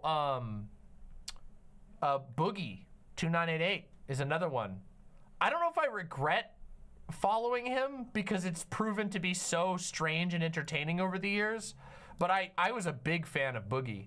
When Boogie, like early on Boogie content, I thought it was really great. I thought he was like a really nice guy, and then I realized like, oh man, this guy's a total fraud. Anyway, let's not get distracted. We got to get through this. We got to get through this shit. Colleen starred in Waitress. She got a guest spot with Todrick Hall. And she was one of the leads, and I love that musical, and Wait, hold on. Sorry, I said we weren't gonna get distracted, but real quick, okay? You wanna know someone who I don't regret following and being a big fan of? And somebody who I actually went to like I went to his movie premiere? James Rolfe, the angry video game nerd. No regrets, 0 regrets. Still loving AVGN. All these days later. Another one, Red Letter Media. Still loving Red Letter Media. Yeah, I got to also really weird story. I met JonTron at an AVGN event by pure accident. I didn't even mean to. I actually literally almost physically bumped into JonTron. No, I'm not kidding you. Not even a little bit. I was buying something at a concession stand, and I turned around and I almost ran into JonTron. And I was like, "Oh, hey, wait, are you John Jafari? I'm a big fan of your stuff." And he was like, "Yeah." And then he like zipped off. He was like, anybody will tell you if you've ever seen John in person, he's actually like a super, super anxious person in IRL events. He like literally zipped the fuck off. That was before his whole thing. That was way before his meltdown. So, yeah, there's another person. I guess I don't regret being a fan because I thought his stuff was funny, and then he had like a big racism meltdown. Yeah, but I literally almost ran into him. I had to like apologize at first, and then, yeah. Anyway, let's continue. her. So it was my first week of school, and I got myself a ticket, and I went to New York to see her because in her vlogs, she was like, if you come and support me, please come and support me. I will stay and talk with all of you. And she was like talking about how she stays for hours, and she was like really hyping it up about like she talks to the people who go for her. And she like even had a time when a girl wasn't there for her, so she didn't talk to her. It was like there was drama happening. So I was like, I need to go. I need to be there and I need to support her. A girl wasn't there? What was that? There was a girl who didn't go see the show and was just out there to meet her and didn't have a program. Yeah. And she talked to her. Yeah, and in one of her vlogs, she tells a story about how like, no, you didn't get a ticket to see me perform. Oh, so she didn't talk to her. She did talk to her, but she was like, you guys like don't show up if you're not. So you waited outside to meet me. Even though you're a child that doesn't have so I'm just trying to understand this. She was berating the child who didn't pay for the ticket? No. This is a tangent, but she does have a video where she was talking about a girl didn't have a program, and the mother was like, please just talk to her, like she loves you. And so in her vlogs, she complained that night about how some people are getting fake fans more than others, and others are spending more money, and it's not fair. And oh my god, yeah. Can't believe she she so treated a child badly for being a quote-unquote fake fan. What an absolutely deranged person. What an insane relationship to have with your literal children fans. Where do you fly from for this? Ohio. Also, yes, Olivia's makeup looks fantastic. Olivia's whole look looks awesome, I gotta say. Okay, so you did a whole trip to see her. I did. And But I'm from Ohio, though. White yeah. So I stayed at that stage door for... Oh, you had good seats too, huh? I did, yes. I stayed for at least an hour and a half, I think, and she didn't talk to many people, really. She schmoozed with like the front row. She had people give their programs in like stacks of 10 and push them up so she could sign them and put them back. I understand it's a lot of people. I just thought that I was gonna know her, you know, like that's the way she made it seem. You were gonna get to yeah, and with that's her. Corey right there holding the bags, and he was one of her he is one of her best friends. I was obsessed with him. I thought he was hilarious. Wait, where is he? He's the one, his back is turned, holding the bags in the photo on the right. This video? No. Go back to the slide. Oh. Oh, the this? stage door. Yeah. Oh. So that's a photo I took at the stage door. Colleen's in the striped shirt. Corey is wearing the bags. Oh. Corey didn't talk to one person. He stood against the wall with like a very sour... I am not one to be like, they seemed very not happy. And I think I gestured toward him, like, can I please have a photo? And then I saw someone actually ask, and he was like, stop. Or he said something like, no. And I was like, no. Okay, wow. So Yeah. the experience was when you left, how were you feeling about I the was very, experience? very sad. You I were was with my sister. disappointed. She remembers. Yeah. Yeah. Disappointed. I was very disappointed. That's a great way to put it. Did But I you still have the play. I mean, I still have the playbill just because at the time I didn't let it. Good thing you saved all this shit. Yeah, I know, right? Dan, are you loving this story? Yeah, that's. Oh man, he was snoozing. Dan is not a You up? Why? What? You always Dan look was like snoozing. you're just not a drama fiend like me. I get it. Oh yeah. No, I mean He's dealing with a tech issue. I don't want to be. Yeah, I don't want to be a hater. Why you put me on the spot like? Sorry. No, I don't really care about this. No, I don't. Yeah, I mean, that's okay. It's okay that you don't care about it. I didn't until I saw Olivia crying. Now I mean, yeah, this I care this about presentation has been funny. I enjoyed the video of just- teenage I Olivia will- crying It's not over gonna a be funny for long, TV my show. But I will say I did drop a few tears last night while I was making this. It was like weird and like personal in a crazy way. Well, you were Also, there's you were a, invested in this. I was girl? invested. There's a clip in here from one of Adam's videos that really Oh, made man. me very upset. Anyway, You'll see. this is you shooting. Yeah, we saw it. It was very interesting. Yeah. So let's move on to the next one. Okay, so this is the catalyst for all of this. March 2020. Colleen posts as Miranda sings, surprise announcement 30 minutes, you're not ready. And it looks like Miranda's about to come out. That does look like that. Right. Miranda then posts, I have a secret. I'm coming out today for you all. This has been so hard to come to terms with, but I'm proud. I stand before you today as a Meghan Trainor fan. I hope you can all accept me. That's like a funny joke, but it is queer baiting, and people pointed it out. So Colleen released this statement. What we did not know at the time. Next. Well, hold on. I want to read the statement. Oh, okay. It's basically just her saying, I'm sorry that I did that. This is very not me. I deleted it. Yeah, I think if you did that joke today, it'd be more obvious. Like, people would be like, dude, that's not cool. Yeah, I guess queer baiting was like, this was summer 2020. That's just one of the- yeah, spring. Okay. Not that it was ever okay. Okay, don't come for me. Right, Jesus Christ. I hear the grumbling already.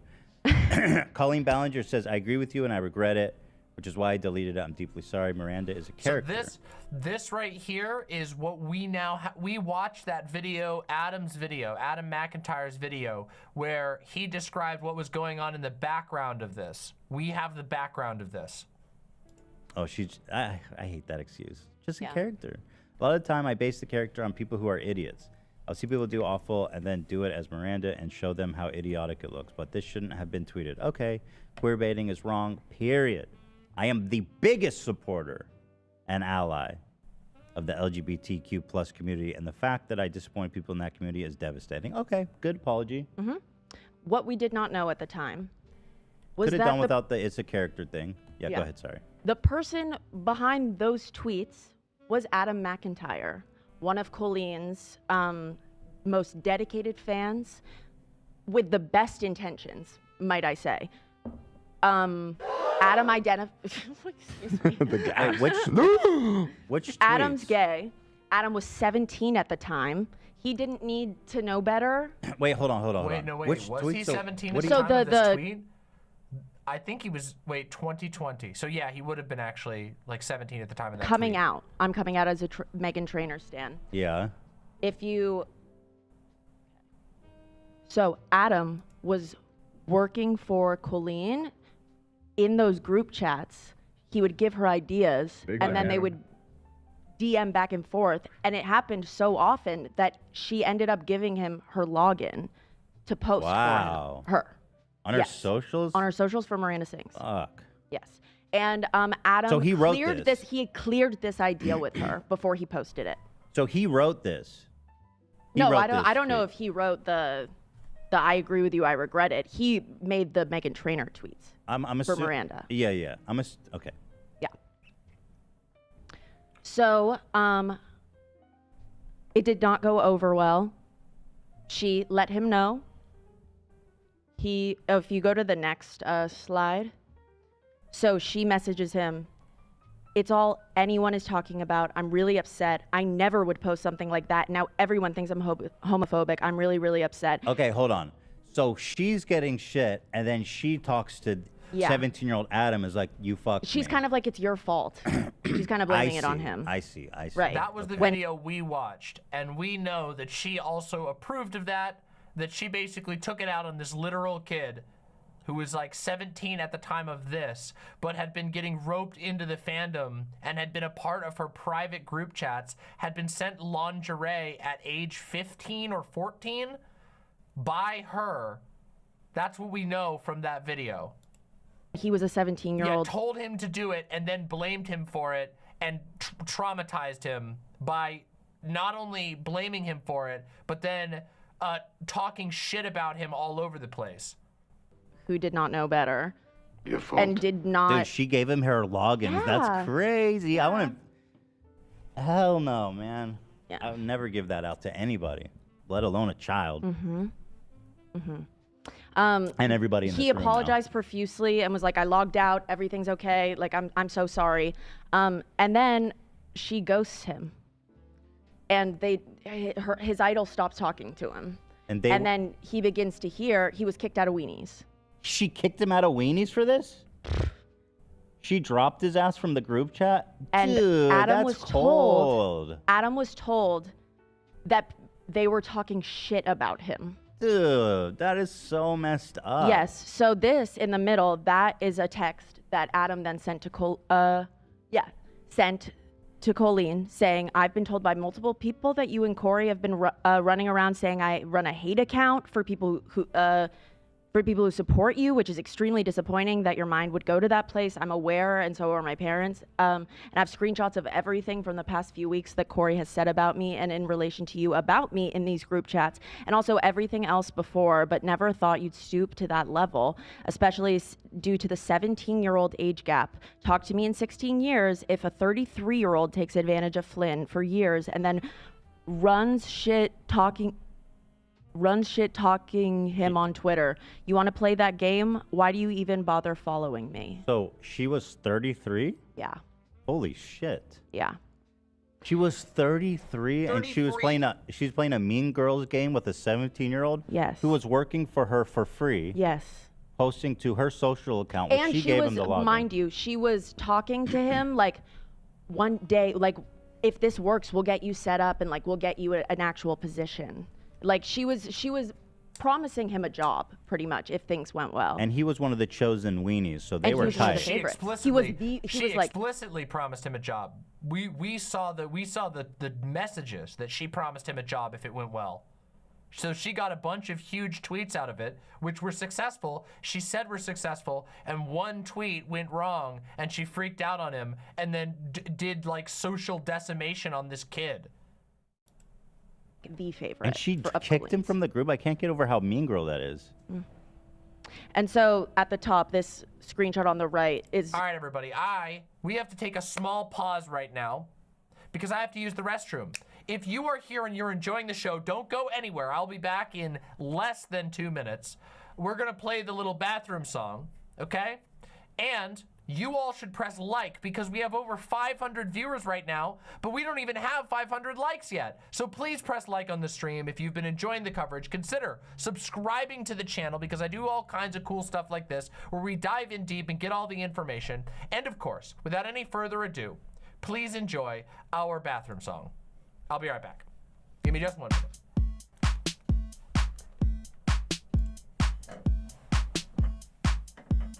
Hey chat, Demon Mama has to go to the bathroom, so listen to the Demon Mama bathroom song. She streams 20-hour days and 9 days a week, so let's give her and her bladder a little fucking break.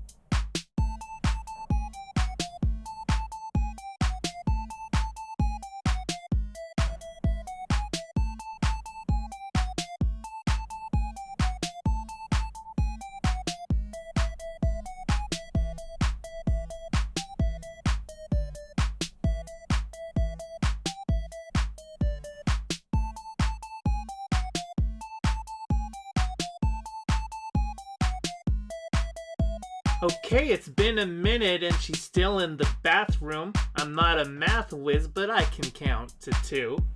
Let's all calm down and spam emotes while we wait and chat. Maybe someone here also needs a bathroom break.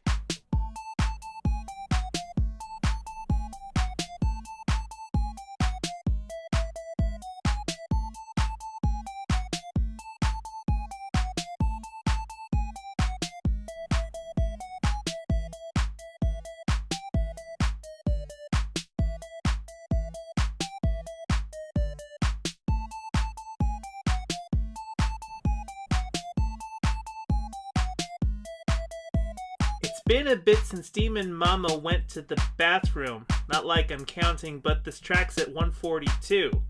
So don't you fret, my little lips, cause I wrote this track down to give you something boppin' while she's taking a break.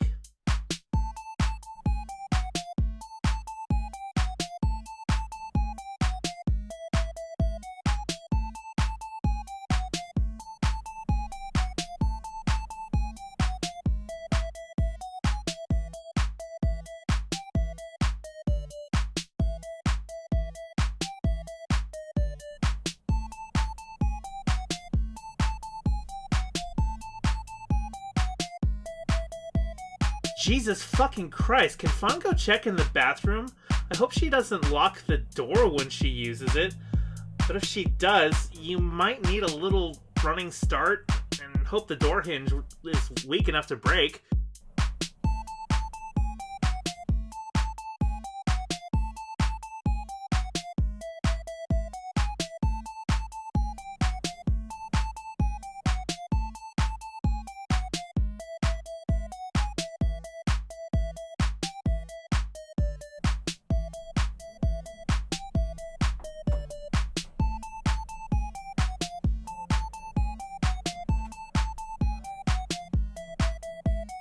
Okay, you're just fucking with me now. Put down your phone, the stream is still running.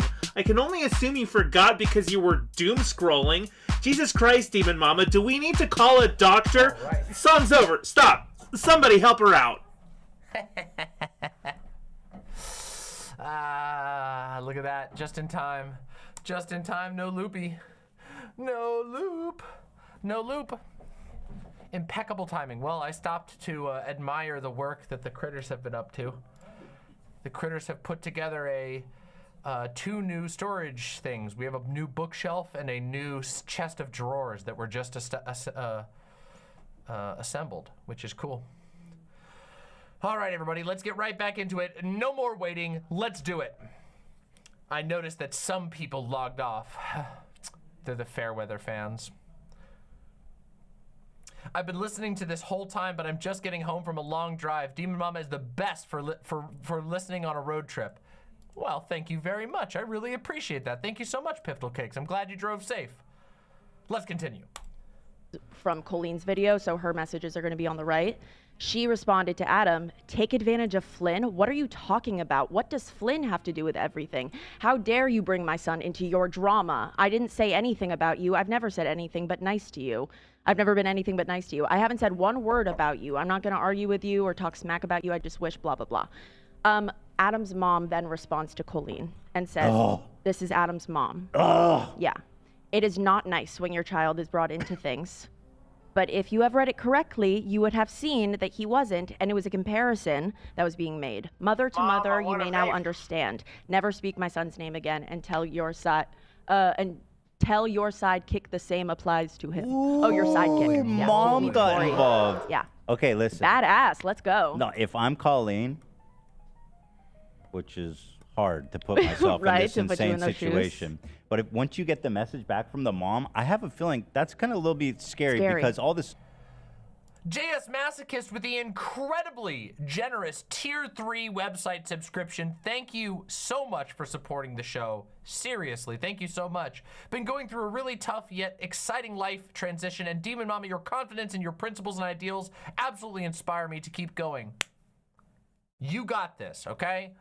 That's you did this. You did that. I'm glad that I'm able to help provide a little extra energy, but just remember, you did it and you've got this. Thank you very much for supporting the show. Genuinely appreciate that. Sudden accountability becomes a real thing. Right. You're like, oh fuck. Right. Talking to an adult now. Yeah. Yo, this is crazy. Yeah, this is just 2020. We are not even close. Oh my God. Yeah. So Adam posts this video. Colleen Ballinger, stop lying. Okay. After this stuff happens. And because his idol totally dropped him, he felt very exploited, very used, very hurt.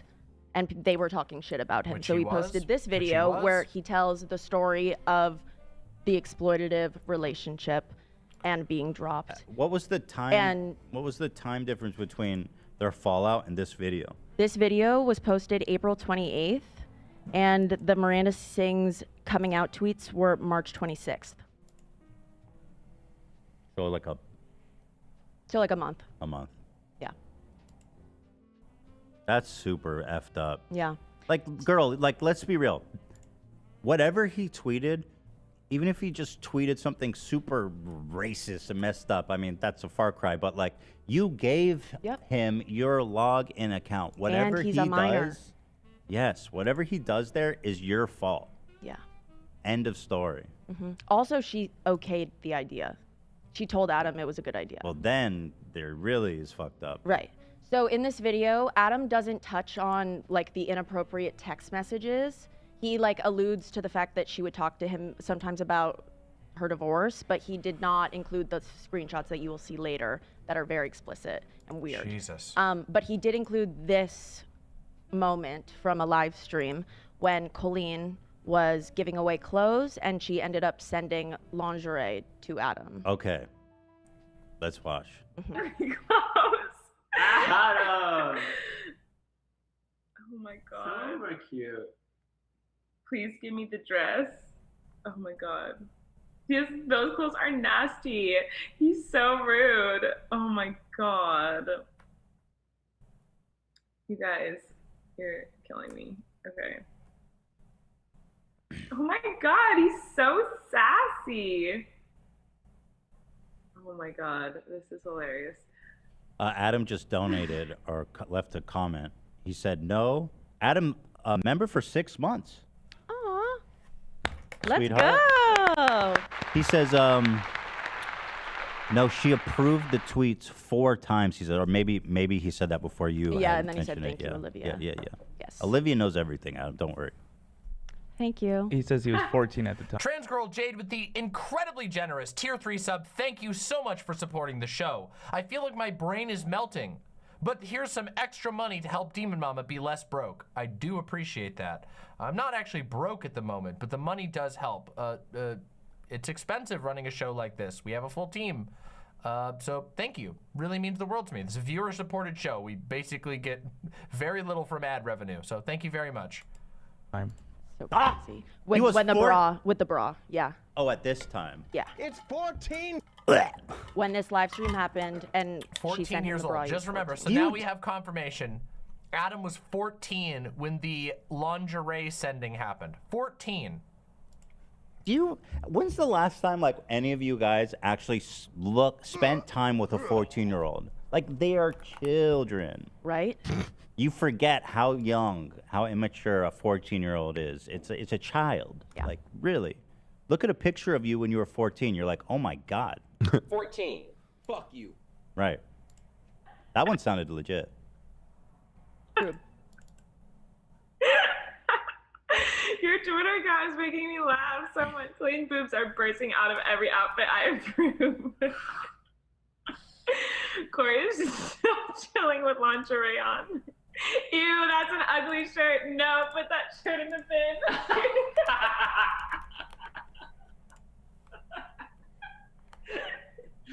She's reading. She's going over his Twitter account. Okay. Yeah, she's laughing at all the funny stuff he says. Do you want the bra, Adam? Adam, do you want the bra and panties? Tweet right now. That's Corey. Oh my god. That's like lingerie. That's not even like a bra, right? Yeah, that's and panties. That's like. It's a matching set. And it had the tag still on. However, she did still.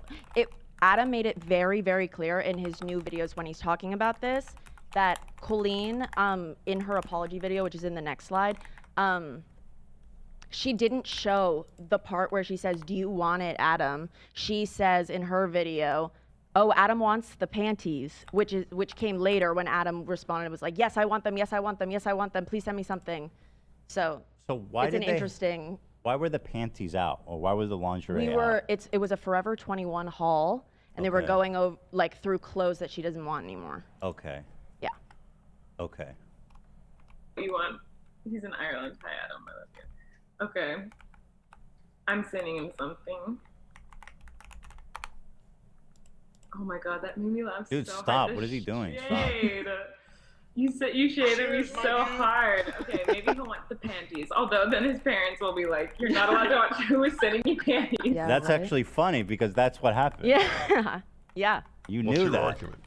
It was like that. So I'm trying to internalize this whole panty mailing business. Right. He's 14. You'll see I have linked her response to it.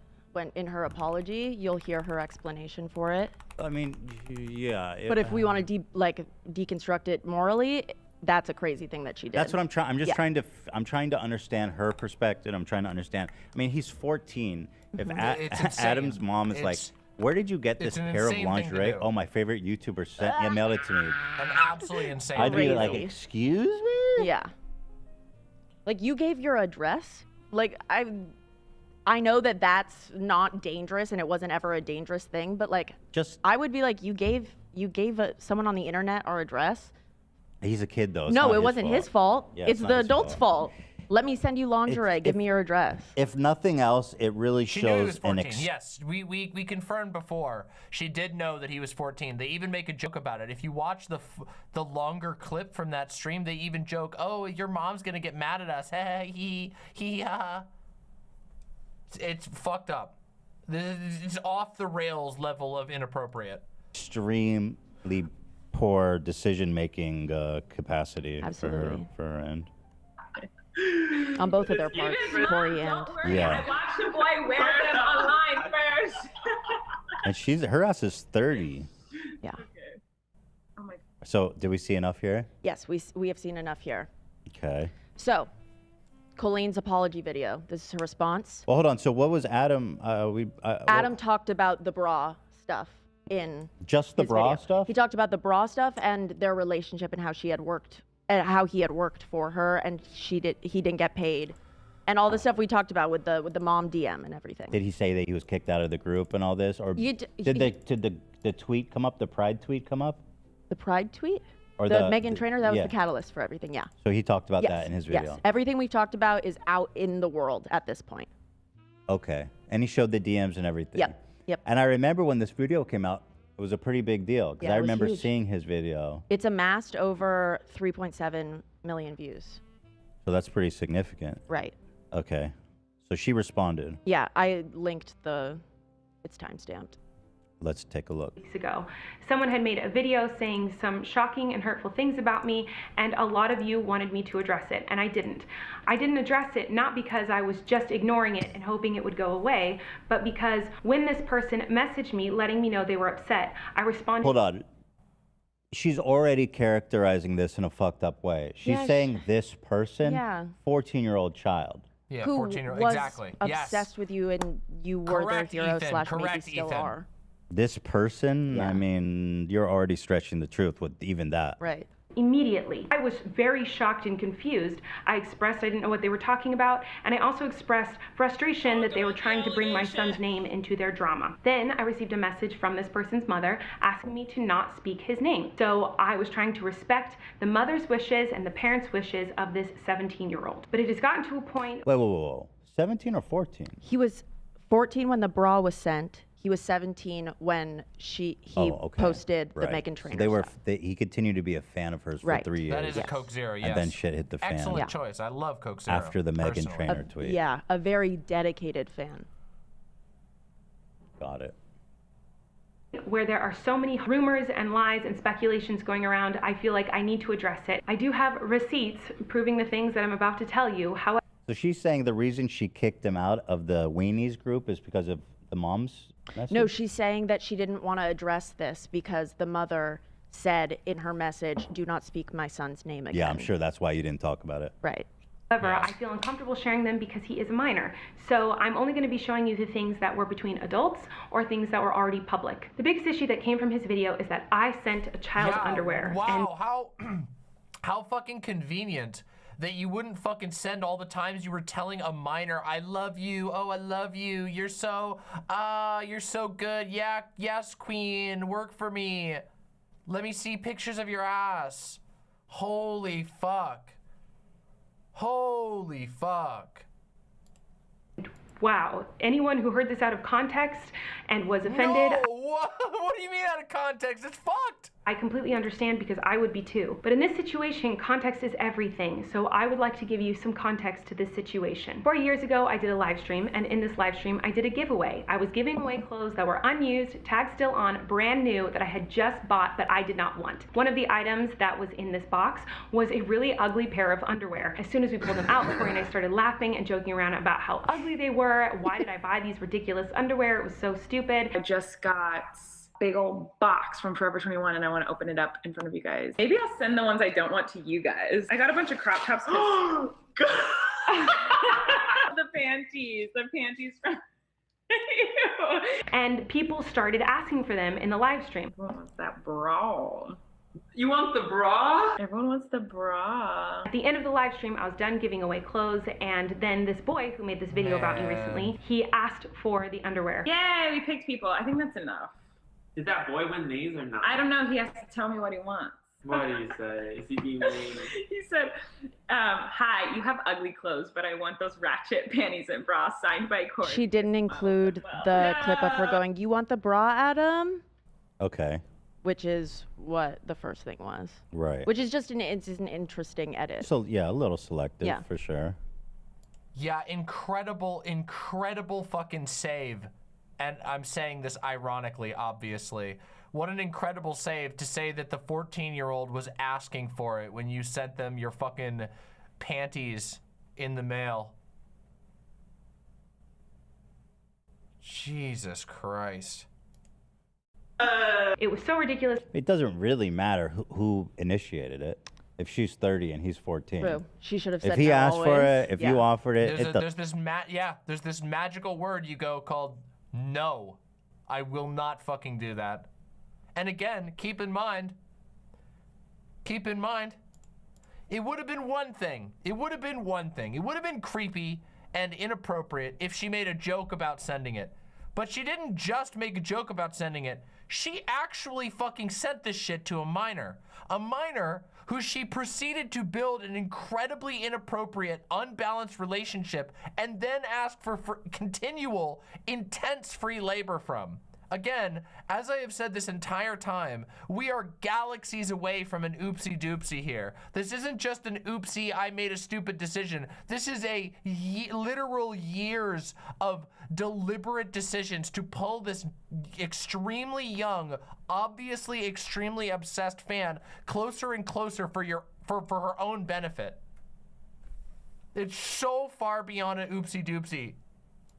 And that's her whole song is la da da oopsie doopsie, I did a oopsie. Oh, I can't wait to watch the ukulele song again at the end.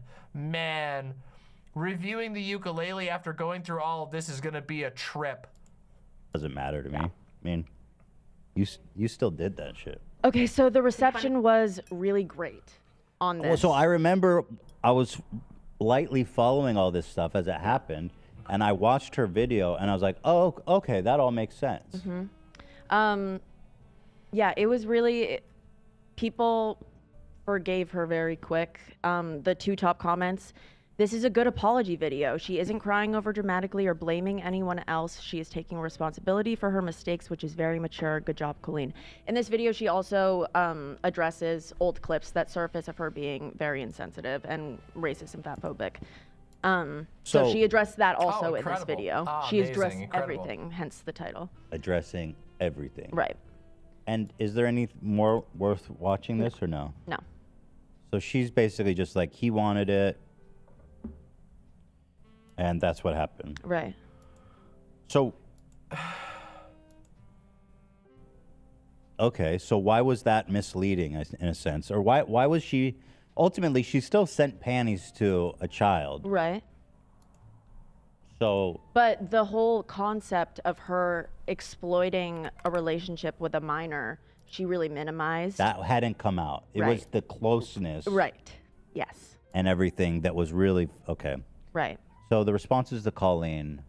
James Charles, of course, who is the moral arbiter of YouTube. Right, absolutely. If anybody knows how to treat minors with respect, is James Charles. You're so right. Oh no. Oh no. Oh no. That's some bullshit. Oh no. Listen, James wouldn't have fucked around with you, Adam. He wouldn't waste your time. He would have asked for a dick pic right out the gate. Armpit pic. Can I see your armpit hair, Adam? Not me. It's a joke. Don't send me pictures of your armpit. Do not submit that. Okay, so James tweets, "It's literally all lies. The boy begged Colleen for the panties for years. He ran, at this time, they were like collabing and stuff, so they were friends, Colleen He and James." begged for the panties like a for crazy years? I know that it took her a second to actually send them. Wait, I don't know if he's it took 14. years. So according to James Charles, since he was 11, he's been begging for her panties? No way. Yeah, He ran her Twitter for God. 1 day, and she ghosted him and she never ghosted him either. In fact, he tried to bring Flynn into his argument, which we've seen. That's not really what he was doing. Who cares? He's 14. He was talking about, I'm a kid, Flynn is also a kid. Think about it. Doesn't matter what he said. Yeah. Sure, Okay, his but story... remember, guys, everyone who's getting mad at this is James Charles we're talking about. Like, come on. Like, just remember who's being talked about here. Again, yeah. He doesn't look the best, but he's looking for attention since Colleen won't give it to him anymore, and y'all are feeding it instead. Even if she did address it, people would say she's attacking a minor. Let her take care of her family and son during this pandemic and worry about something else, please. I'm tired of seeing my friend That was the dragged over the pandemic? That was during This was pandemic time. Holy yes. fuck, it's been going for a long time. Yes, really quickly, the reception and the response to Colleen Ballinger's Colleen Ballinger Stop Lying. This Cody, who was in our players earlier, who is a person in the fandom who was of age, posted a video basically debunking Adam's video. Okay, so that And would go. people took that and believed that, ran with it, and also forgave Colleen with her apology. Those two videos went hand in hand. Okay, I can see that being compelling. Right. But now, so I can only imagine Adam must have been on the receiving end of a lot of hate. Especially with James Charles being like... So much hate. I love that James Charles is defending her in this moment. I mean, it's poetic, really. Truly. Okay, so can I see her video? No. She has now since left the internet. Okay. I'll tell you why later. We'll get there. Okay, so No got spoilers. it. It was essentially, you'll see the construction of the video later. It's basically she paints Adam as like a manipulative person in the video. Ah, yes, a deeply manipulative 14-year-old manipulating the 10 million subscriber YouTuber who's been on every late show and has a Netflix special. Oh, the dark and manipulative 14-year-old. It's crazy. So I went to the next slide. Right. Okay, response to Colleen Ballinger. This is what she tweeted out. Nobody asked me to make a video. I was already doing one. I reached out to Colleen first, and then she replied 2 days later. She and Corey talked to me and showed me stuff to help me learn the truth. I then did my own research, and I found a lot more things. So, like, Okay, the fact that she even admits she was collaborating she with was in them. her ear. Yeah, she was Yeah. sending you stuff to put Right, in but your this video? was the extent to which we got their communication in 2020. Wow. Cody Rance was 30 at the time. So. Wait, that's the best friend? Oh, I don't remember. I don't remember all the names here. No, that's Kyle. Okay. 3 years later, despite all of the hate that situation brought Adam, he is thriving as a content creator. He has now amassed over 156K followers, and he did gain, I think he gained an audience from the Colleen Ballinger Stop Lying, possibly. I think that's the first time I saw him, and then I had watched his drama videos because of it. Sorry, there's so many K names. Corey, Kyle, Cody.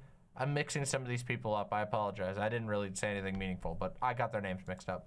I'll be honest, there was a moment where I knew of Adam, and then I had a moment where I realized he was the Colleen Stop Lying kid, and I was like, what the fuck? You didn't realize they were the same? Yeah. So that was his first video, the Colleen video? Yeah. Wow. It was his first big video that got him on the map, if it wasn't his first. Very interesting. Yes. So, June 2023, baby. We're here. This is this month. We're here. That's now. We've arrived. This is happening. But that's now. It was in That's June now. this year. Oh. Yeah. So, We made it to the future. Cody comes out with a video basically showing that Adam was right the entire time. She shows this DM from Colleen after Adam posted the Colleen Stop Lying video in 2020. She messaged, I want to reach out to you privately and in confidence and let you know why I'm staying silent. After he sent me that last message that he has now made public, I responded to his messages immediately. I did not ghost him. Adam begs to differ, and then received a message from his mother through his DM asking to not speak of him. I now realize I should have never been communicating with him in the first place. However, which is crazy because it wasn't just one 17-year-old. It was Well, group yeah, then chats of she's babies. like, she went back and then 13 to told 17 her year other 13-year-old friends about it. Yes. I now realize I should have never been communicating with him. However, he is lying about a lot and showing things out of context and will get major backlash. She's in her 30s and he is 17. We'll get major backlash if I were to expose that, but I'm trying my best to respect his family's wishes and protect him as a minor as best I can. I'm sad and disappointed about all of this, and I'm just trying to keep it together. So that was like the first message that caused Cody to make her video. Pretty manipulative. Yes, and so Cody's video, the one that exposed that, has now been taken down, but thankfully Adam did a... Wait, why? The old one or the new one? The new one. Why did it get taken down? Because it came out that Cody actually did it for the wrong reasons, and they got exposed for the same thing because they were always of age and also in group chats with minors. Wait. So now they the decided to Cody's extract person's themselves being from the internet. canceled? What's up? This girl's also now being canceled? Yeah, Cody is She's also being co-canceled? Yeah. Yeah, co-canceled. But isn't she doing the right thing? What did she do? Well, she did bring the information to the surface. However, it seemed like, I guess they didn't really even care that Adam was getting any sort of comeuppance. It was just... So Cody Rants verified a bunch of the stuff that Adam said, but only to try and save face because they were also an adult in all of these chats with all of these kids. So it was like a CYA, like cover your ass type situation. Cody was upset that Corey had blocked them on Twitter, and that was what caused them to make the exposed video So June 2023. she didn't do it for the right reason. Not for Adam. Yeah. Okay. But it just so happened that Adam's truth came out. Why So- the fuck did Cody block her? That's just these Why did people are Corey? So catty weirdos. Yeah, he's a catty girl. Catty queen. Okay, so I see what she's doing though. This is manipulative. She wants her to make the video, obviously, and yeah, these are super fans. It's easy to manipulate them if you're Colleen. I don't think it's an issue, right, for her. So if you From YouTube chat, Michael Kenner says Cody Rant sat on all this information for like 4 years without revealing it. click. Sorry, Cody I Rant's have had all this timestamped info for Adam's like 4 years. response. Wow. I want to go back to what I said about how young 13, 14-year-olds are. Look at him. Well, no. Stunning. Oh yes, on the left. Yeah. Yes. It's crazy. What Okay. the clip you're about to see is what made me cry last night. He's going through all his old photos through like the years, and the fact that she was like talking about wanting to like expose him for lying when he wasn't, when he was a kid, like it's just so crazy. So he's watching the He's watching Cody. co-canceled Yeah. girls Yeah, yeah, yeah. video. Interesting. Social relationship with this woman to the point where I was being mean to a literal kid. And then I was like, my plan is to paint the video show Adam manipulates you into trusting him. Yo, what? Yeah.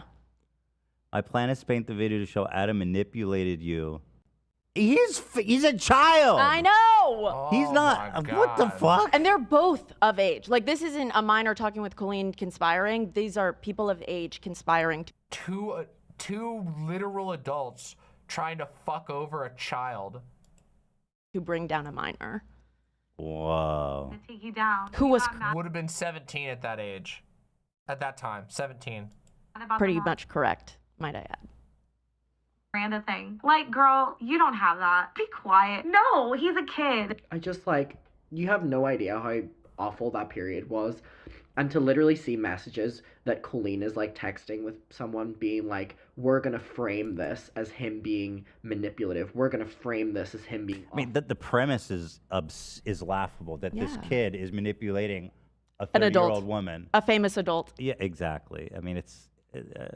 Although I gotta say, I mean, how old was she at the time? 18. 33. No, Oh, you mean Cody? Yeah. I didn't get an exact age. I know that they were over 18. I mean, she's a victim in all this too, isn't she?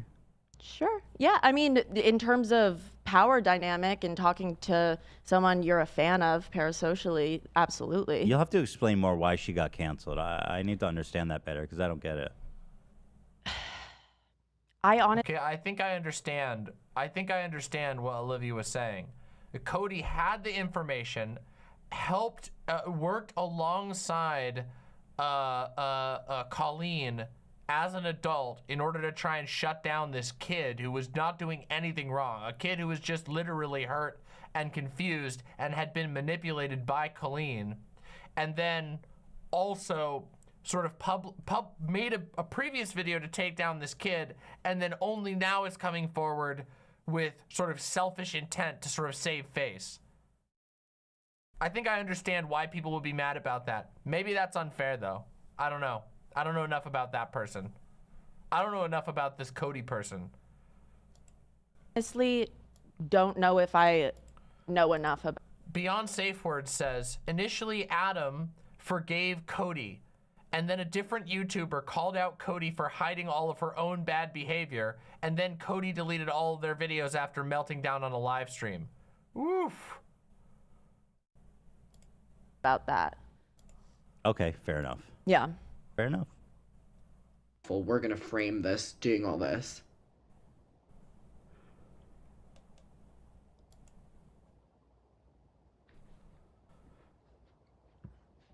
And the worst part about it is like, sorry, I'm trying my best to hold this together because I know people will be like, oh, you're. Just to back Adam up here, I've been on the receiving end when the whole internet hate. Peapot Fairy says, Cody also stated on the video that they posted about this that they wrote fanfic in which people were sexually assaulted and used the names of actual kids in them.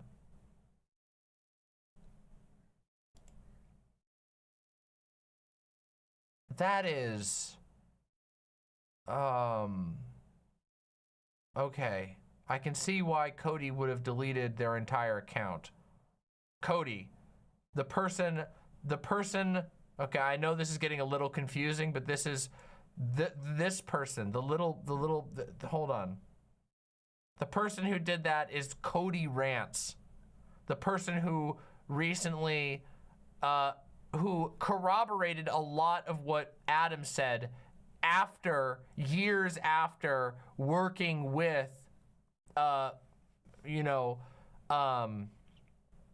working with Colleen Ballinger to shut down this kid.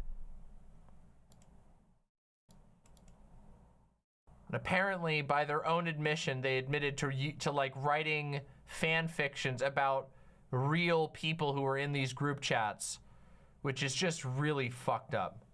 This is Adam, yes. This is Adam, the person who basically brought forward most of the hard evidence of this situation. Adam brought this stuff forward years ago and got dogpiled by the fandom and has now been sort of vindicated. It's me as an adult, and it is. Once I described it to Hila, I was like, it genuinely feels like somebody died every week. Yeah. And so, as a child, I can't imagine James Charles and all these fucking mega famous YouTubers talking shit about you, and then all their fans saying horrible things Especially about as you. like a major consumer of YouTube. And you then- know Yeah. who all of these people are. You watch them. This is I mean, mentally these are the devastating. formative years of his life. So, like this, yeah, this is heavy stuff. People are saying that Cody was 30. Oh. Which is, yeah, that's crazy. Oh, she doesn't 30. look that old. She was 30 at the time? That's what Okay, all right. Adam said, that Cody is 33 now. That is interesting. Oh my God. So it was correct to say it was it was a 30-year-old and a 33-year-old who were collaborating to take down a 17-year-old who had done nothing wrong and was just desperately trying to please a celebrity that they were starstruck with and had been, I would say, arguably groomed by.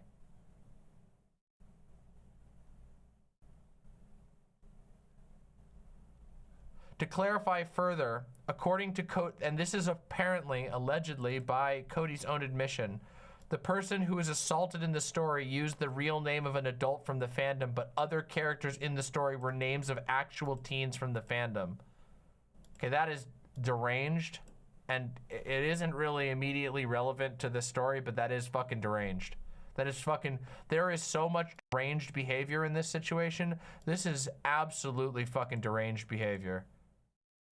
From adults who are participating in the creation of a show for children. Man, this shit is fucked. Adam's about to show the photos of him as a kid. Faking with it or whatever. Colleen. I can respect that. But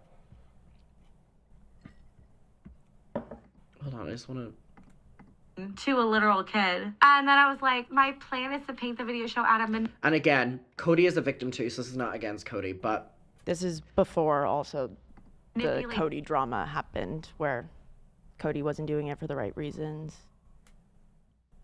Okay. I don't know. You guys go easy on Cody, I think. I don't know. I don't know the whole. I don't know everything. I don't know nothing You about into it. trusting them and had a master plan to take you down when you got mad about the Miranda thing. Like, girl, you don't have that. I just like whenever I read that and like I look at like these. This kid manipulated Miranda. Yeah.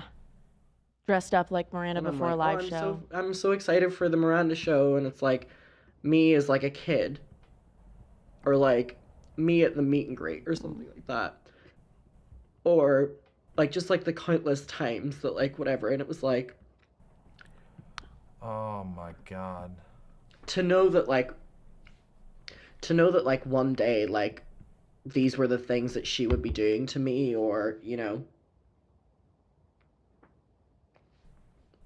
Jesus fucking Christ, man. Was this tweet drama ever fleshed out more? What do you mean? Like,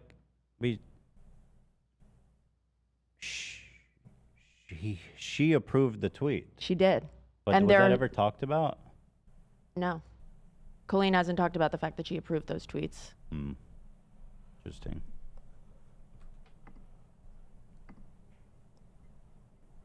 Like I would have not believed you at all. I would not have believed you. It would not have been on my... I wouldn't have believed you. I wouldn't have believed you. So, just to go back a bit here on this DMs she showed. So, it looks like Colleen... Is there more? I guess I should keep watching, but... You don't have to keep watching. That's here it just says enough info. She's saying, I'm going to do all this stuff. Trust me, Colleen, let me save you here. The DMs will be your salvation, she says to her. And then Colleen says, I'm sorry, I need to do the right thing and respect his mother's wishes. So she's saying that I'm not going to send you any of the stuff you're asking for? Like what? No, she ended up sending. Oh, she did? Yeah. She wasn't going to say anything because she didn't want to go against his mother's wishes. No, she just didn't want to write down. Yeah, she didn't want to be the one to say Adam, so she wanted You someone can't say anything written down where she's like, yeah, go fucking slander this kid.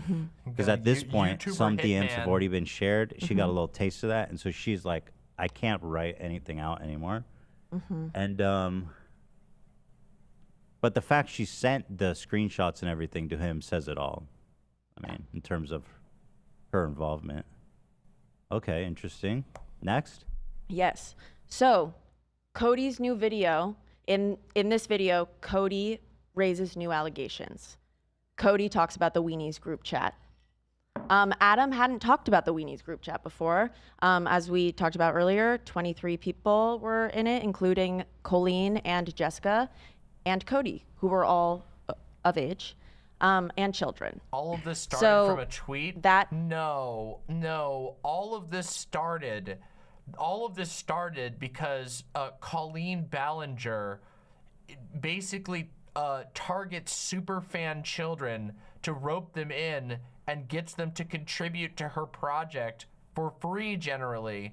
And also engages with them in incredibly unhealthy ways, including dumping her emotional problems onto the shoulders of literal children, making extremely inappropriate comments towards them, and basically manipulating their relate. That's how this all started. And the inciting incident was was Colleen, aka Miranda Sings, freaking out on a literal 17-year-old super fan who she gave access to her Twitter account and approved a tweet. Yeah. And today, this was all reignited today because Colleen Ballinger released a ukulele apology video in which she didn't apologize for any of this stuff and instead tried to frame her detractors as deranged haters. Yeah, it's been a wild ride. Screenshot, you'll see it in the next one, if you go next. This, yeah, okay, Yeah. okay. So let's talk sex with kids. So here she asks, "Are you a virgin?" Whoa. To all these children.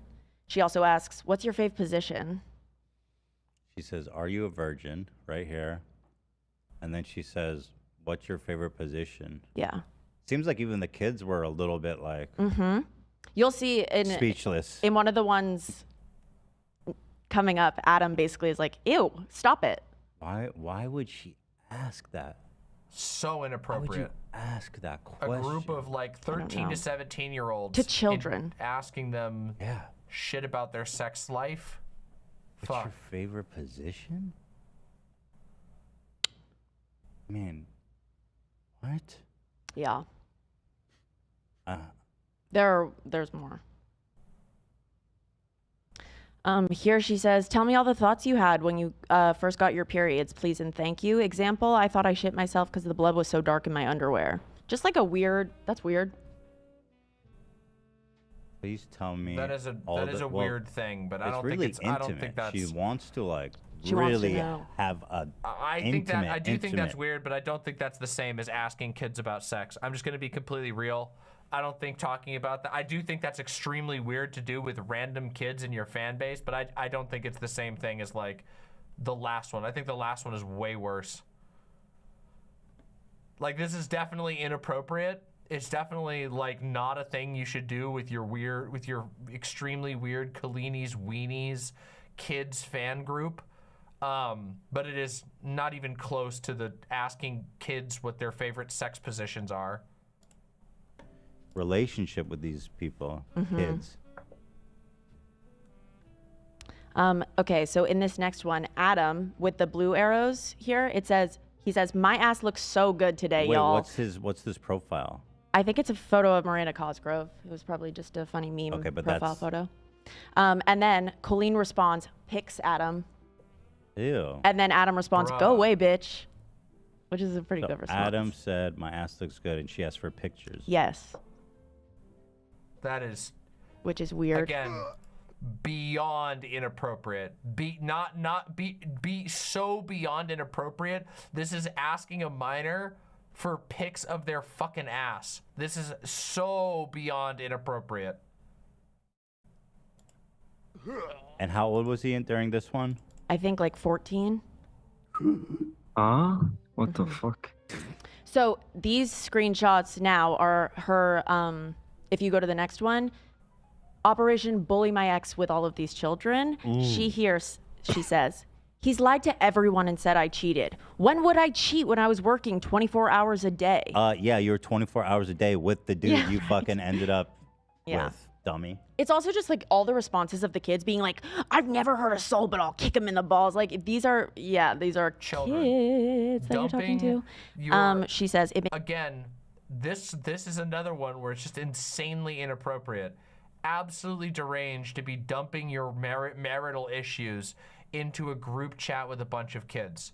God, this is so fucking weird. Makes no sense. He tries to get pity for being heartbroken over me when he constantly tries to drag me through the mud. You can't be heartbroken over someone you hate.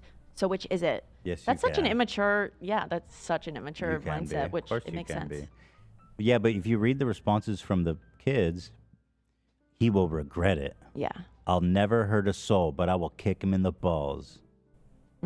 Ugh, I'll start swimming it. Let it out. It feels good. Isn't this slander or harassment? Please tell me you know me and aren't lying, because I'm just a fan and don't care about. Wait, what is that one? Please I tell don't me. know. Please tell me you do know me and aren't lying, because I'm just a fan and you don't care about. Cause yikes. I don't understand that one. I don't know her. It was a child, so. Wow. Yep, more bullying her ex. She says, "He was always mad when I was happy. I thought that would end when we split. I got him a tour. I got him subscribers. I gave him a family. I paid for everything. I flew wherever he was." I gave him subscribers, man. What more could he want from me? Literally. Is he a YouTuber? Is he? Yeah, he's less so now after the divorce. He's really transitioned and he moved back to Georgia, has a wife. But he used to vlog every day. He was very good friends with Julian Solomita. Okay. Yeah. Not just trauma dumping to literal 14-year-olds. That's also true and also very weird, but trauma dumping to literal 14-year-olds that you have selected for a group chat because they have large fan pages about you, and then dumping about how you hate your ex and how with the implication that they should go fucking tear up your ex on social media with their giant fan accounts of you and your ex's family. God, this is the most, again, I don't got anything on the messiness of these fucking freaks. Nothing. I'm like the most, like my most complicated life problem is like so solved by comparison to these fucking freaks. Yeah, but like the broader context of her complaining like in a serious like way about her marriage to children is pretty stunning. Yeah, and these children who think that they are a part of the relationship. Right. Right. Because they've been definitively given that impression. Because she's gone out of her way to cultivate that they have a unique and special relationship with a celebrity adult.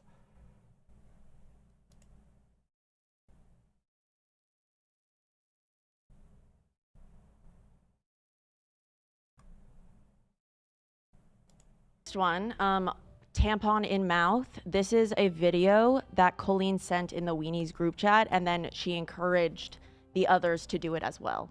What the fuck? Ooh, what? Yeah, if you click the... Okay, Weenies. And so this is a recent tweet, I'm assuming? Yeah. Everything now has just surfaced. So Adam, in a sense, he wasn't going all out on her back then. No. Because he never even mentioned any of this shit until recently. I think he was really, really, really hurt that he thought that he was helping his idol, and he didn't do anything wrong because she did approve it. And then he was just dropped. Yeah, Adam and he was 17 and really hurt. The fact that he didn't mention any of this stuff until now, I think, is a point in his favor. Yeah, I agree. Adam says, the Weenies group chat consisting of mostly 13 to 17-year-olds I was a part of with Colleen all had an inside joke Colleen started to do with periods or some shit, and she sent us this video, and all of us had to go out and buy tampons and reenact it for the group chat. It was so weird. That is fucking insane. That is a fucking insane thing. That is... Every level of this keeps getting worse. Colleen asking a group chat of kids to go buy tampons and put it in their mouth and film themselves with it in their mouth.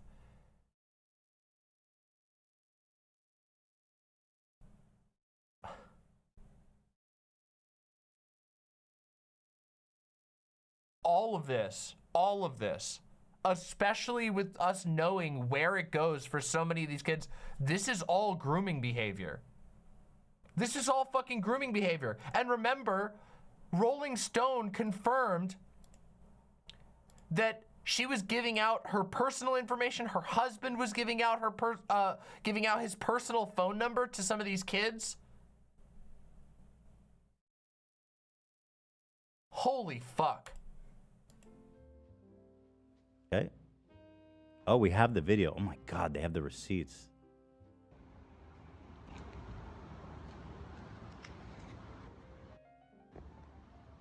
Why is that even funny? Oh wait, it's longer. Just wait.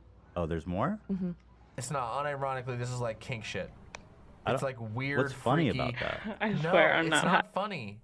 It's not funny shit. This is her weird, freaky kink. That's an adult. It's not even like funny at all. No. And so they started sending their own videos of them doing that? Yeah, if you go to the next slide, Adam did kind of like a round table with two other members of the Weenies chat, and they talk about the tampon situation. The Weenies group chat, Ramsey, Becky, and Adam all talk. Here it is. Becky was the girl from the yoga video who also revealed to us the porn bits. that Miranda Sings would do with the kids with the skimpy clothing. Thing, but You know what's so weird about the tampon thing? and yeah, and like you guys see my period, and I used my tampon yesterday because we all took the pictures, like having the tampon in our mouth, whatever. She ended up messaging me. Collage. We were making a collage of pictures. She ended up messaging me on Snapchat and said, "Hey Adam, you weren't at the meet and greet." She was like, "Would you be able to go out and buy a tampon and take a picture so you're included in the picture that I think it was like Ella was making?" Yeah, so we can Photoshop you in. So Yeah, she asked me to do it. With the tampon in our mouths, because that was the inside joke. Yeah, she asked me to go out and buy tampons, and I was like Inside joke. 14 or 15. She asked me to go out and buy tampons to put one in my mouth. I remember that too. Yeah, and then we have the photo. Yeah, and I obviously didn't want to go out and buy them, so I remember I got a Q-tip and wrapped toilet roll around it, and that was me doing the photo because I didn't want to. I remember that, Adam. I remember. Well, now that you mention. Do they show the photo? I don't think so.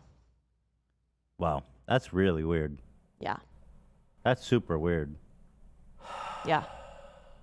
That's Like, what really, the fuck? That's super weird, dude. That's some weird, like, I mean, fetish shit, maybe? I don't know. That Some of the seems comments very on that fucking tweet, odd. yeah, were accusing it of being. I can't tell if it's like. It's not a joke. It could be. I can't tell. I just know it. I can't tell if it's a fetish thing or if she's like insanely infantile, or I mean, there's clearly something going on here that is not normal. Right.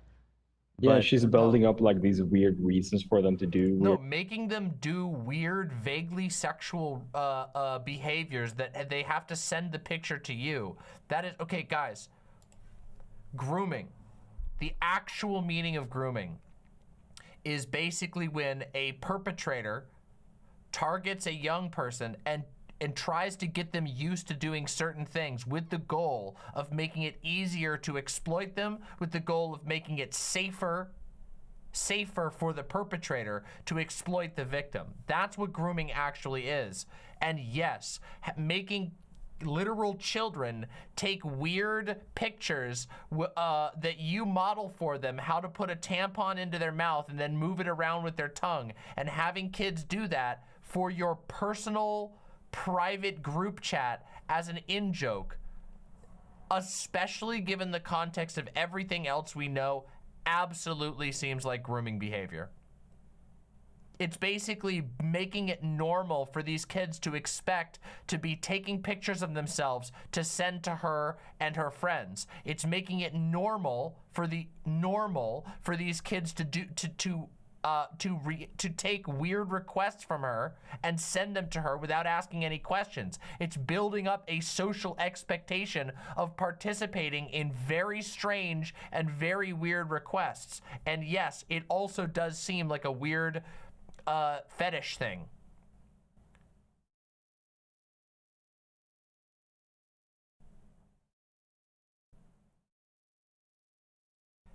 As Heavy Gretel says, film a weird, humiliating video of yourself and send it to me. That basically summarizes it.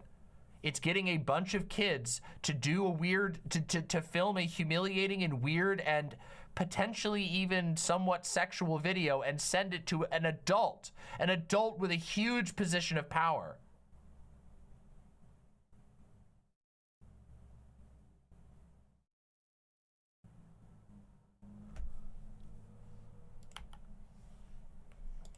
Weird things like, oh, we gotta take a picture. You gotta send this to be included. Right. There's something fucking sus in that. There's some. I don't know. Oh yeah, the whole thing is very sus. Right. But there's an exertion of putting it that way. power to Yeah. She's exerting her power to humiliate Oh, them. Adam says he can send me the photo. Can I? I mean, I don't want to if show it if I'm not it's- supposed to. If it's just a bunch. Isn't there kids in there who doesn't? Yeah. If nobody's okay. seen it, then I don't want to show it. Yeah. Thank you for offering, though. There was also another group chat called Corey's Clit. This was Corey's group chat with kids.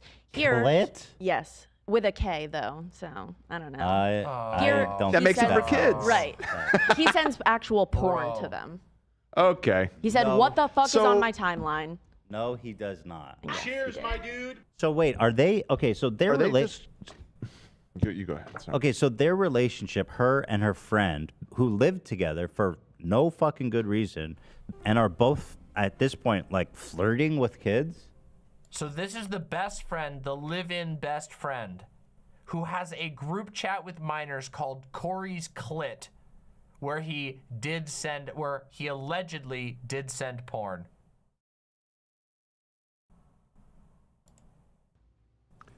I mean, Adam just said he DM'd the picture to you, Ethan, on Twitter. Wait, can I even maybe show you that? want to see? Huh? I can't see what you're seeing, so I don't know. Can you preview the next screen? What? The next slide? Or just take it off my screen. What do you mean? What is this? What? What is in this photo? It's covered. No, but what is this? What is it What do of? What do you mean? What is this? What is this photo of? Adam says that it was sex, but it's covered. It's not all covered. Oh. Okay, let's skip it. Do you see what I'm saying? I mean, I see some shit going I think on there. that's just legs. Okay. Well, Okay, so this is If it's proof of the borderline, porn. just skip it. well, just cut. Well, I want to show. I can make an edit real quick. I can read it. I think that it's covered, but to be safe, no. He sent to the children, what the fuck is on my timeline? The first message from a child is, I'm almost 18. Someone says, fuck off. Someone says, what the fuck? And those are all kids. Hold on. I want to show it, but we just got to edit it out more just to be safe. Okay. I see the photo. Adam sent me the photo. He blurred out all the kid's face. That's good. It's really, really, really fucking weird. Adam, has this photo never been shown? Because this is pretty fucking insane. This is really insane. Are we That's doing really anything? insane. Agent Mad Hat says, are we doing anything fun after this drama? This drama has ended up taking forever, so I don't know. I don't know what we're gonna do after this. I don't even know if I'll have energy. I might have to just stream later in the week with everything else that we planned. We'll find out. I don't want to be the first person to show this, though. Yeah, it's her. It's her with like a bunch of kids, and they all have tampons in their mouth. Can you go backwards, Ethan, and then go back to this slide and see if it's covered now? I just put something over it. No. Let me refresh it. Yeah, if you refresh it, might. It was slide 34. Okay, yeah, good job. Thank you. Kiwi TP says, I do appreciate you covering this thoroughly. Hey, if I'm gonna cover drama, especially on a serious topic, even if it starts with a ukulele apology video, I'm gonna do what I do. You guys know that's how I do these things. When I do Drama Mamas, I try to make sure we get all the information on hand and that we react to it holistically, that we're not just flying off the handle. And part of the reason for that is that I think it's really important that people act on the internet based off of being informed, that they don't just fly off the handle. And also, I think that does a service overall. If we build this as a habit that people engage in, I think it does a service to people who come forward with allegations. There is way too much frivolous crap thrown around on the internet, and I think it's important that people take their time and look into it, even if it starts with a ukulele video. And also, I also think this is a really important topic, and we are going to talk about that more at the end. But let's get through this. So there was. Do we know what the picture was of? I Or the think video? it was legs. No, And but- Adam says that there was a sexual act in the video that he sent. Okay. So he has a. Why does he have a separate group chat with the kids? Right. That's super weird. Corey's Clit, where he sends them pictures of porn and or videos of porn. He says, "What the fuck is on my timeline?" Right. And now it's on these kids' personal group chat. And eyes. Yeah. That's illegal, actually. That's a crime. That's definitely illegal. Yeah. Yeah. That's just a crime. That guy should be in jail. That guy just committed a crime. Right. You definitely can't send porn to kids as a grown-ass adult. The next one. Wait, somebody says, oh, wait, okay, hold on. People have seen Oh, the photo? the photo. So can I show it? I mean, Adam has said, He says he's shown it because I do think it's interesting Yeah. as long as I can show it. and he blurred the faces. Yeah. Okay, then I'll show it. Or yeah, maybe I won't show it. It's If just you want not to see, necessary. This Eh. is already. It's a bad idea. It's Yeah. okay, just to be safe. just go look at on Adams. I mean, And trust Adam me, it's weird. is specifying that he was not one of the members of Corey's clit. He was not one of the chosen. He was not one of the kids talking about porn Dude, what the and exchanging porn. fuck? Okay, moving on. This is a voice memo that Corey sent in a group chat with minors. Oh God. Okay, this was from Corey's clit. I don't know if it was from Corey's clit. I know that it was from Corey. Wow. Hey everyone, it's Corey. I just wanted to record a voice memo because I have like a lot to say. But first of all, I just want to say that like I love all of you. Like you all honestly mean so much to me. Oh my god. You have no idea. I know that it sounds weird because I'm a full-grown adult and some of you are younger. The fact he acknowledges this in the call dude. Yeah. is stunning. Bro. Mm-hmm. This is like a Trump call where he goes, yes, it's I know that this is illegal and I can't show people the documents because he's like, here's the crime I'm committing. It was a perfect call and they indicted me. Oh, Corey should go to jail, actually. He might be a sex criminal. They were, yeah, I don't know. They were talking about porn together. I know that it sounds weird because I'm a full-grown adult and some of you are younger. Blah, blah, blah. But That is insane. that he Idiot, you're uttered right. those That is a words. Trump move Yeah. right there. That's straight up just, I'm a here's my full-grown crime. adult, and this is really inappropriate. I should not be My doing crime. this, but I love all of these children so much. Yeah. That's Jesus. when you Smart press guy. end, delete, turn your phone off, maybe. Listen, all my favorite kids. I realize So I'm an adult psycho. and it's super inappropriate and potentially illegal for me to send you porn, but I love you guys so much. I'm gonna send you porn. You guys are 13. I'm 30. Here's porn. And I know what I'm doing. I know. I'm doing this in right Corey- mind. I'm not on any drugs. Yeah. I'm totally sober right now. Oh yeah. This whole situation has spiraled. What can of worms did I open at the beginning of this stream? You guys remember what we were planning on doing? We were going to talk about... Honestly, though, I'm going to be completely honest. The other topics, there's one topic that we were going to talk about that was important, but I actually unironically think that raising awareness about this is pretty fucking important. like I honestly think of all of you like as my best friends. Like I don't have friends. Oh, and God. I'm a loner and I'm a loser. Like my only friend is Colleen. Oh my God. And like it's so comforting to like go online and talk to you guys and feel like loved and cared about because I love and care about all of you.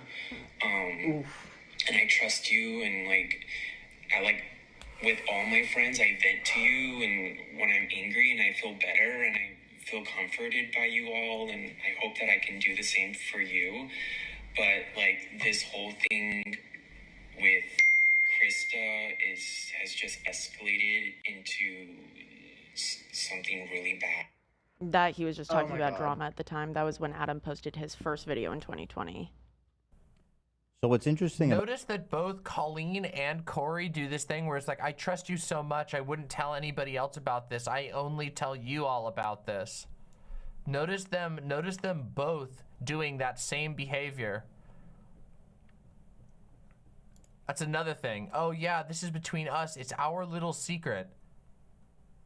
No joke. You're special. It's our little secret. About this is that he spends the first 95% of this saying how important Literally they are to textbook him. grooming. They're his only friends in the world. Blah blah blah blah blah. Like I guess it's like love bombing. I guess maybe Yeah, you would call it. sure. And then at the end, he's like, "But I need you guys to do something for me." Now, who's he talking about? Kristen?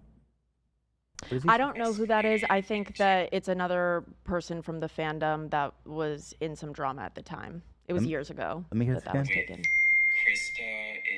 has just escalated into something really bad. Oh, we don't even know what he's talking No, about. it cuts off there. Just another one of their.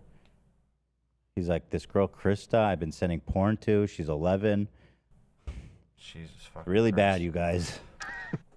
Phoenix Wildfire says, who the fuck talks to kids like this? The last kid I talked to was listening to a friend's kid info dump about their drawing tablet. No healthy adult talks to kids like this. No, they just don't. Especially not in like a private group chat. Like, I will say things like, man, I really fucking love my community. I really fucking love you guys. Thanks for taking care of me and supporting the show. I'll say shit like that from my show, very clearly talking about my audience as a whole. And I even try to avoid doing that. But this isn't that. This is a voice memo sent to a private group chat that's called Corey's Clit, that's full of kids. Like, the fucking galaxy. It's not even in the same galaxy as like believable oopsies, I didn't mean to do a parasocial, but I did by accident. No, man, this is like 8 tiers deeper. It's beyond the pale.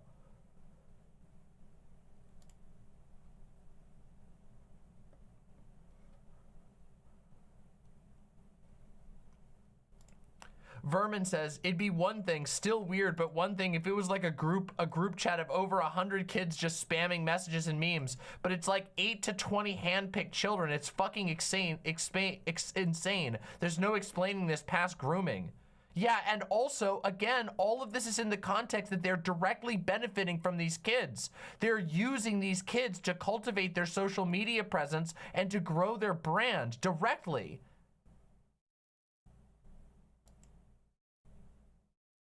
A lot more has come out even since this H3 video. Is that true?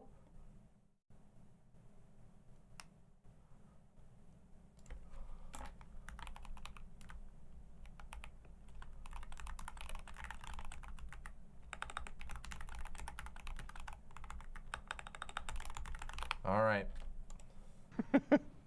I was of right mind when I did it all. Yo. Right. So now we're going to get into some of the individual stories of some of the other members of the How old is this H3 video? This is a week old. This video came out before the ukulele apology.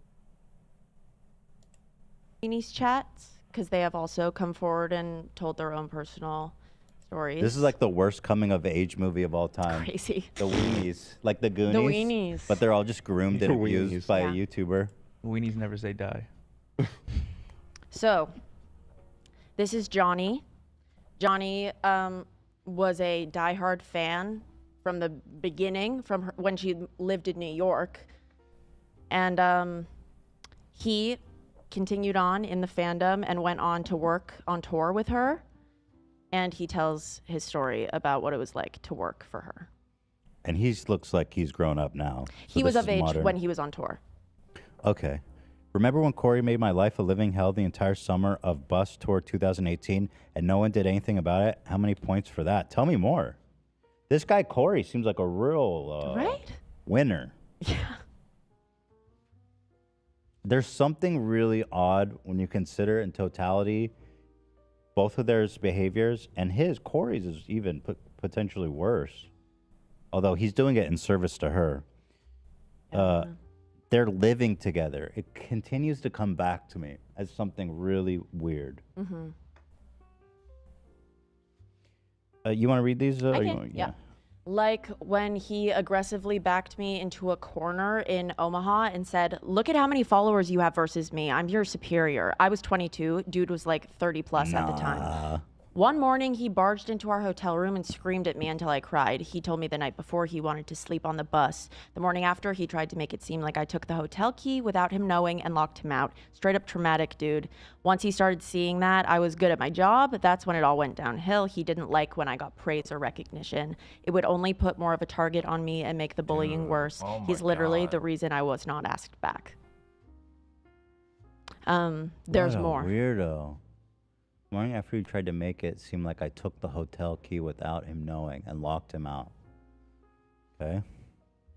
As much as it pains me to say, Colleen played her part in all of this too. She would pull me aside and counsel me during all of it, telling me she was proud of me for standing up for myself, etc. Fuck out of here. When I finally stood up to Corey, he called for an emergency meeting because he wanted me out. I was gaslit into apologizing so I could keep my job and reputation. They all just sat there and watched him torture me. They knew it was happening. Wow. The next screenshot, that's after tour, he sent in the group chat, "Gonna miss you all. Safe travels, everyone." And 2 minutes later, Corey DeSoto leaves the group chat. What the hell? Right? That guy, what is the deal? Right, and then the next slide is the weenies have like a little meme. They love this video of Corey looking all huffy, walking with his suitcase. That you mean the modern day weenies? Right, the modern day weenies today.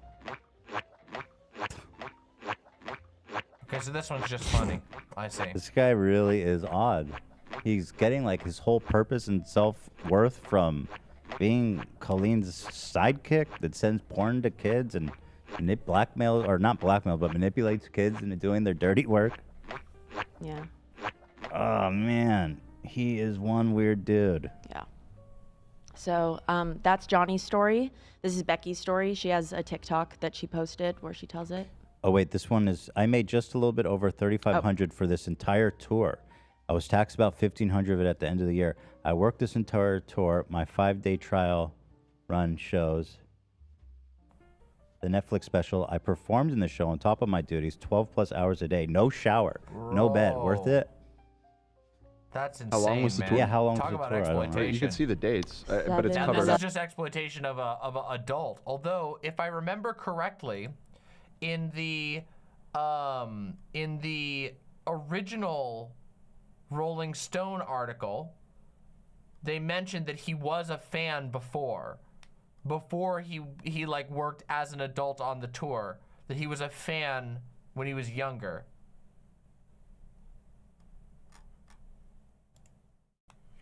If I might be misremembering. Please correct me if I'm misremembering that. 11 to August. It was a summer tour.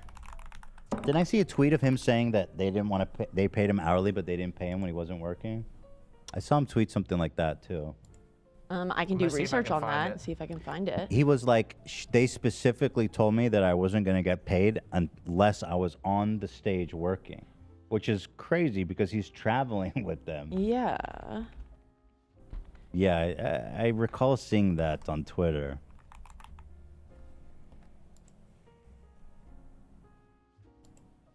Well, you can see here it's from... Yeah, here it is.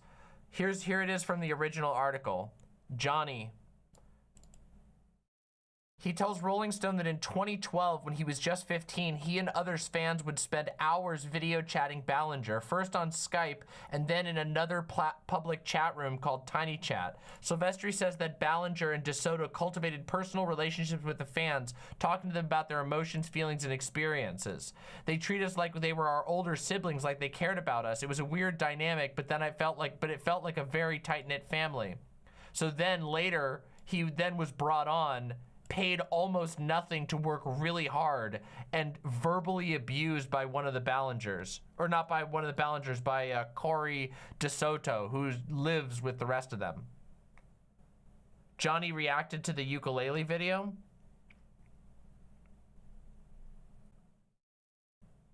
Wow. There is so much stuff coming out on this.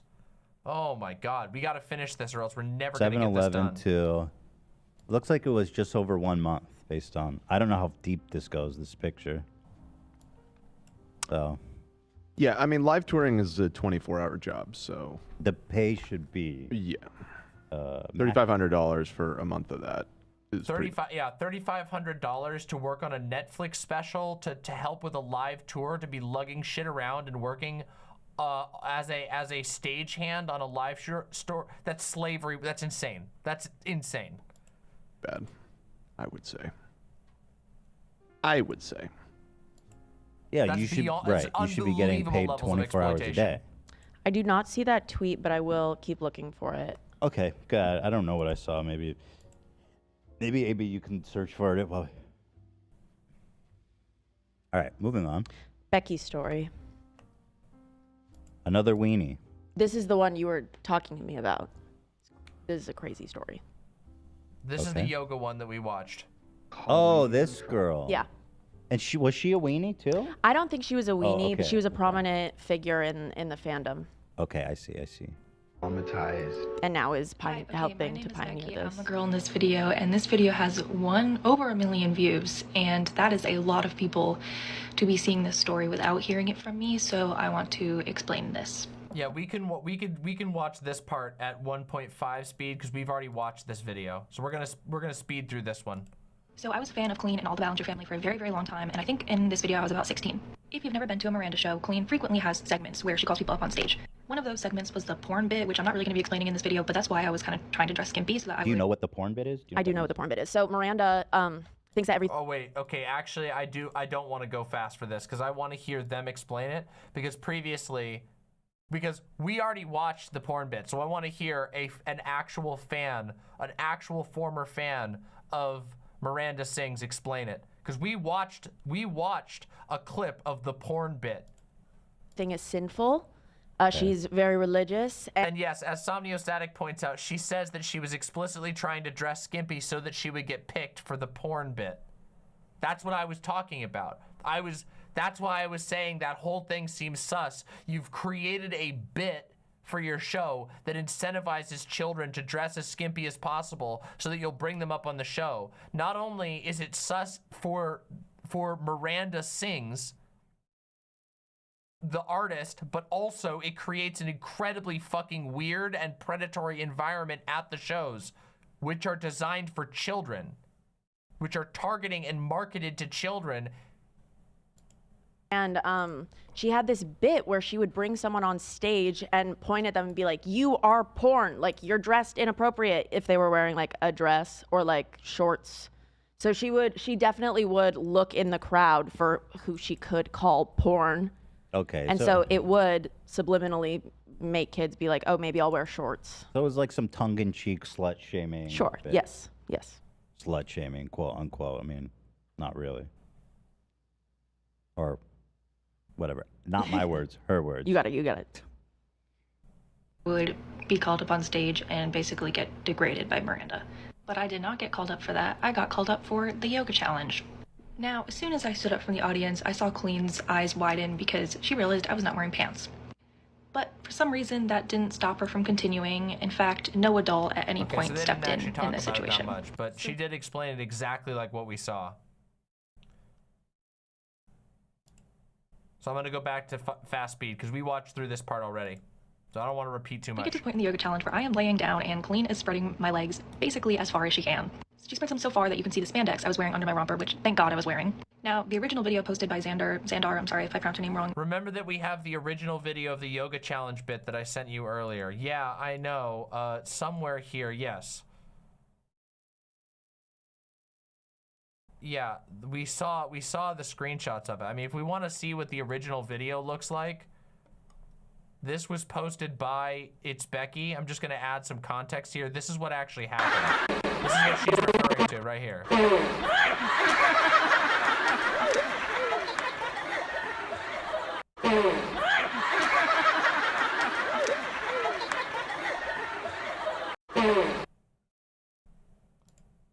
This is the fart joke. Surely the fart is the main part of this.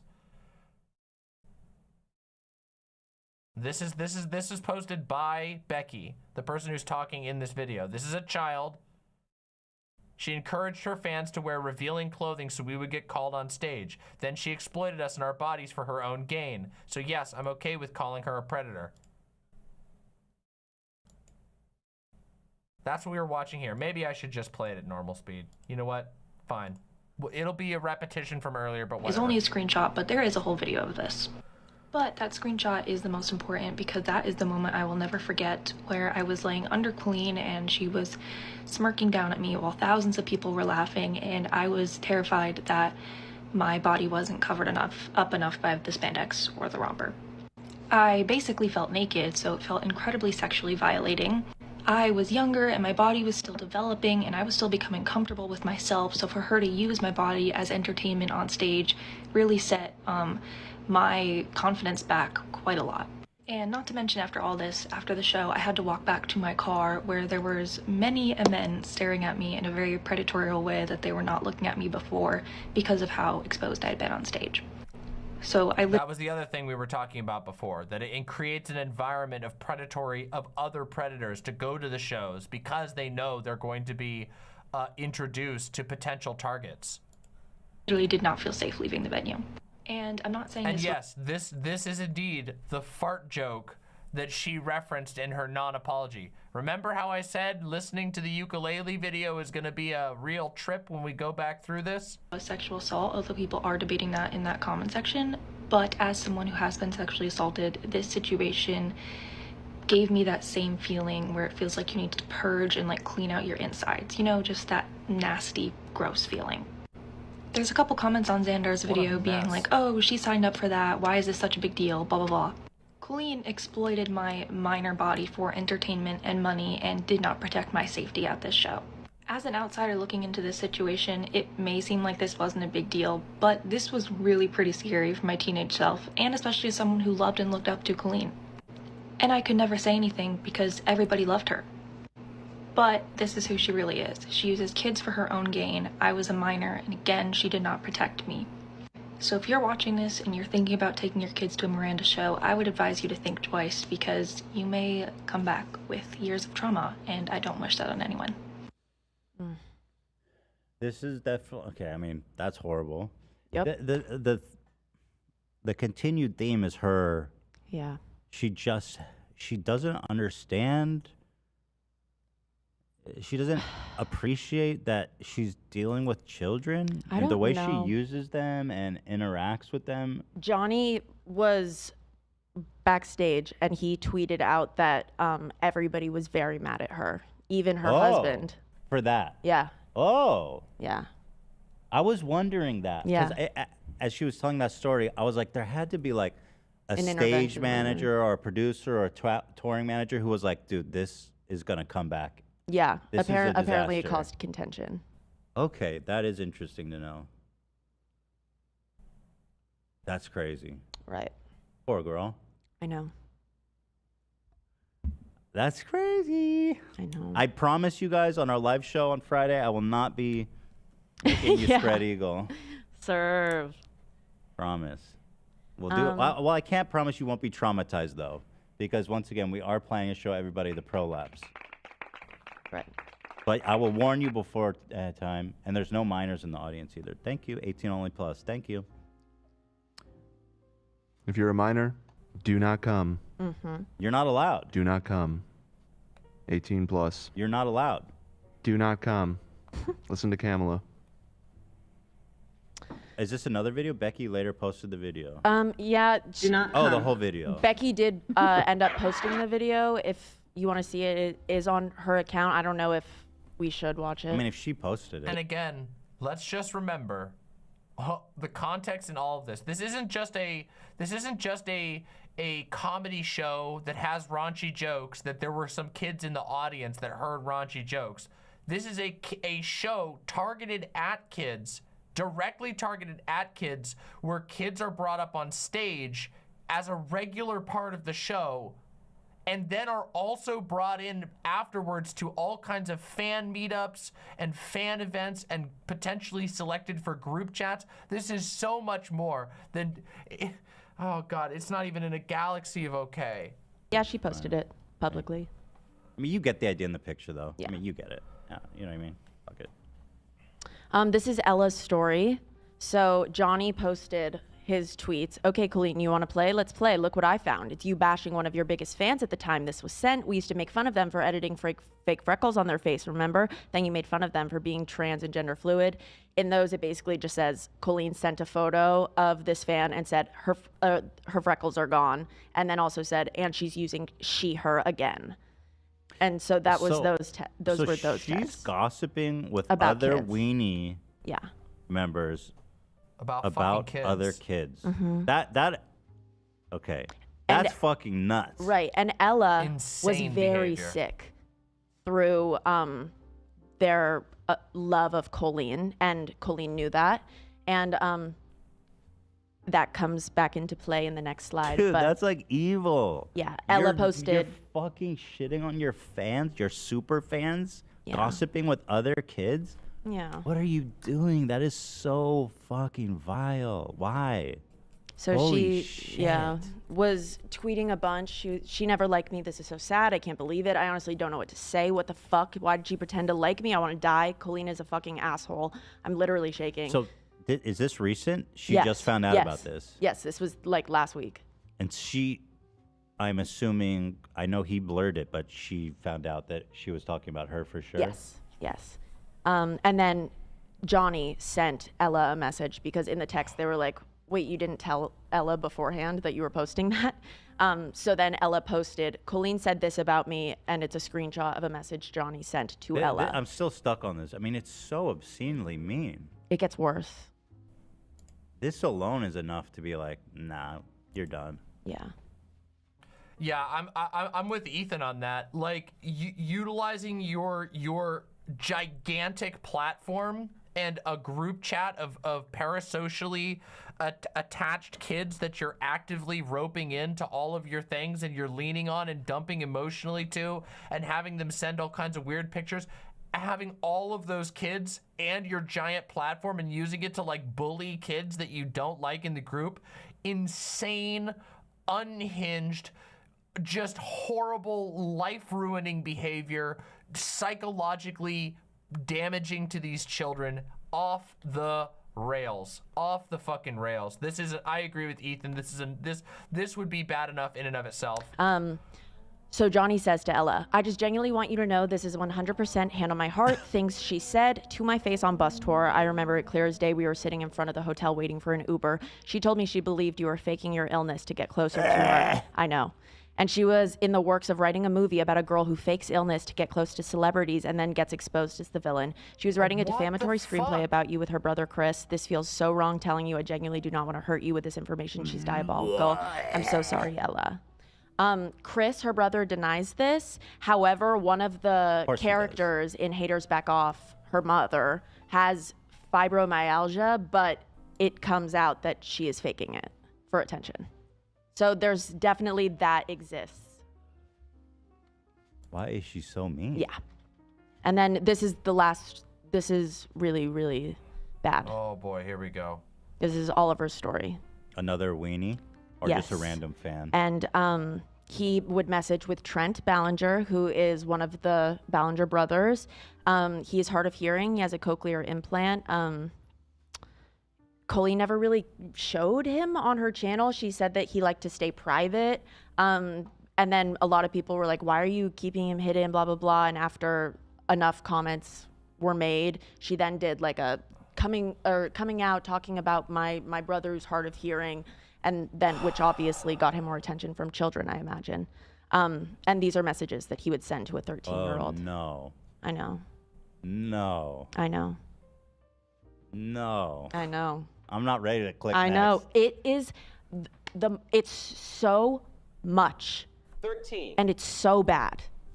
Her whole family's fucked up. Yeah. Okay, well, I haven't seen it yet, so maybe it's fine. Maybe it's not that bad. Oh, it's bad. It's horrible, actually. There's Trent in the background who we're talking about.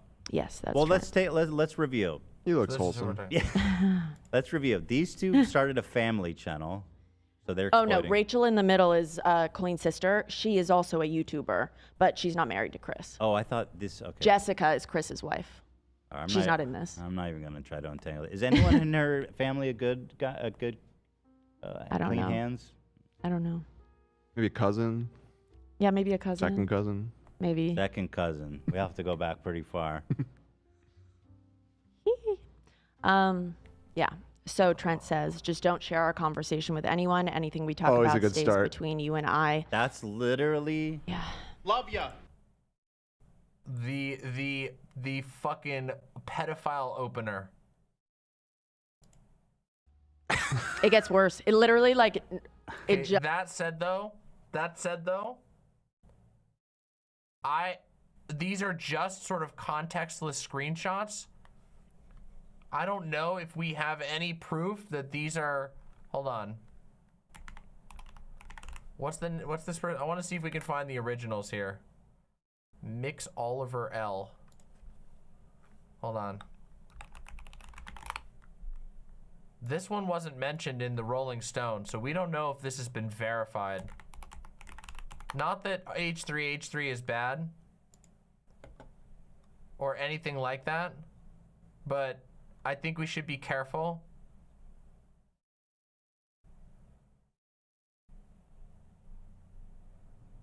I want to see if we can find this.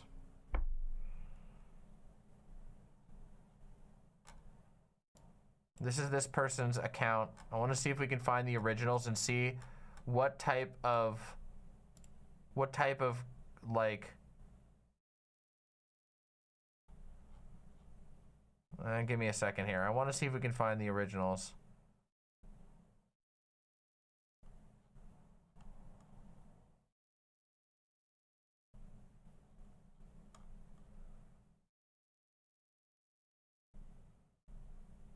Let me see what I can find.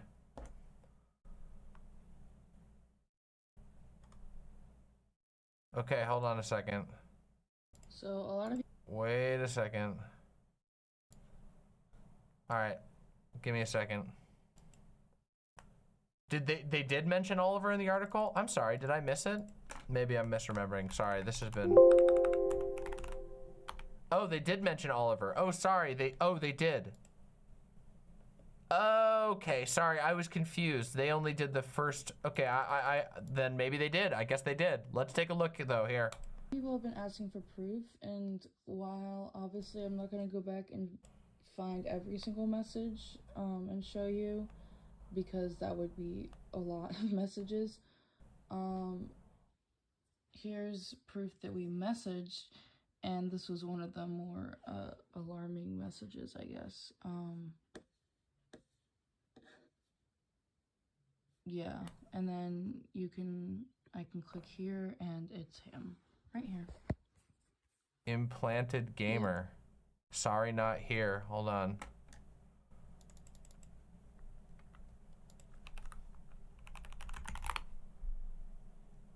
Wow.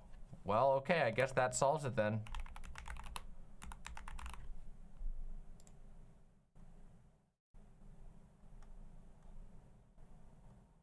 Is this the person?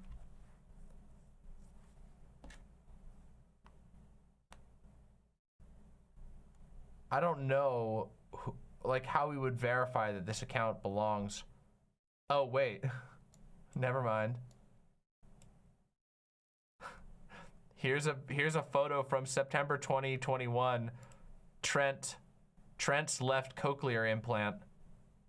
I just hooked up my cochlear implants to the Nintendo Switch. It's nice to, so I guess that'll do it.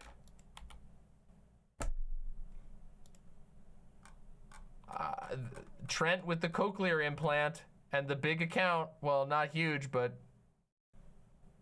I think that would be pretty. That would be a lot of. Coincidences.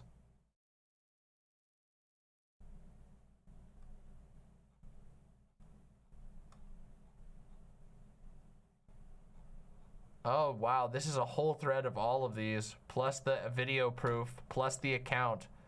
Yep. Okay. All right. I wanted to make sure, like I said, I wanted to make sure we were doing our due diligence. I don't like flying off the handle on this. As far as we can tell, this does actually it seem to be the correct Trent. All right. Here we go. Yeah. Love ya. It gets worse. Also, I was slightly, I misremembered. Oliver is mentioned right here in the video. I misremembered the name of this particular segment, but yes, Oliver, a former fan from Pennsylvania, says Colleen's motto of spreading happiness drew him into her fandom. Oliver, who was trans, identified as a girl at the time, but after joining in early 2018 and following Ballinger and her family on the site, a follow back from Ballinger's brother Trent quickly turned into a constant communication. Messages reviewed by Rolling Stone show over a year of communication, with Trent complimenting Oliver's looks, asking him for photos, and telling him to text anytime. That's, yep, all right. All right. Okay.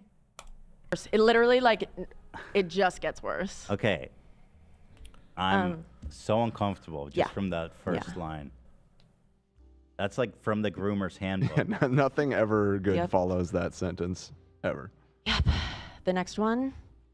Trent says, I'm told not to talk to people under 18. What is with them just saying I know. their crimes? What? Yeah, what's up with that? I do so just to spread positivity, so yeah. Oliver says, oh, I don't see anything wrong with talking to people that are under 18. Who said that? You really do spread positivity. I love it. And Trent says family. Oh my So family God. apparently, I guess, knows that he talks to people. Yeah. This has happened. They know about it. Right. They said, please stop talking to children. Right. Although, frankly, she should take her own advice. Right. I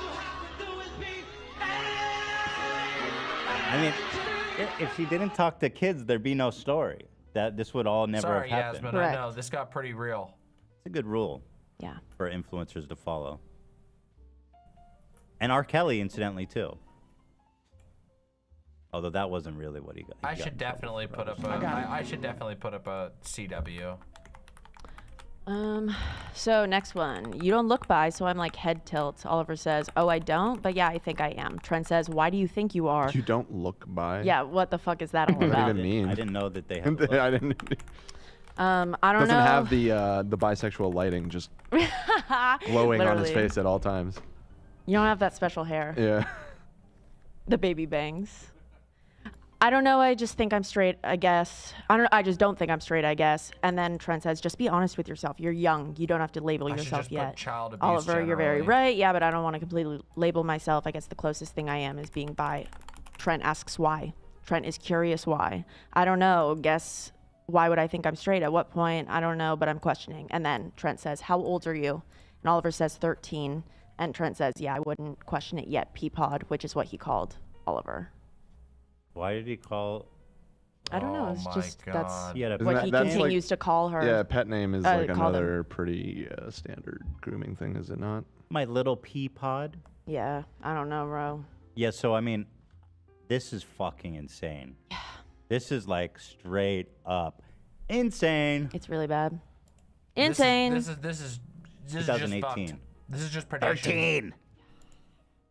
Holy Trent smokes. says the mildly famous relative of a famous YouTuber who is involved in their works and a part of their projects, reaching out to young fans, repeatedly messaging them at great extent.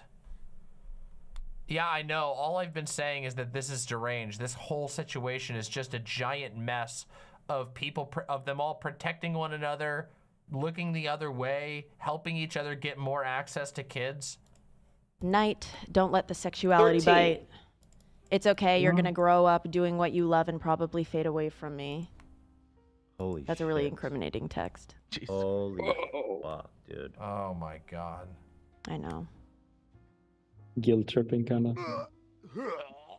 Gross. He's definitely okay. I mean, it speaks for itself. Yeah. P.S. He's saying you should come to Colleen's show in Orange County. So let's hang out, basically. Oh my God, I wish I could. My mom said I can't go to California. Why not? When I'm an adult, I really want to fly out to California by myself. How long do you have to go? Trent asks. The earliest I could go would be summer 2023. I'll be 18. That's now. This person just turned 18. Jesus. That, Yeah. That. They're like, I won't be interested in you then. Yeah, what is that emoji? That doesn't work for me. Yeah, right. Do you have any friends that might be down? The next one is crazy. How old will you be? Oliver says in November. Trent says, yep. Almost 14 at that point. Trent says 4 more years to go. He's doing the 18-year-old countdown clock in real time on him. Yeah. Holy fuck, dude. Yeah, it's really not good. Especially interesting considering, again, there's the implication that he's done this and they know about it and they still taking his ass on tour and shit. Right. I don't know if they take him on tour, go but to the she Orange did do County a show. video, a major video with him. There's some issue. I mean, yeah, that family. I don't know what it is. Is there anything known about her parents? About like? Her mom, I don't know. I know that her dad was exposed last week for having a YouTube playlist with an inflation fetish. I saw that. Which Yeah. is that in this? No, it's not.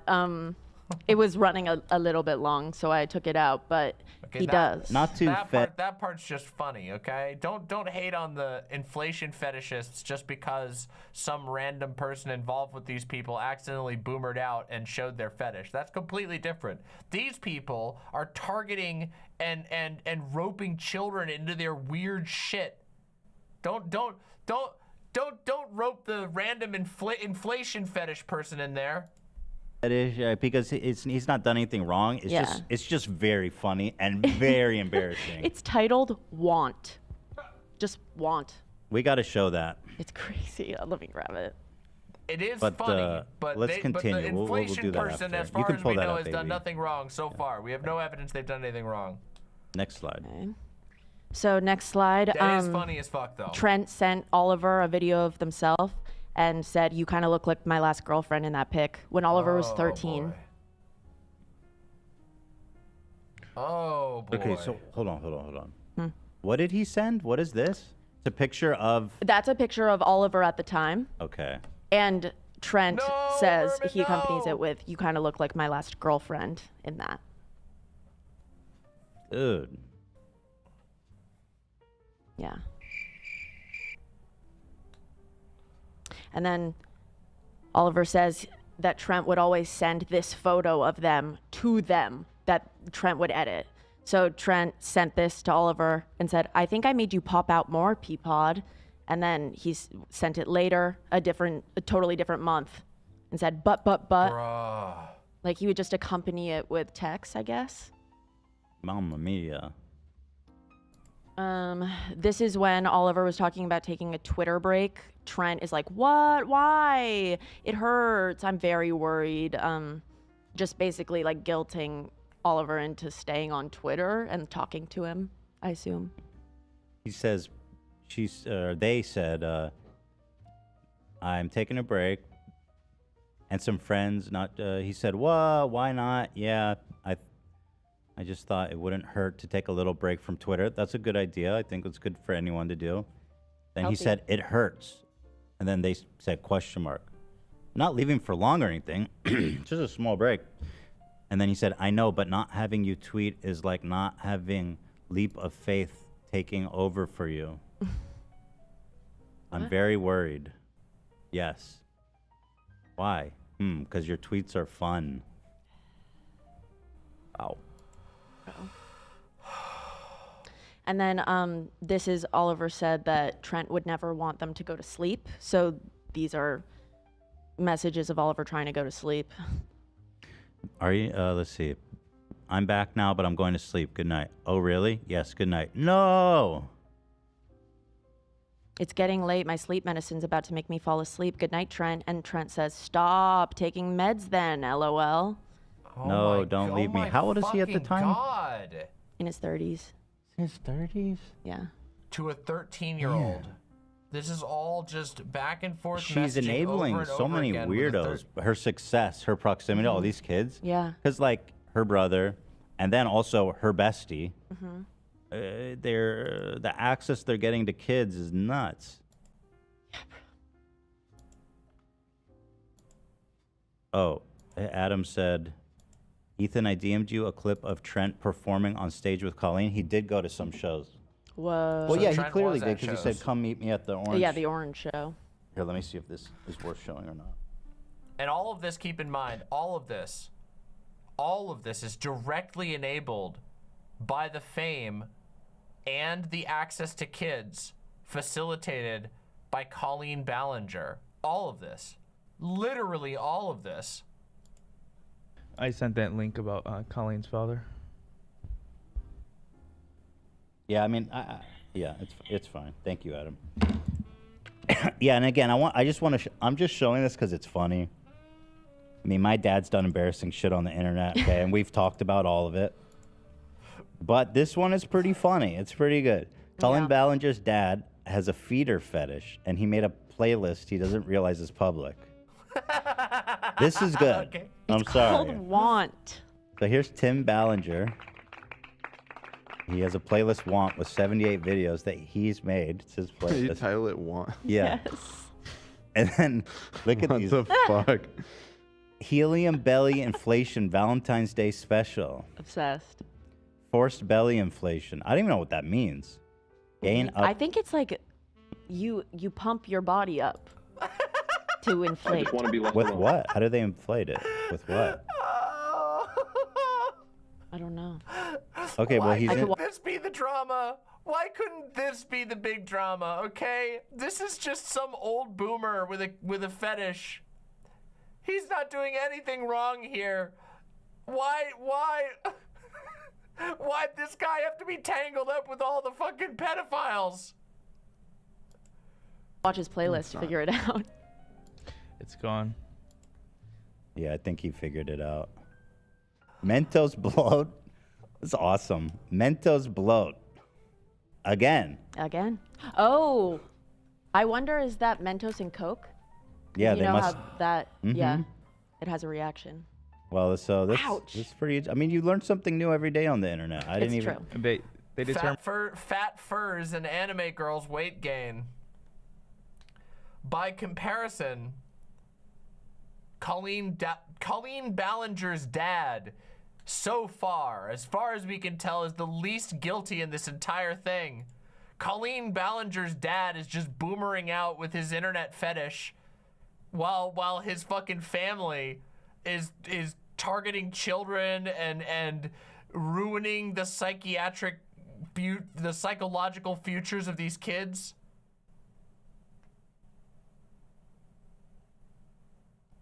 Oh man. Oh man.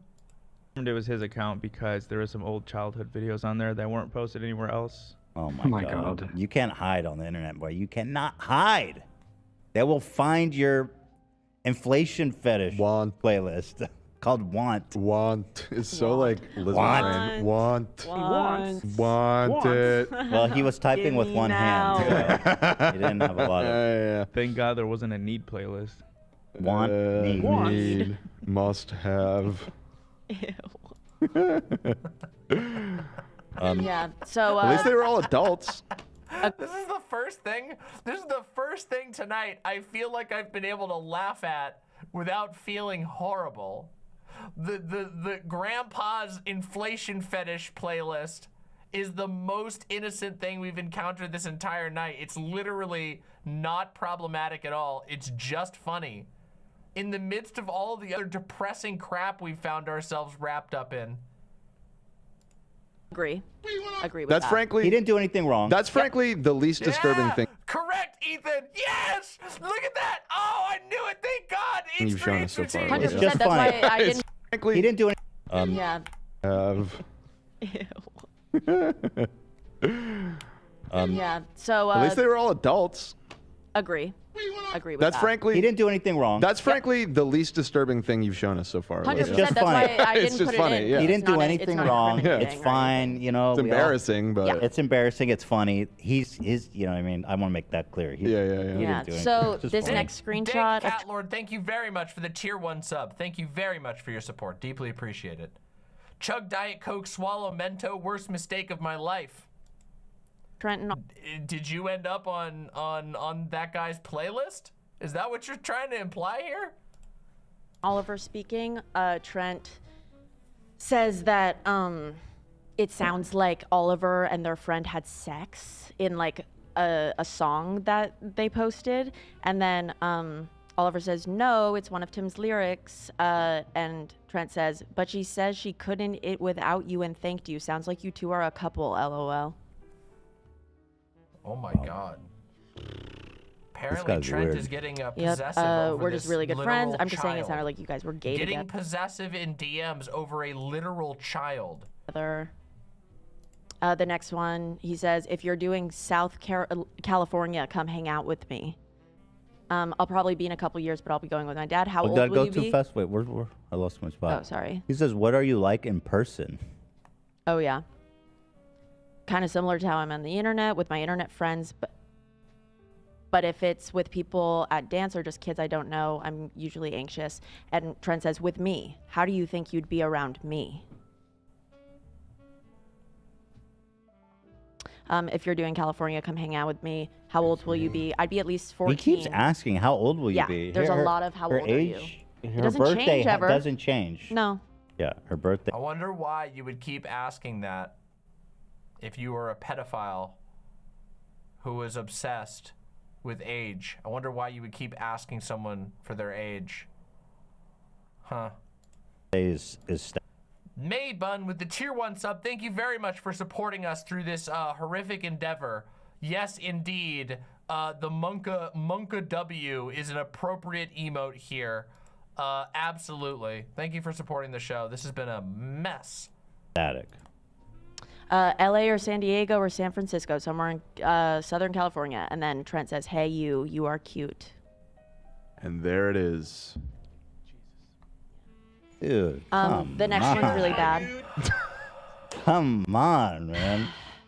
And The there it next one, is. Trent Bada asks, bing. if he can hear Oliver's normal voice one day. Oliver says, yeah, of course. There's a video somewhere with my normal voice. And Trent says, no, I want one from you. And Oliver says, she probably knows where one is. I'm not sure. And Trent says, you can make one for me. I just want a special video of you. Holy fuck, How do you hug? dude. Is there a video? This is so... The groomer family. The fucking groomer family. Oh, make a special video for me, 13-year-old. Fuck. Fuck. Video of it? What the? And the 13-year-old responds with, of me hugging someone? Bruh. So again, remind me, this is Colleen's brother? Yeah. Yes. Is he like involved in her business or like No. her? No. So just. But In proximity, yes. He tours with her. Yeah, people who watch So he Colleen is. knows who he is, but he No, I would consider then he actively does absolutely not is. participate. He's in the posse. Like Yep. she will say, sorry, like Trent likes to be more private. And I don't think that's why that's he won't true. be. No, I think don't you think so can- either. I think I know why we don't include Yeah. Trent in our vlogs. No, I think they know he's Yeah. a pedo or pedo adjacent, and they're somewhat trying to keep him away from. Yeah, because they acknowledge that this has happened. Right, exactly. Yeah. And Which then, is so interesting because she did put out that video that was highly requested from people about the Trent special. Like, I want to hear Trent's story. she put him out there. And she did. She for did people post a to, video with yeah. him. The next one, Trent says, you can text me anytime. We'll listen without judgment. He sent his phone number. It's Eurist McProll says it's definitely possible for an adult to be a friend with a 13-year-old in a healthy way, and this is 200% the wrong way. No, this is like 800% the wrong way. This isn't just 200%. This is like maybe more like 1,000% the wrong way. There's like 10 ways in which this is wrong. Yes, absolutely. Adults and children can be friends, but weird adults that you meet over the internet via a fandom that you continually DM in private weird, questionable things, asking them to make you videos is so fucked up. It's so many layers of fucked. There's so many layers of fucked. Constantly asking about their age and when they're gonna turn 18 and if they can come visit you and if they can come, that is all, there are so many layers of fucked up. This isn't even, not even in the same galaxy. Obviously, adults can be friends with teenagers. Obviously. In fact, if adults couldn't have good, healthy relationships with teenagers, the whole world would be busted because adults need to be able to mentor kids. But this is not even, this is fucked. This is fucked and this is predatory. This is extremely creepy. It's across the line. It's not an appropriate relationship in any way, shape, or form. It's manipulative. It's demanding weird and unhealthy things. It's clearly sexualizing the child. So many levels of wrongness. This is not friendship. This is grooming. Yes. And then Oliver responded, hey, I really appreciate it, but I don't feel like it's appropriate for me to text you, and I don't think my mom would want me to either. Wow. Mom, I want a vape. Nice try. Wow. Good for Oliver, who is being the adult in the situation, I guess, somehow. Jesus. Okay, this is the last one. Trent says, I thought you were 16. I have a problem. Whoa. No. No, don't even try, bro. We have evidence of you asking like 40 times. Where is that written? Oh, I see. Dude, Oliver said their age to you like 40 times. Yeah. It was at least 6 years ago. So you were 10. I was probably 6 or 7. So I barely remember it, but it was the regular Wii and not the Wii U. Cool. I thought you were 16. I have a problem. Ay. Yeah. I know you'll be pretty as blank, but by the time you're 18, possibly prettier, I just got to get out of the teens, as we all do. Wait, but he's 30. Yeah. What do you mean by that? No, he's saying you... Like he's got to stop saying being that too. attracted to teenagers? Teenagers? Is that what he means? So... Mamma mia, that is a spicy meatball. Yes. So all of this stuff surfaces. All of this information is now in the public. Miranda sings. Colleen Ballinger is beginning to lose sponsors on her podcast. 2 are ZocDoc and One Skin. One skin, one God. Yep. One Skin said, One we were love. made aware of One this love, baby." previously and have decided to cease the relationship completely. This behavior is appalling and we do not condone it and support in any form. Yeah, so when the sponsors are forced to put out a statement about how they condone it, that's game over. Yeah. That's pretty All much right, y'all gotta GG. fucking chill That means with they're your- getting so the much shit in backlash by just being associated with you. Yeah. That they need to like distance themselves. If I make We've been any dropped sense. by a lot of chill in chat. sponsors, but I don't think. Fucking chill. Look, I completely understand getting mad about all this shit, but can we not fucking say violent shit in chat at all? Not even jokes about it. I know a lot of you are joking, but come on, chill, okay? Just chill. I think any of them have I made was wondering, did anyone ever make a statement I don't about think it? so. We Not just a get public quiet- statement. We get quietly dropped, okay? Yeah, That's how you know it's not that serious. Yeah. Oh, well, I think what I was thinking, they sometimes write emails. I completely understand why this shit makes people emotional. It's fucking bothering me. This has been like the most depressing rabbit hole we've decided to follow. This all started with we were laughing at a ukulele video and now we're here. Let's just fucking cool it. Back and they're like, we don't condone it. And it's Oh, hard- that kind of counts. Yeah. That kind of counts. Okay, fair enough. It's just an email. Yeah. Not like a They statement. don't make a PR statement, right? Yeah. So the Weenies all talked to Rolling Stone, and that article came out just before the show Oh, started. this just came out? Just Yeah. dropped. We Oh read my this. God. This is the one we read at the beginning. Oh. We got to look through it, I guess. I linked it at the bottom right. So this just came out right now. Came out this morning, yeah.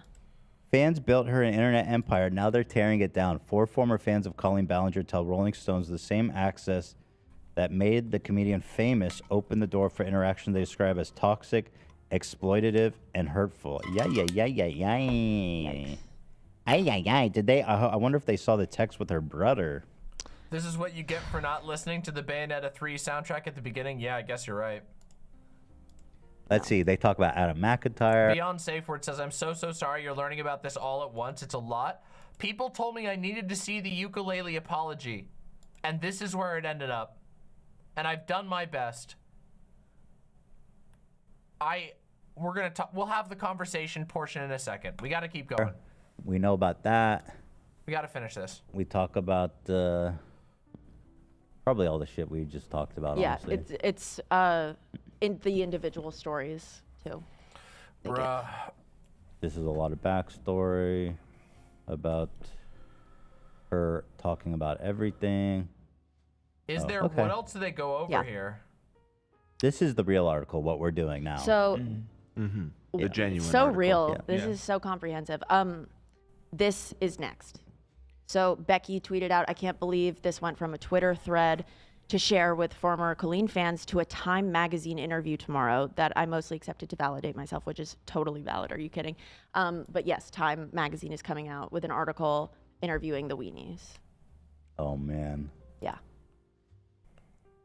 To all Which I'm Weenies. happy for them that they're telling their story. At the end, I just included to all of the Weenies. I hope that I told your stories in the most accurate and delicate way possible and that you continue sharing. We are all listening. Love, Olivia. Weenies never die. Thank you. The weenies forever. Literally. Okay, that was pretty stunning. Yeah. You know she's on tour, actually. Oh yeah. So this is the end of it. All right, so that's the end of it. They go on to talk about her being on tour because apparently she's on tour right now. And that looks like that's all they talk about. Olivia did a very good job. I will agree, although we covered a lot of this, I think that the structure and the added context from Olivia's background and knowledge of the space was very valuable. And now it is time.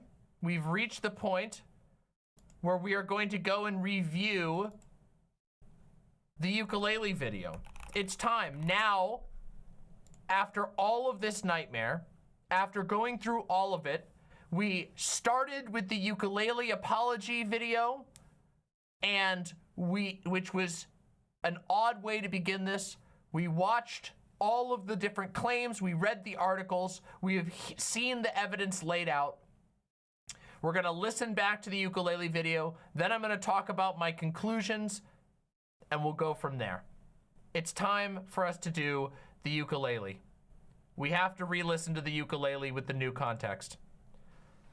Okay, and I'm gonna crank this shit up so that everybody can fucking hear it because that's just how it's gotta be. Hold on. Hold on a second. I gotta make sure we got this shit. All right, let's see how this goes.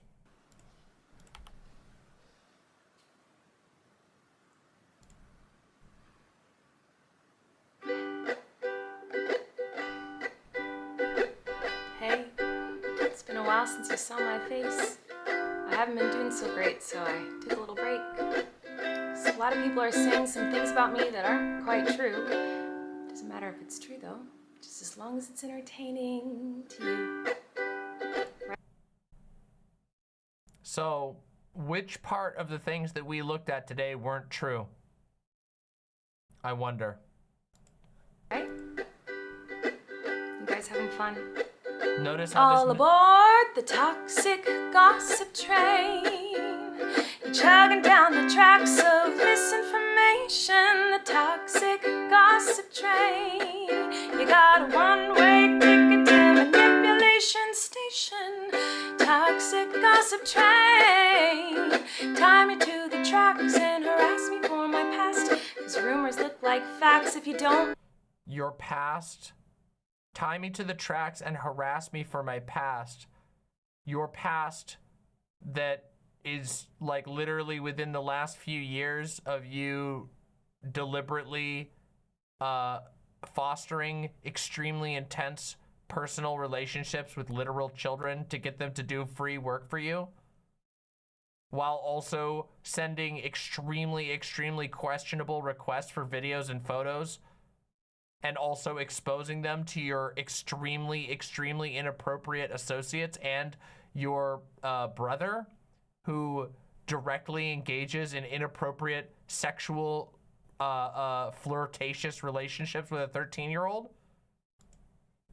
Mind the gaps, I won't survive in the crash, but hey. I won't survive in the crash. Currently on tour, currently with 10 million subscribers on YouTube, still had a successful Netflix show for 2 seasons. At least you're having fun. Hi everyone. I've been wanting to come online and talk to you about a few things. Even though my team has strongly advised me to not say what I want to say, I recently realized that they never said that I couldn't sing what I want to say. Incredible. Just, the second time around with everything. You wonder why the team maybe said you shouldn't say what you want to say. I'm glad you found a way to sing it, though. Here I am, and today I only want to talk about the facts. So I hope that you'll be willing to listen. Here we go. Many Many years ago, I used to message my fans, but not in a creepy way like a lot of you are trying to suggest. It was more of a loser kind of way. Was telling your fans to put tampons in, was telling your minor fans to put tampons in their mouth and take pictures of it and to send to you? Was that a creepy or a loser way? To me, that sounds a lot like a creepy way. Where I was just trying to be besties with everybody. It's kind of like when you go to like a family gathering, you know, and there's a weird aunt there, keeps coming up to you and going like, "Hey girl, what's the tea?" And you're like, "Ugh." That was me, but in group chats with my fans. It was weird. I've been sharing my life with group chats and your fans who you later recruited to do free labor for you and emotionally abused by all evidence that we have. Online for over 15 years. I've poured my heart out to you, and because of that I feel like I'm talking to my friends, but in the beginning of my career I didn't really understand that maybe there should be some boundaries there. There were times in the DMs when I would overshare details of my life, which was really weird of me. I haven't done that for years, you see, because I changed my behavior and I took accountability. Oh my God. But that's not very interesting, is it? So let's go on the toxic gossip train. The locomotive's fueled with hateful accusations. The toxic gossip train.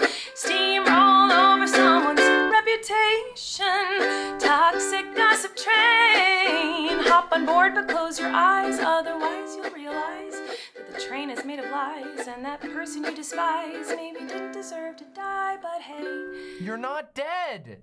She's not dead. At least you're happy. I said that the first time, but she's definitely not dead, okay? I know I'm like reacting in the same way, but she's not fucking dead. The audacity. The fucking audacity. Having fun. In all seriousness, I do think it's really important to hold people accountable for their mistakes. You know, we should hope that everyone can learn from their mistakes and grow and change their behavior and be a better person. And this is something that I've always tried to do when I make mistakes, and it's something that I will continue to try to do. What? Oh, you don't care? Oh, okay. I thought you wanted me to take accountability, but that's not the point of your mob mentality, is it? No. Your goal is to ruin the life of the person you despise while you dramatize your lies and monetize their demise. Sorry, just a reminder that the person who's on the screen singing about how, oh, your life is getting ruined, collaborated with another 30-year-old YouTuber, both of whom, like, had a significant, like, I'm talking orders of magnitude in order to target and smear a literal child who was hurt because of the exploitation that he experienced at her hands. Just a reminder, just so we remember.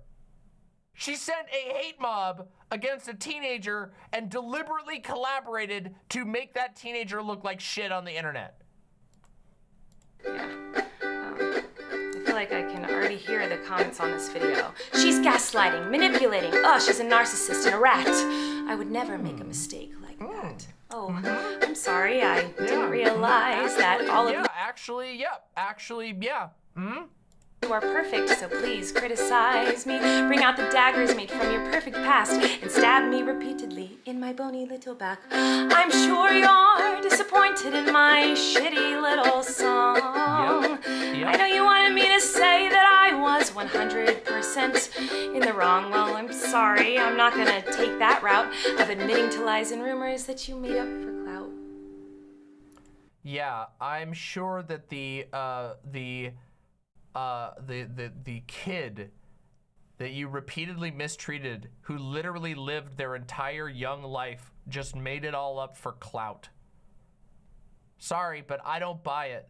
And I don't think anybody who watches Adam's stuff, which is the main content of all of these allegations, made any of that up for clout. I just don't buy it. Also, that's fucking rich coming from you, who turned your entire family into a fucking content machine that has gotten you 10 million subscribers, a Netflix show, a bunch of media appearances, and an award. That's fucking rich. Talk about turning things into clout. already I found someone new to harass. She did some things that I do not like in her past. So everybody gather round, cause we're about to attack. But not based on facts, oh no. Your loaded lethal weapon is your fingers on the keys. You don't need any armor when you can hide behind a screen. So shoot me down quick with a click and bam. Their reputation's deceased. Yeah, okay. Totally. I also wanted to take a minute to talk about that girl Miranda sings. You know the one. Yeah, her. She's PG-13. It says that on my website, and it's always been that way. And that's why you won't find my videos on the YouTube Kids app. Anyway, I didn't realize it was my responsibility to decide what was appropriate for every kid to see. I've always relied on parents to decide if they're comfortable with their families watching my YouTube videos or coming to my live shows. It's not about what kids were seeing. It's about what you were doing to kids. Let's just be clear real quick. It's not about what children were seeing. Children can see all kinds of things. Children watch violent movies. Children watch shows with raunchy jokes in them. Children see all kinds of things. It's what you were doing to the children. It was the fact that you were using the bodies and minds of children to grow your platform as a part of your show. You were exposing them to humiliation, sometimes extremely sexually charged humiliation, like when you inspired children, young children, to try and dress up as slutty as possible so that you'd call them up on the stage so you could call them pornographic. Like that.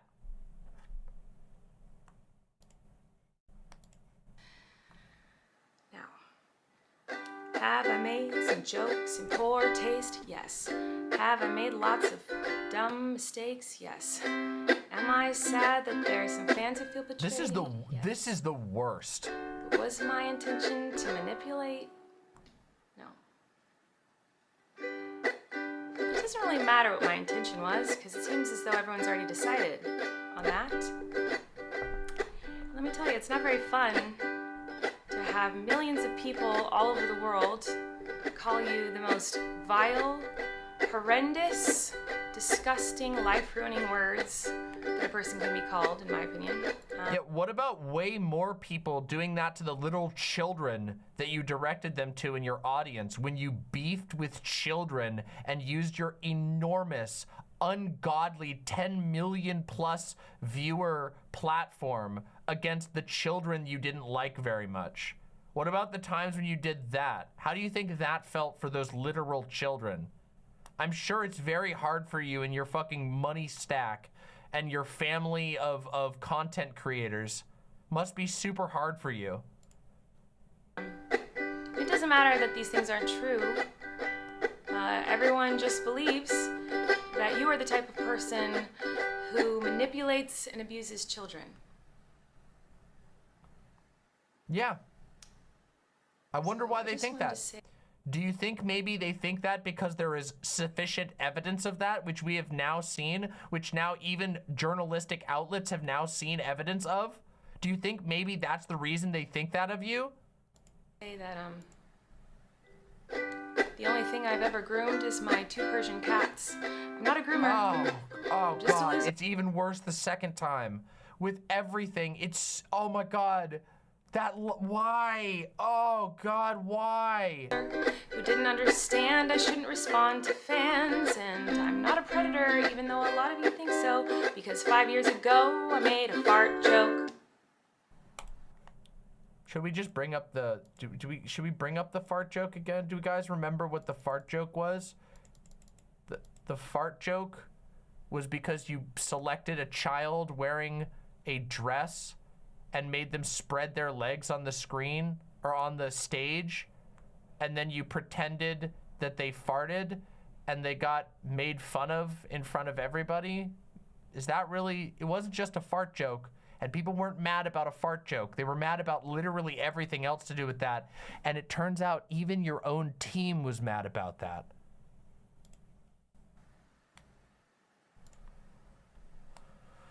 Oh man. I already played the clip twice this stream. You guys can just roll back. Even though I know this video won't change anyone's mind about me. Nope. I still felt it was important to Actually, it's funny. come on here. It did change my mind because I started not knowing anything about you, and then after this video, I decided that this was so cringe that I needed to investigate everything, and now I genuinely think that you're a giant piece of shit. And defend myself a little and take accountability. And I also wanted to say that to anyone out there who has ever supported me in any capacity, I really, really appreciate you. Thank you. For what it's worth, I never had any bad intentions, Yeah. Okay. but I do feel like shit.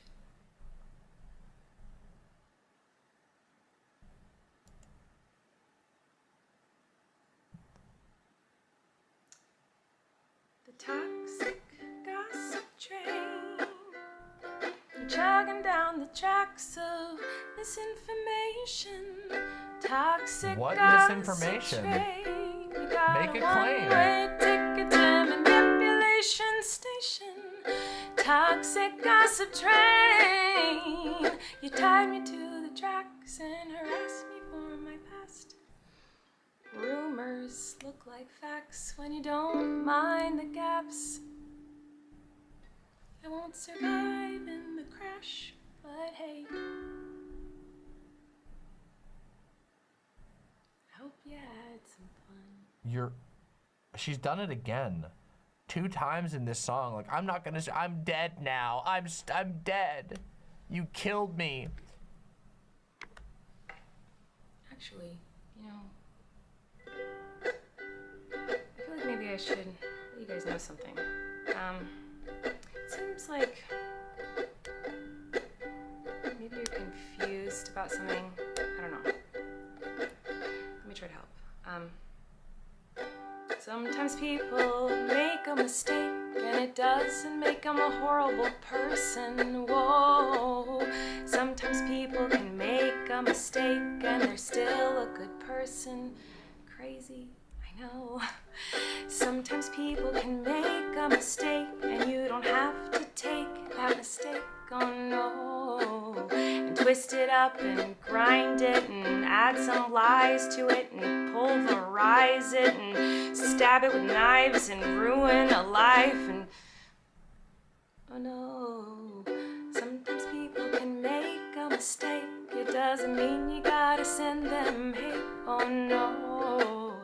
Sometimes people can make a mistake and you can kindly let them know and help them to grow. This is fucking sickening. Man, after everything, this is fucking... I thought it was cringe before, but it's unironically sickening at this point. You needed your hand held as an adult, manipulating children and fucking bullying children and fucking asking children for ass pics and fucking sending lingerie to children. You needed the hand? No. Holy shit, no. Holy God, no. Yes, and as Sasha Love points out in chat, Adam's first video was kindly letting her know. Sometimes people make mistakes simply because they made a mistake. And that mistake doesn't make them a terrible human. It just makes them a human. Man, this is sickening. What do I know? True. Fuck me, right? Yep. Yep. Wow. So,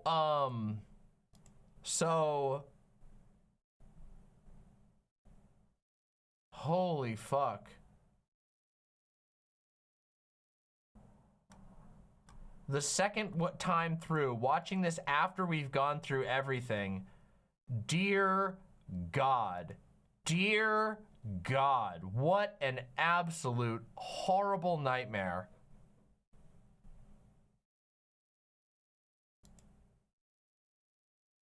Minimized everything we went over to a fart joke. Kept saying it was a mistake. Nothing about this situation was an oopsie. Nothing about this situation was a mistake. The people who are mad about this are not just mad about a mistake. Notice that the song doesn't actually bring up any specific lies. It just attempts to paint everything as a lie. This is like Idiot's Darvo. Straight up. Not in addition to being one of the cringiest things I've ever experienced in my entire life, something so cringy that I decided to change my usual approach to drama in order to cover it in real time, to do a live investigation with all of you in real time.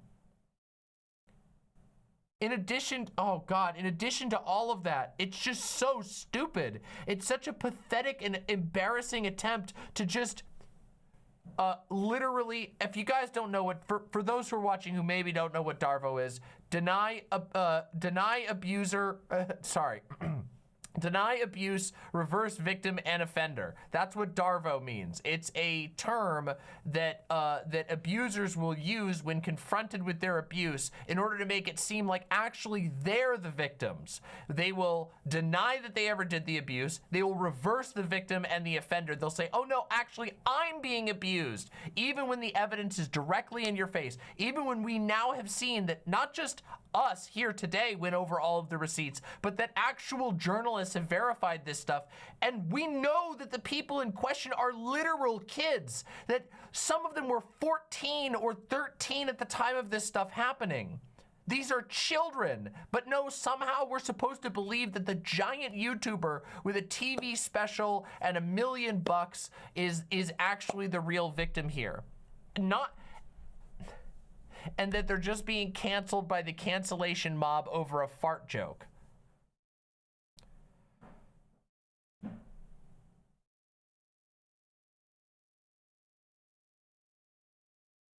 Yeah, we need to do a Thanos snap on ukuleles. Somebody needs to be like, fine, I'll do it myself. And all ukuleles dissolve.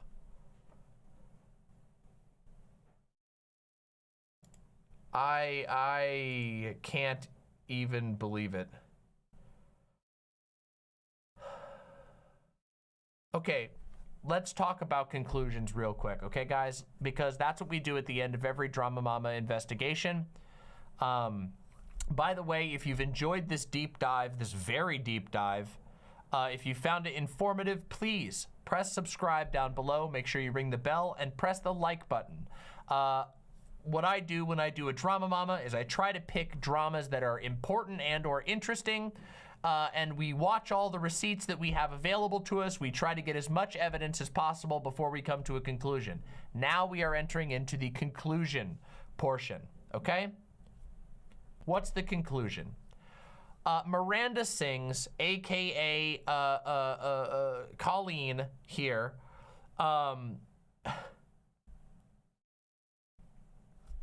as far as I can tell, with all the evidence that we've seen, has a history of building incredibly inappropriate, incredibly parasocial relationships with very young teens. It also appears that she has a history of making very uncomfortable and inappropriate jokes that put children on the spot and also expose children to potential predation from predators in her audience. There is a history of making weird and or sexual comments towards children. But on top of all of that, Colleen Ballinger, aka Miranda Sings, by all evidence that we've seen today, seems to have used her parasocial relationship with incredibly young superfans to rope them in to emotionally unstable and exploitative relationships where she could get free social media promotion and free labor from these young fans without having to ever pay them, while also using them as basically a free therapist. which is incredibly weird to say. She would unload emotional baggage onto the shoulders of literal teenagers. She made numerous positions, I mean, including going so far as to send lingerie to a person that she knew was 14. All of this has been responded to by a ukulele song that says, "Oh, I made a little oopsie, we're all human." I believe that everything that we've seen is a pretty clear-cut example of grooming behavior. Now, we have not had any evidence that Colleen herself engaged in any explicit sexual abuse, although she did solicit ass pics from a minor, which I believe is sexual abuse, although it didn't actually happen. So there was an attempt there, but we did see that people in her inner circle did, including we had a significant amount of rather credible evidence that her brother did indeed attempt on multiple occasions to engage in to meet up with a literal 13-year-old who he was put into contact with directly through the Miranda Sings show. Okay? So the conclusion is, fuck this person, and this is fucking horrible. And furthermore, this situation highlights the absolute madness of the current state of celebrity and the current state of the internet. There are millions and millions of children who are being given direct access to predators on the internet via popular platforms and in ways that seem mundane. And it's horrible, okay? These people are able to use their celebrity status, they're able to use their access to these children to literally build hyper familiar relationships with them that they then take advantage of. And a lot of this happens because people just don't pay attention, because people don't listen and don't look for red flags, because they don't say, okay, we need to put a line here, we need to put a boundary here, it's not just a parent's problem. It's not just a YouTube problem. It's an all-around problem with the internet. The internet moves at such an incredible pace and has such a normalcy for parasocial relationships with no boundaries whatsoever that this shit is all over the place. And a lot of it happens in chat rooms, in Twitter DMs, in Discord chats where none of it can ever be recorded, except for when people do stuff like this, when they take time to document this stuff. It's really fucking important that people are made aware of this. Not so that they become afraid of one another, or not because they're gonna be angry or should be scared of pedophiles around every corner, but rather so that they can understand basic ways to look out for one another. Basic ways that people should be looking out for minors that are on the internet, basic ways that people should be looking out for themselves if you're a young person on the internet, basic ways that parents should be looking out for their kids, that other content creators should be looking out to watch other content creators for, okay? This is a thing that requires a general awareness and a change in approach. People need to protect one another. If you're in a group and you see people behaving like this, you see these red flags, talk to somebody. Talk to the person who might be targeted, talk to somebody who might be able to help, get a second pair of eyes on it. I'm not saying that every single situation is going to be a Colleen Ballinger situation. I don't think that every single, potentially, there are some things that are actually mistakes, but this situation is far from mistakes. This is a systemic approach of targeting children that are super fans, bringing them into the fold, getting them closer, and exploiting them. It is terrible. And this sort of shit can only be stopped by people learning how to watch out for it, people learning the signs, people watching out for one another, people protecting one another in real ways. And it's really fucking important.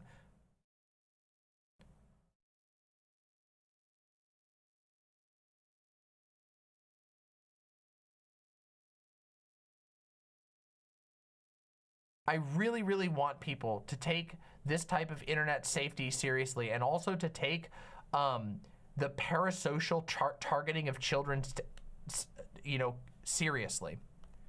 There are a ton of huge content creators that are deliberately targeting their content at children, knowing that children are easy to manipulate.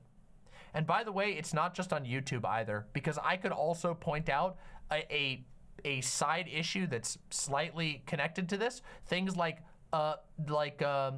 mobile apps that target children and try to get them into gambling by taking advantage of the fact that children don't know any better yet. And what's even worse, there are content creators who make their content targeted at children and then sell them gambling shit.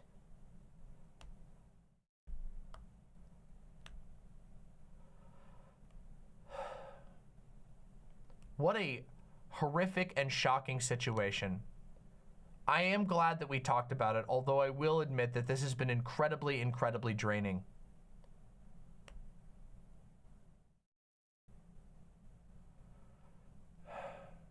I really hope that, I have to say, the fact that this ukulele video is blowing up is encouraging, in the sense that I think it will inspire a lot of people to actually look into it and actually learn what's going on and learn about this shit before it hurts someone that they care about. Because this type this is so far beyond mistakes. I said before, it is true that the internet in a lot of ways is still a frontier, and there are very few safeguards. There's a lot of dangerous stuff that just exists on the internet, and there are also mistakes that can happen, but this was not mistakes. This is not even a series of mistakes. This is a whole bunch of extremely bad behavior targeting children. Children who are vulnerable and who've now been severely hurt.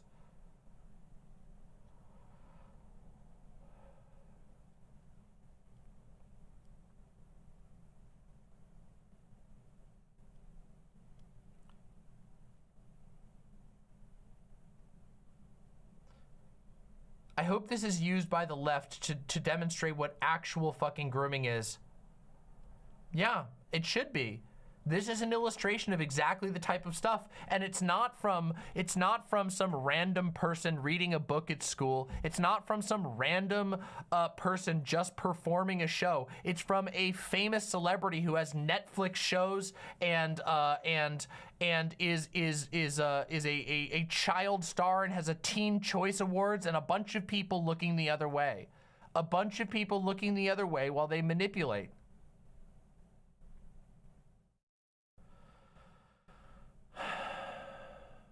Yeah, where are all the child protectors when you need them? Well, it's interesting. They only seem interested in protecting children when it fits with the rest of their fucked up worldview. Not when it's like the type of stuff that everybody's been telling them this is a problem. Not when it's like a celebrity using their celebrity status to influence and get access to children. A celebrity family, numerous members using that access to get access to children and exploit them.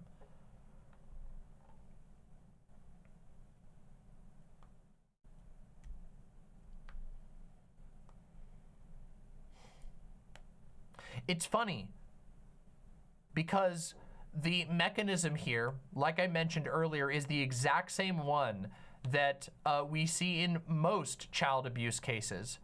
A person in a position of power who has plausible deniability in their access to children, in this case, a child entertainer. In other cases, perhaps a priest or a principal or a school, a person in a position of power in a school, like a teacher or a gym teacher.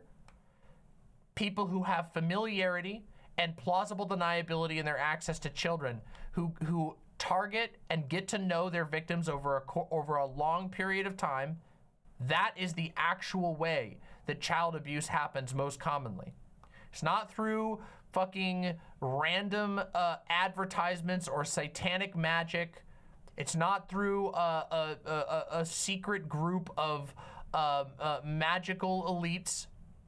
It is mundane. It is celebrities using their access and their clout to silence people, to build relationships that are inappropriate over time. It's priests who have access to kids, who get to be a counselor and have lots of alone time and get to say, this is our little secret.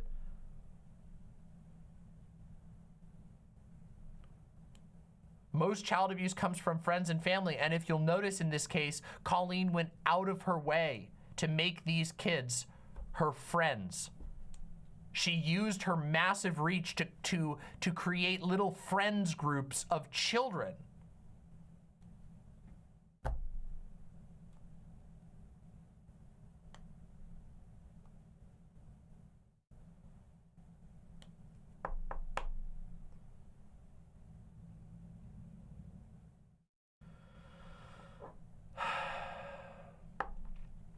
We gotta fight this shit. I'm actually very, very glad that I ended up covering this today, despite it being a total derailing from what I had planned. I think this is a really important thing. This is the type of topic that I think is important to talk about with drama mamas. This is the type of thing that I want drama mamas to be able to highlight. I want the drama mama to be able to focus on important drama and actually walk away with something that people can learn from and make the world a better place with. And this is the type of stuff that awareness is really, really important.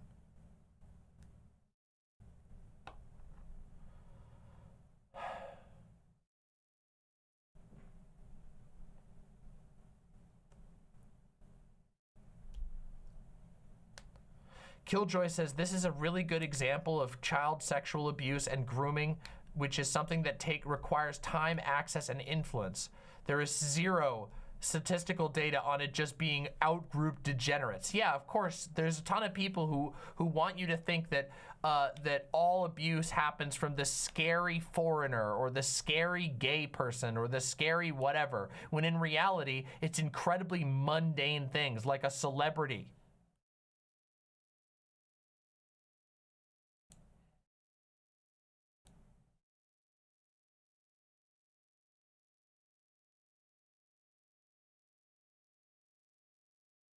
John K says, this was a fantastic, important dive, and I hated every moment. Thank you for your service. I'm not gonna lie, this has been really draining. It's often family members. Yeah, family members is the most common one. It's just that stuff doesn't tend to get televised. Celebrities being able to abuse their fans is not a new thing, okay? It's a thing that has been around for a very long time. It's just that the internet has made it harder to keep track of in some ways. However, the internet has also made it easier to expose if we take the time to do so.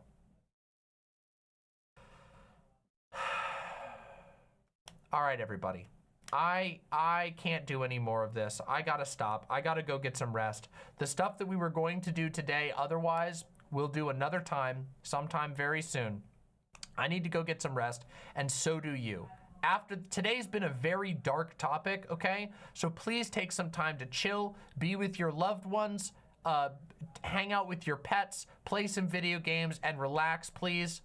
We're gonna put this up on the channel as soon as possible, so I will ask, please help this video get out as much as possible. When you see this video go up, slam a like, leave a comment. It will actually help. I would really like to get people's eyes on this because I think this is actually one of the few things I do that is truly and genuinely impactful and might actually have a good impact on the world. Thank you for watching with me. Thank you for supporting. And remember, do not die. Okay? Do not die. I'm going to send us all over real quick. I'm gonna redirect us out to President Sunday because President Sunday is talking about a much different topic, and I actually think you guys might have fun jumping to a different topic. So I'm gonna send us over there. Hold on a second. I think he's still live. Let me see. Oh, maybe he's not live anymore. Oops, hold on, I misspelled it. Is President Sunday still live? Oh, it looks like he wrapped up. Oh, he stopped streaming. All right, well, All right, we're not redirecting to anyone. My lovely imps, have a wonderful night. Take good care of yourself, and I will see you very soon. What a strange ride it has been today. Bye for now. Good night.